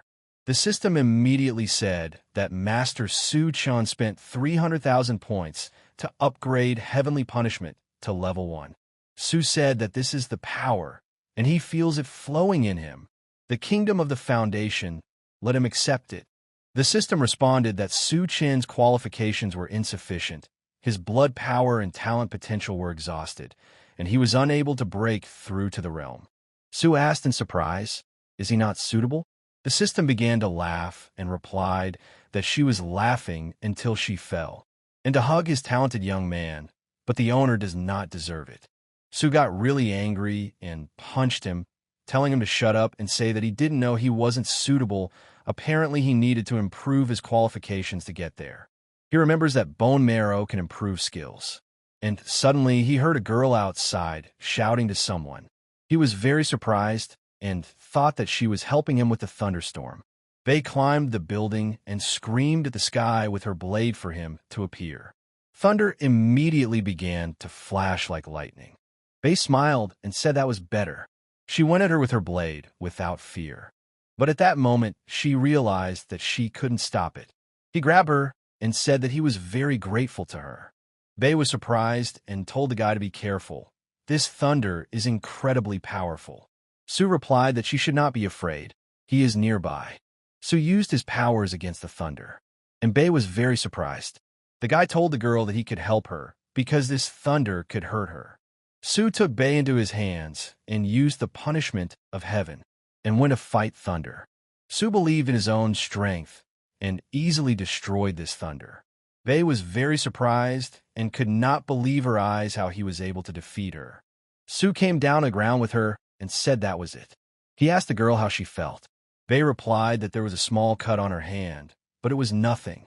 All in all, everything was fine. Su told the girl that he owed her. Bei asked him to take her to the Dragon Kingdom to Su-chun as a token of gratitude. Su replied that he would, of course, take her without any hesitation. She protected him with her body. He was obliged to her. Bei was embarrassed and said no. He was still doing a great job for her, and she had helped him a little. Su replied that not much. If his health allowed, he would try to return more to her. And suddenly, Emperor Ning Guan Ning Chuan and his men came up to him and said that they welcomed Lord Su. Su closed Bei's mouth and said that this was a healing pill. Let her patch up the wounds first. He had something to discuss here. Bei asked the guy why he just stuck it in. She wasn't ready yet. Su walked up to the guy and asked, "Is he Emperor Ning?" Ning bowed and replied that it was him. Su threw Mei Su Zhou's body and asked if he was from his kingdom. Ning told Lord Su to spare him. He was not himself when he sent it to him. He was wrong. Let the Lord show mercy. Su said he would spare him, but first let him answer his question, and then he would think about what to do with him. For what reason did he go crazy? Ning replied that he knew. Mei Su Zhou was a general of the Ning Kingdom, but was sent by the previous ruler to the Purple Bamboo Island in the Eastern Sea to find a cure. After his return, he went crazy and became a murderer. Su asked, "Purple Bamboo Island? Are these the people from that island? Is he right?" Ning replied that yes, it is them. They have the Purple Island patch. Su told the man to tell him everything he knew about the island. Ning replied that it was 10,000 kilometers away in the Eastern Sea. He did not know the details. And he only heard that there was a cultivator sect called the Cassword Pavilion on the Purple Bamboo Island. They were good at weapon improvements, and their master was above the heavenly level. He was incredibly strong. Su immediately thought about Ning's words about being above the level of heaven. He thought that it seemed to be the same as creating the foundation of Xian Shui Jiao. Ning said that it is said that in addition to the pavilion master, in the Sword Foundry Pavilion, there are 7 experts at the peak of the heavenly realm, known as the 7 Sons of the Sword Foundry. Not only are they strong, but each of them is also an expert in weapon refinement. Su asked in surprise, "Master Weaponsmith? Could it be that Meng Su Zhou's flesh is so powerful and is related to weapon refinement?" Ning replied that he doesn't know. All he knows is that Su knew that he had cultivated the Heavenly Punisher. But even if he went and challenged Xian Shui Jiao now, it would be hard to say whether he would win or not. And if his body becomes as strong as Meng Su Zhou's, his chances of winning will increase exponentially. It looks like he needs to go to that island. Su told the man that for answering honestly, he would pretend that there had been no assassination attempt on him, take the civil and military officials, and go to the Dragon Kingdom to beg his brother to surrender. Su asked the girl if she had recovered, since it was time for them to set off on a journey to the Eastern Sea. Bei was surprised and asked why she was going there. Didn't he say he would take her to Su-chun, or was he taking back his words? Su said that if she wanted to fight Su-chun with her current strength, she would probably die. So he wanted her to become stronger. Bei asked in surprise, "Will he die? Su-chun is so strong, and the guy is stronger than him?" Su answered no. Su-chun is too strong. He is not worthy of even his shadow. Bei was surprised and asked how this could be. After all, Hikaru had defeated the Divine Thunder. If he couldn't, then she certainly couldn't. Su took her hand and told her to go. They would become stronger and then defeat him. Bei did not refuse and went with him. Bei thought at that moment that if it weren't for such a kind person as Hikaru, she would have been dead a long time ago. On the way, Su told the girl that they had been flying for a long time and suggested that she stop on this island. Having descended to the island, Bei said that she was not tired and suggested flying to the Bamboo Island to become stronger. Su replied that she had healed the wounds. He was afraid that they would open up because they were straining themselves too much. Bei said that she had long since overcome this little injury. And even the most serious injuries will quickly heal on their own under the influence of her powerful method. Su decided to talk about self-regeneration and asked what technique could be so powerful. Bei was surprised and asked what he wanted her to do. Su replied that nothing. He was just wondering what technique she was practicing. Could she tell? Bei replied that the master told her that she was born with this technique. It was already in her head. She couldn't just tell others. And what's more, it's a different technique, and he won't be able to cultivate it even if she tells him how. Su said he understood everything. She was just afraid that he could overpower her. That's why she didn't tell him anything, right? Bei got angry and said no, that's nonsense. And it's called the immortality diagram. And the first level of the technique includes more than 30 meridians and more than 2,000 acupuncture points on the human body. An ordinary person simply cannot master it. Su said he wouldn't tell her again until she told him what to do. He was sure she was a pain. He knew it sounded really hard, but she was an unusual person. She had a system. Bei replied that she was not lying, and now she would tell him, and he would see for himself. And then she put her hand on his head. The system immediately told the boy that he was congratulating the master on mastering a new technique. Immortality diagram growth type skill. There is no limit as long as the host strength is strong. This skill can grow into a god-level skill. Su was surprised and realized that this technique is a little interesting. There is no limit to its improvement. It can be pumped up infinitely, and he decided to improve it. The system said that to improve the immortality diagram, acupuncture points were required, 100,000 skill points per point. Su asked in surprise, "Do you need 100,000 points?" He knew there were more than 2,000 of these points, which meant he needed 20 million points to get them. But he has less than 4 million points left. An outcast who can't get rid of his daughter-in-law. The method looks amazing. He's sure he won't regret it. He will leave 100,000 skill points for unforeseen circumstances. The rest will be poured into acupuncture points. And then the system jumped out and said that he congratulated the master on raising the level of life evolution, doubling the lifespan to 60 years, and receiving a reward of 10,000 skill points. Su thought, what kind of heavenly summoning technique is this that actually has the ultimate power for life evolution? It doubles his lifespan. But unfortunately, his original lifespan was 30 years, but now it is 60. Bei asked the guy how he knew that she was not lying. Su replied that it was difficult, but he had cultivated this technique. Fischgutswort. Bei was surprised and asked, what? Su immediately ordered the sword to cut his hand and cut. Bei was surprised and asked him what he was doing. At that moment, his wound began to close back up and heal. Bei was very surprised and could not believe it. Bei asked him, did he cultivate this technique in the blink of an eye? Su replied that he is a genius who is born once in a million years. There is not a single technique that he has not learned. Bei asked him how this was possible. EU teacher said that this immortal and indestructible diagram runs along a very strange meridian. Not every person can successfully cultivate it. Su asked, why does it seem to him that she calls him not a human? Can't she do that herself? Is he not a human anymore either? Bei replied that she had swum out of the sea. Her master had said that she had unusual meridians. Perhaps she was not quite human. Su was surprised because he didn't expect such a little girl to have such interesting roots. It seems that this bothers her a lot. Su told the girl not to worry. She was a real person. There was no need to worry about that. Su said that he believed that her parents were very strong, so she was born with unusual meridians. Bei asked in surprise, really? Su replied that, of course, he had learned this technique, and he was sure that he was 100% human. So, she was human too. Bei told the boy that she felt better. She always thought she was a demon, always afraid that evil would awaken in her. Su thought about it and realized that in fact, it would be very appropriate. Bei asked him what he said. Su replied that it was nothing. They had almost rested. They could continue their journey. And they took off immediately. On Bamboo Island, the Purple Commander was beating the workers and shouting at them to work faster. They won't get dinner tonight. But suddenly one of the servants fell down and could not move. He was weak and very old. The commander got angry and started shouting that he was an old blockhead. He shouldn't pretend. It was time to get up and work, or he would kill him. The old man replied that he could not move.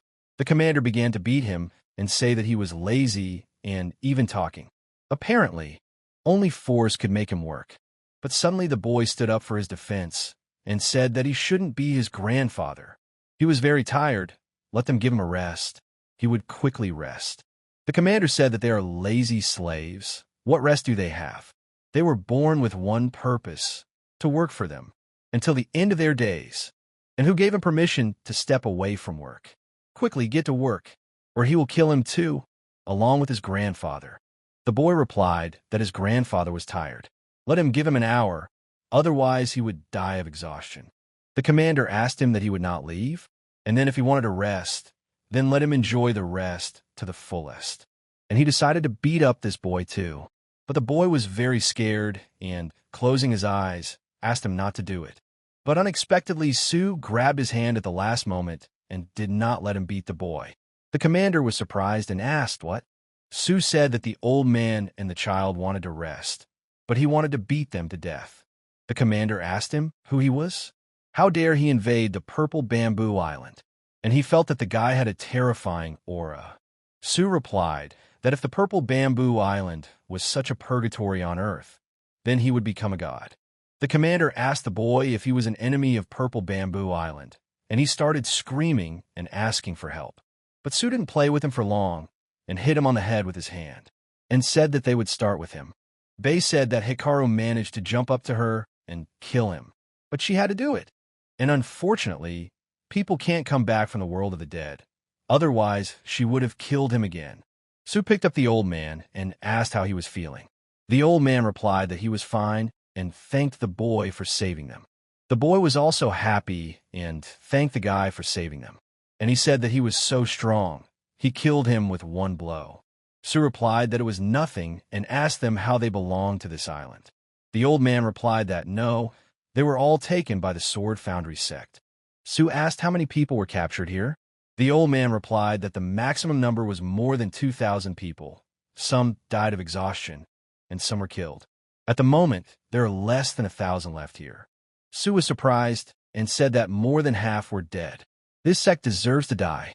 But the old man was afraid for his life and told him to run. After all, the High Immortals from the Sword Foundry sect would soon arrive. He saved them and killed one of them. They wouldn't let him go so easily. Sue asked, are they worthy of being called immortals? They are just a bunch of bastards who are not even worthy of being called humans. Let them come as they are and save him the trouble of fighting them one by one. And suddenly someone came and asked who had the courage to break into his Sword Foundry sect. Sue turned around and said, it looks like they have already arrived. No way. The 7 sons of the Sword Foundry are here. The old man told the boy to listen and run away before it was too late. Sue told his grandfather not to worry. Everything was under control. Sue told Bei that he was leaving them to her. The girl was delighted and replied that finally, it was time to have some fun. It was her job to eradicate evil. Bei showed her aura and said that she would bring justice to destroy them. The old man saw this and said that this is Miss. She is terribly powerful. She can defeat them better than anyone else. Bei decided to act and destroy each one after another. At that moment, one of the sons was lost and crushed. At the moment of falling, he asked how this was possible. Bei said they were a bunch of scum. The old man was surprised and said she was stronger than them all put together. Sue counted to 6 and asked, were there only 6 of them? Wasn't there 7? Where was the other one left? And then the boy appeared in front of Sue and asked if he was looking for him. Sue replied that this is where he was. He thought the boy was scared. The guy said that killing the 6 of them already says a lot about them. Let him say their names. And his name is Su Ching Feng. Sue told the boy that he could still pretend. He wondered if he would dare to take his blow. Feng used a shield and said that he was prepared for anything. He had completely mastered the heavenly realm. Plus, he personally created a middle-class weapon, the Golden Light Shield. Even the Foundation realm wouldn't be able to break through his defense with one blow. Sue replied that it seemed like he wanted everyone to know how strong he was. In that case, let them prepare to receive. Feng was prepared for anything and told Sue to act. Even if he hit him 10 times, no matter what, he would never break his defense. Sue pounced on him with his fire attack and told Feng not to regret agreeing later. Facing Feng's defense, Sue used even more power, and the boy was greatly surprised by this. Sue passed completely through his defense and hit the guy who decided to show off. Feng asked, how is this possible? It's too shameful. Su replied that it wasn't because he didn't hit him in the face. It was because he had taken an oath not to let others act so crazy in his presence. Bei asked Hikaru if he was so stupid as to let him hit him. Su replied that it was probably a task from the master. Bei asked, "What is the master's task?" Su replied that he would teach her well when she had time. People began to say that the 7 sons of the sword were dead. Who were they? Why did they kill them so easily, since the 7 sons were immortal to them? The boy was also happy and said that they had saved them. Their torment had come to an end today. The old man replied that perhaps they would indeed be able to get out of this place alive. Su said that the 7 sons of the sword casting are dead. Does this mean that their leader should appear soon? Bei also replied that the leader is not afraid to come out, right? And suddenly someone from behind started saying that those who insulted his sword-casting pavilion would die.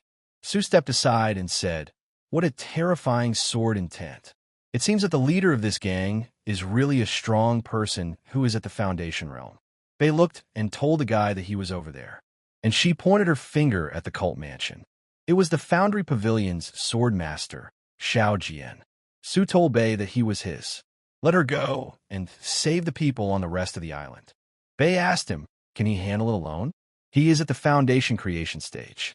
Su rushed up and replied that he just wanted to see how strong this cultivation stage is now.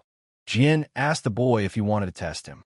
How would he describe him better, a fool or a brave warrior? Su, at the moment of the fire attack, replied that he would decide soon. Jian said that he was an arrogant boy. Let him accept his death, and released the barrier. Su immediately used the teleportation technique.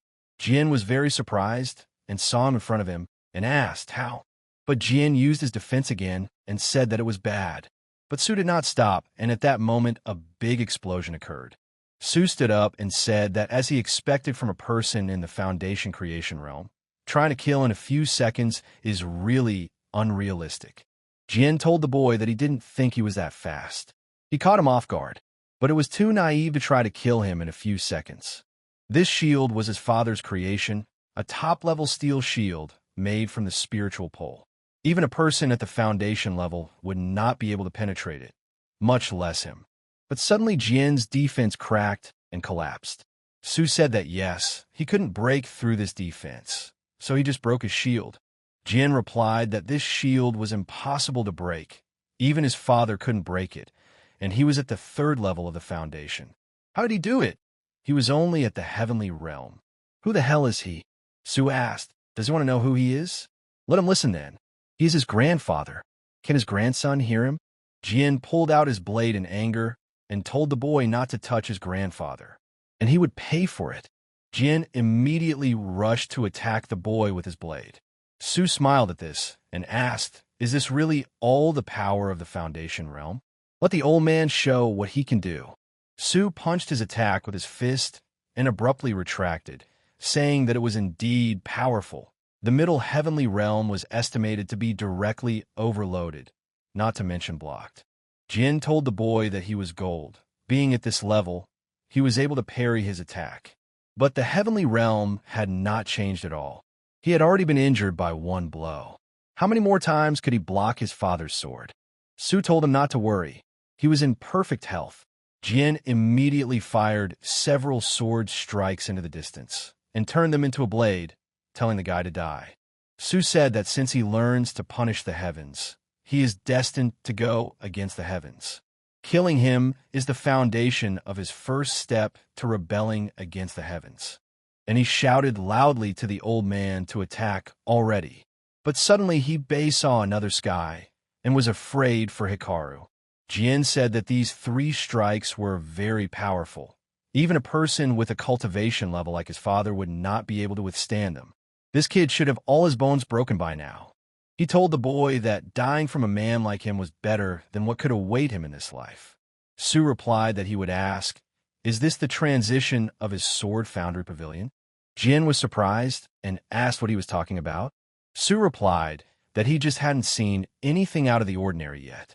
Bei saw Hikaru and said he scared her.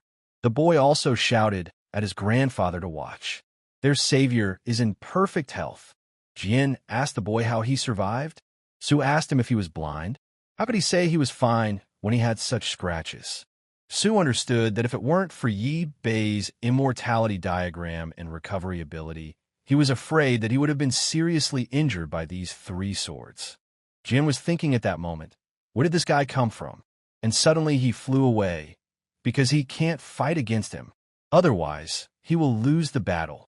Su asked him where he was running, and decided to use teleportation, and in a moment appeared in front of him, saying that he wanted to run away after everything he said.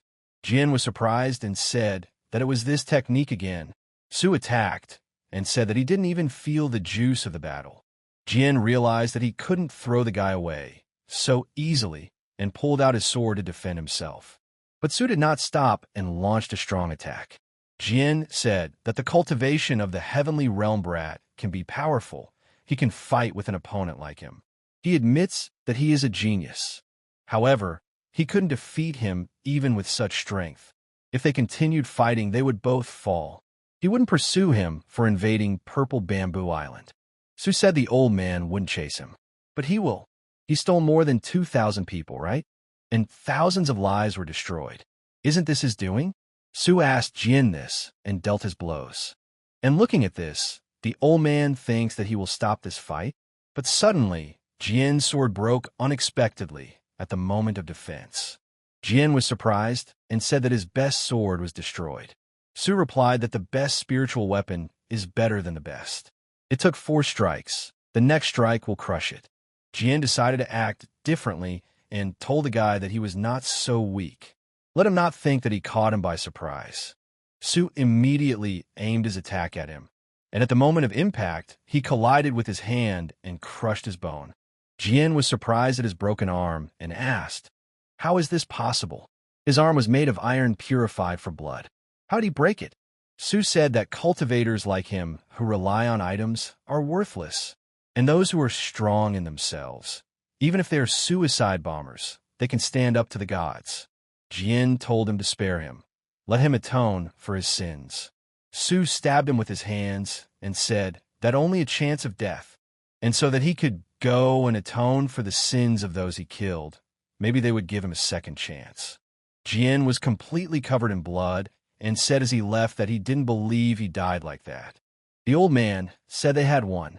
Grandpa, their savior, had prevailed. He knew it would all end like this. Su told all the slaves that from that day on they were free. People started to rejoice and shout that their brother had saved them. After 5 years, they could finally return home. Su told people that they didn't deserve such thanks. But suddenly he felt sick and spent too much energy. He immediately passed out and started falling. People saw their hero falling and were afraid for him. They shouted for Hikaru and jumped after him to save his life. After catching the guy, she asked him if he was okay. They asked the guy where he was hurt. Su replied that he was fine. He just overdid it a little. Su told her to let him go. He never thought that he would be held in the arms of a girl. Bei was surprised and asked what was wrong with him.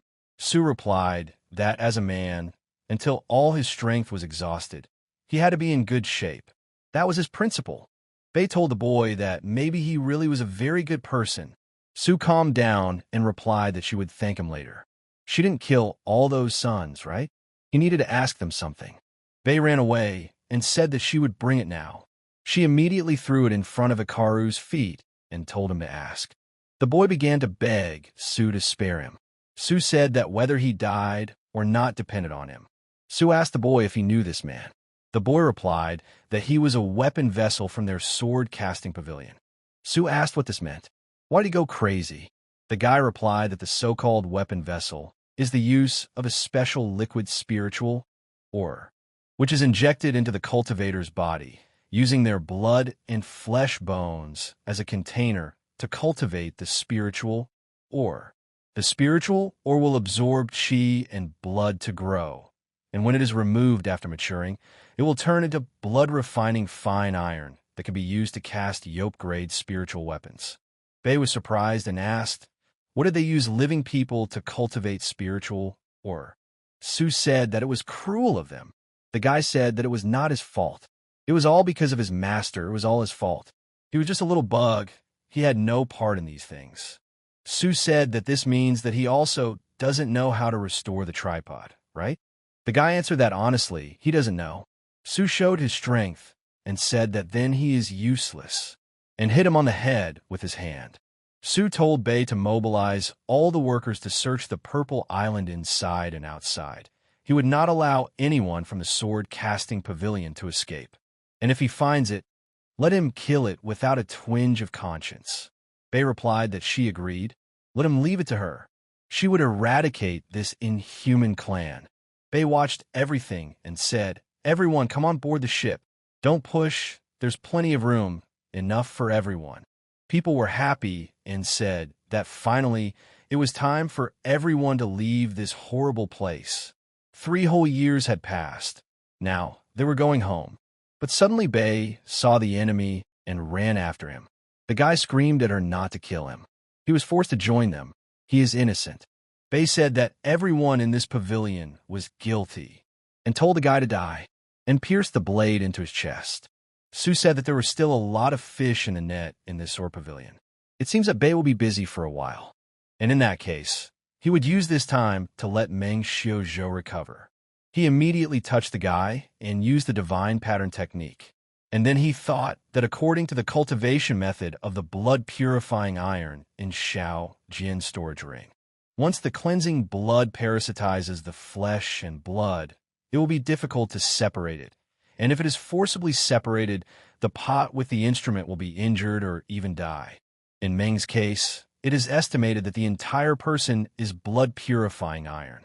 Trying to remove all the blood-purifying iron from his body is almost impossible. A little carelessness, and he will definitely die.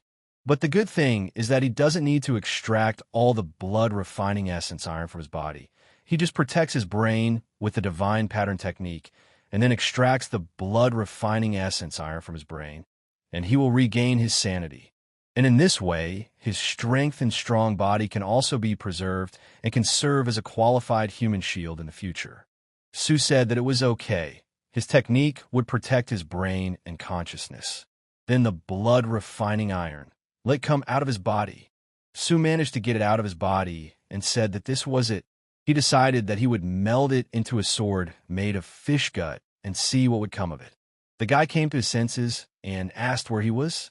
Su was surprised and asked him if he was awake yet. Su asked Meng if he could hear him. The guy started looking around and asked, "Where is he? And who is this guy?" Su said that it seemed to have worked out.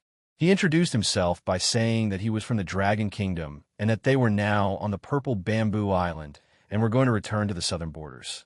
Man was surprised and asked, "What is he doing on this island again?" "And things are bad. He needs to run quickly, otherwise they will take him away." Su replied that everyone who could take him was already dead, so he shouldn't run like that. Meng was surprised and asked, "Dead?" Meng asked how this was possible. He was in the Foundation realm, and the guy was only at the top of the heavenly realm. Su replied that he wouldn't have been able to bring him back to his senses if he hadn't killed him. Mac told the guy that he really killed Shao Jian. Su used his powers and showed him his dead body. Su said that he was like a speck of dust to him. Soon the entire southern border would be in his hands, and Meng is very strong. Wouldn't he like to join him and take over the south? Meng replied that even if Shao Jian couldn't stop him, there was no one in the south who could compare to him. In his mind, he knew that he didn't know this guy. What if he wanted to use him the same way he used Shao Jian? The people shouted to the savior and said that they were all on Berto. Let him come to them. Meng was surprised and asked, "What?" The people shouted at the liberator to come in. They made him tea, and for him to let them massage his shoulders. Meng asked the boy, did he save them all? Su replied that it was true, and Meng introduced himself and said that he would serve him until death. Su smiled and asked, "So suddenly?" Meng replied that firstly, he saved him. Secondly, he saved these mortals, which means he wants to seize the southern border for the good cause. And he is a kind and generous man. It is an honor to serve him. Su was surprised and told the general to stand up. But Meng replied that from now on his life is in his hands. Bei came and addressed the guy. Sue saw her and said that it looks like she did everything. Great job. The girl replied that it was easy. She didn't even spend 10% of his strength. Bei asked Meng, is he awake? The guy replied that fortunately, Lord Sue saved him. The guy asked Sue, who is this girl? Sue replied that he could call her lady. Meng immediately introduced himself and addressed her as Madam. Bei hit Sue and asked who his wife was. Sue told the girl that this was to build up her authority. He was a lord and she was a lady. Otherwise, when she was called, she looked somehow not very good. Bei said there was something to it, but she felt like she was taking advantage of it. Sue said no, it wasn't. Sue said that it was enough chatter. She and the general should get on board. Bei asked the guy, where is he going? Sue replied that he had something to do. People asked, why is the savior not on board?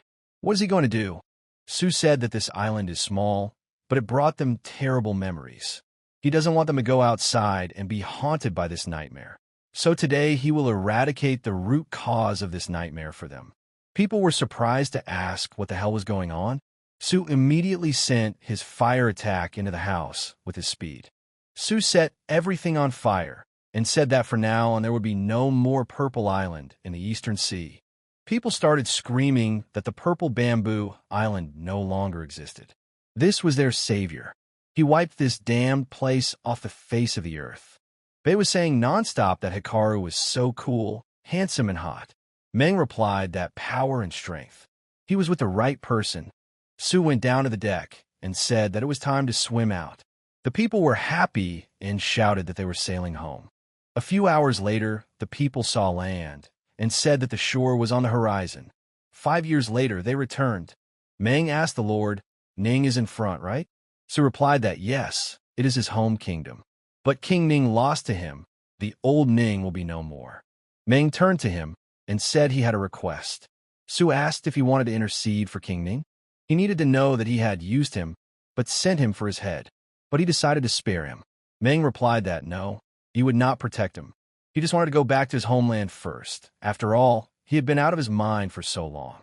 And now he is healthy and wants to see if his friends and relatives are still alive. Sue replied that it is normal. He has 1 month for everything. After that, let him come to the Dragon Kingdom and find him.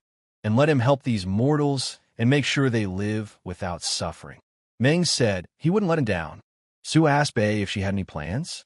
The girl replied that of course he would go to the Dragon Kingdom to get Su Chen's head. Meng was surprised and asked, Su Chen's head? Bei told Hikaru to hurry up and take her there. They were already late. Sue actually thought that this little girl had already forgotten about wanting to kill him. Meng said to my lord, she doesn't know. Sue replied to let him say it. Sue asked Bei why her master wanted to kill Su Chen. Did Su Chen offend him somehow? Bei replied that her master was very offended by him. He destroyed her master's place. And it seemed like Emperor Zhao had asked her master to kill Su Chen, and her master owed him. So he agreed. And then the guy understood everything perfectly.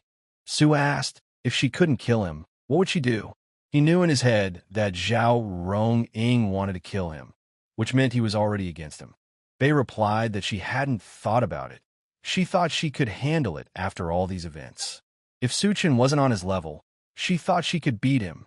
Sue knew he couldn't keep her in this delusion any longer, and said that to be honest, his real name was Su Chen, the one she intended to kill. Bei was surprised and asked him, is he Su Chen? Is he joking? The guy replied, no, it's true. Bei told Hikaru that he was like that. Sue apologized for lying to her all this time. He understands that she hates him now. He even let her hit him a couple of times.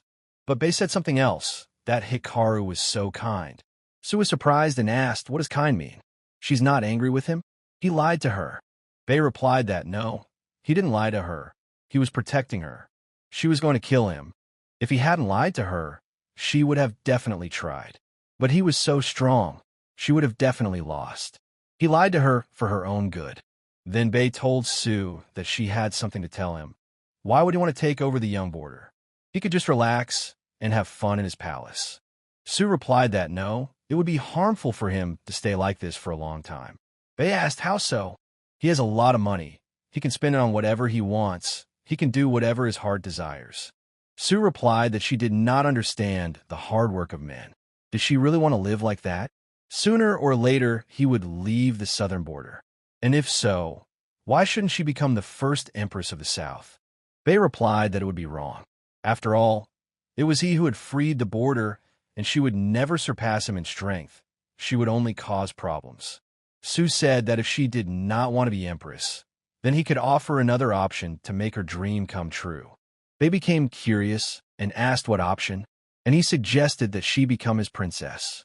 Bei asked in surprise, what? And then they came to the Dragon Kingdom of Hongxiu Palace. Su told the girl to wait here for a while. He wanted to give his mother a surprise. The girl said she agreed. Su thought that her mother said that he came without his daughter-in-law last time. Now they will see what she says this time. Opening the door, he shouted to his mother that he was home. Bei was surprised that it happened so quickly. She couldn't believe that she would already be meeting his parents. And when he asked her that question, why did she agree so quickly? But he is so handsome, strong, and has better qualities of a person. She likes him very much, and she wants to marry him. And then she heard someone shouting that they heard Su-chun was back. At that moment, she saw several girls gathered. Su asked where her mother was. Her beloved child had returned. But then he was asked that if he had returned, then why was he making so much noise? Mother immediately appeared and asked him if he still wanted to try her dish. Su replied that yes, he wanted to try it today. The mother told her son that if he wanted to, he should make it himself. A man who cannot bring a bride into the house is not worthy of her dish. Su told his mother to be kind to him because he did not come alone today. His mother asked if he had found someone. Su replied that yes, he had found a bride, and he shouted to Bei to come here and meet his mother. The mother couldn't believe it and asked if it was true, and then Su saw her face and asked if she was surprised. Su said that they would eat roast pork with her today. The mother asked her son if he was sure he could handle it. Su asked what's so hard about eating food. He promises to eat everything. Mother replied, no, she wasn't talking about food. She just pointed her finger here.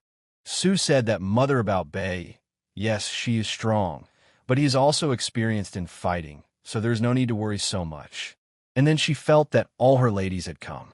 The girls said in unison that they welcomed the master and welcomed Empress Hua. Su was surprised and thought, what are they all doing here? This is the end. There will be no meat today. The mother asked her son what was going on. Su replied that he had no idea. He asked Bei why she had called them all. Bei replied that she didn't invite anyone. They came themselves. Yinran told Su to tell her that he would marry her, and she and her sister are not worthy of him. Let her not forget, she is the first. Qing also turned to the master and said, doesn't he like sleeping with her? Su replied that he hasn't forgotten about her either. Yao also joined the conversation and asked if it smelled like premature personal service. Su replied that no, everything was fine. Ning also decided to speak up and said that she could take any form he liked. Su asked in a surprised voice, really? Lin asked the master right away, doesn't he want to get rid of her poison? Su replied that he really wants to. The mother immediately realized that all these girls were in love with him. Will he have 6 wives at once? Su told the girls that there were so many of them. He was no longer young. He did not have enough strength. And then the mother said that she was going to go crazy. She was worried that he was without a daughter-in-law, and he had attracted so many girls. Su told his mother to listen to him. His mother replied that she was not going to listen to him. He, as a man, should be responsible for his actions. Mother said that he had cheated on them all, so let him apologize to them himself. Su asked his mother if she didn't want him to marry them all at once. Did she think about her son's health? The mother replied that she hadn't seen what he thought of them. She had said it all.